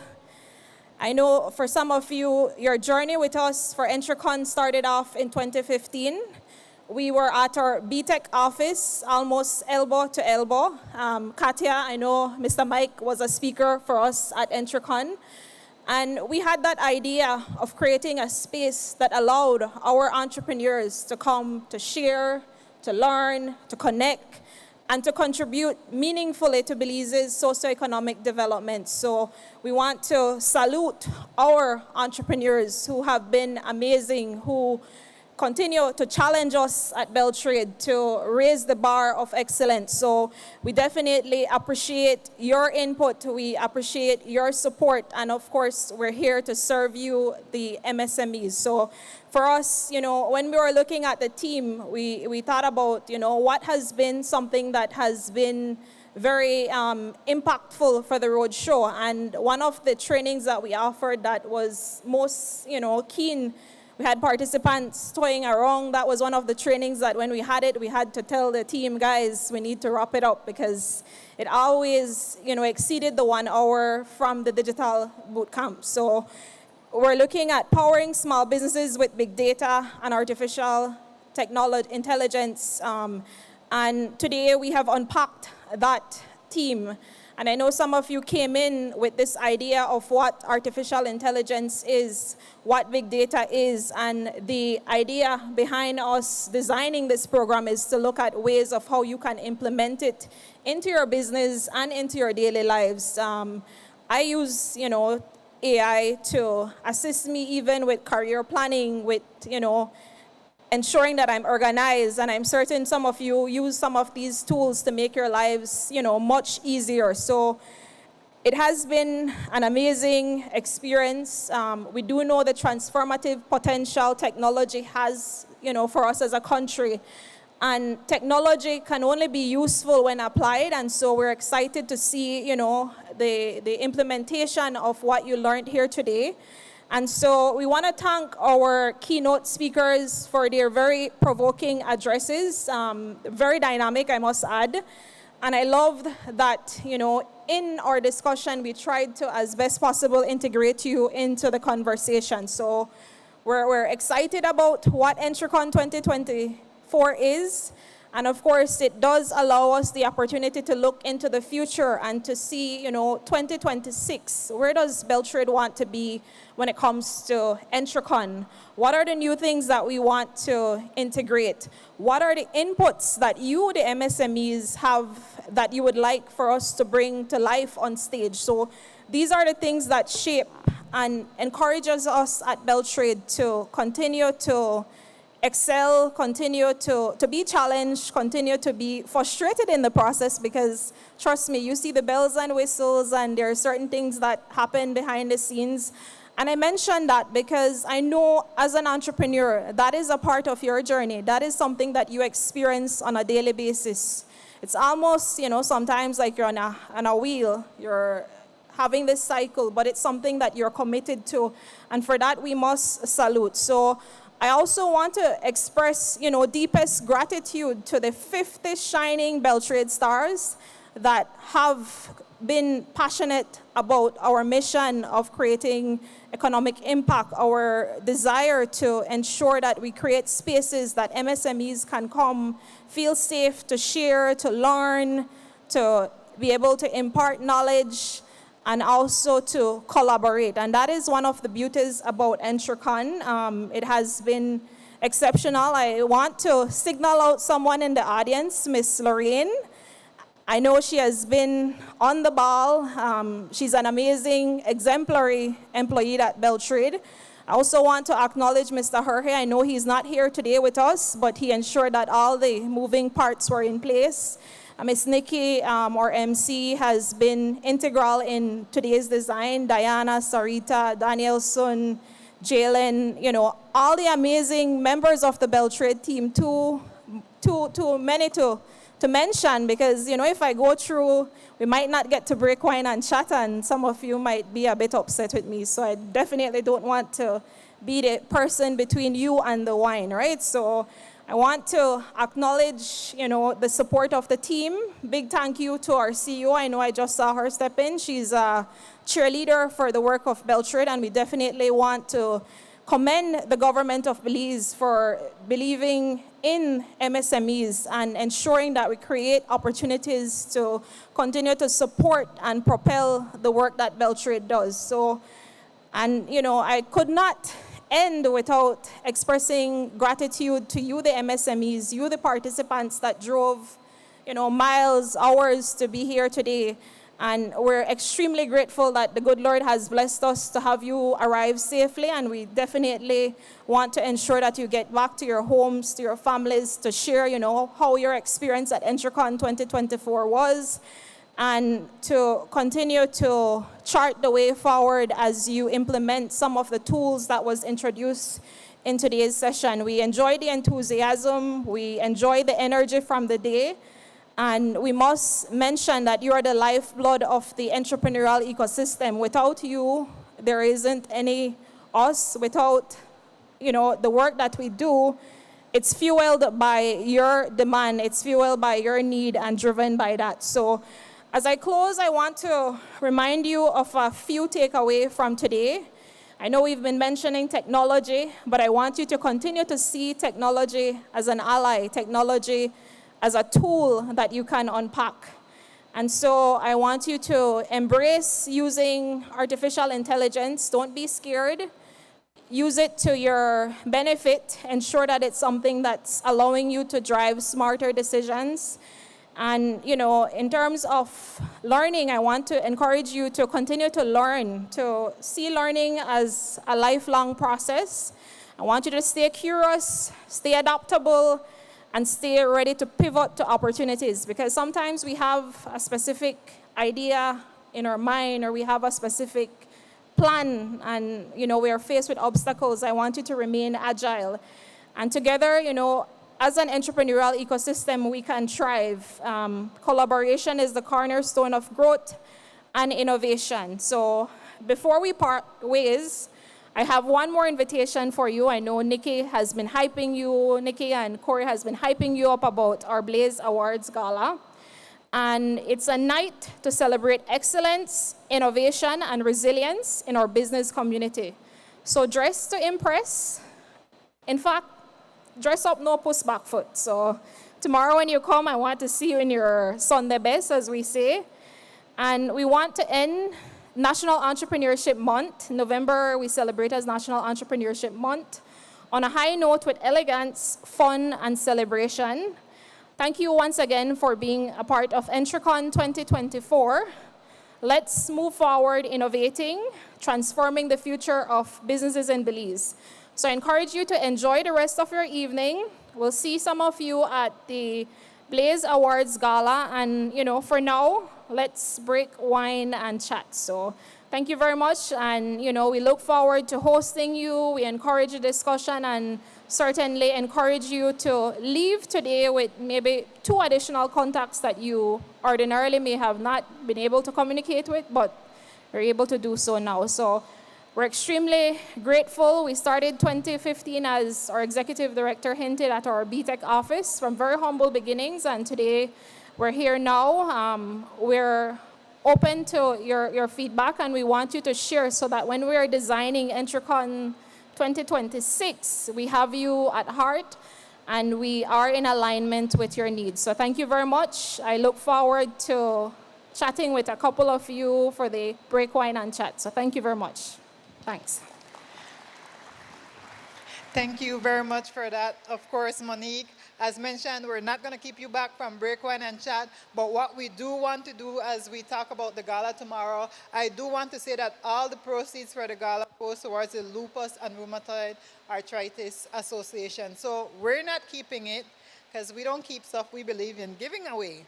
So we're giving you wine, we're giving you sangria, and we're giving you brain freeze margarita after this. But what we want to ask is that please just take some time, visit the items. So if you can give us the room for a little so that we can transform it a bit into the different chat tables, then you can come back in. But right now, enjoy brain freeze, enjoy sangria mia, enjoy wine time, and we'll see you back in about 5 minutes.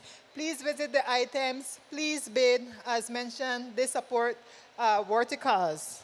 Thank you very much for attending EntreCon 2024 at that. Yes, thank you guys again so much. Thank you to all our speakers, Dr. Abner Mendoza, Gabriel, Dr. Adriani Coleman, Swale Nunes. Thank you so, so much. So thank you guys. Be back in 5 minutes.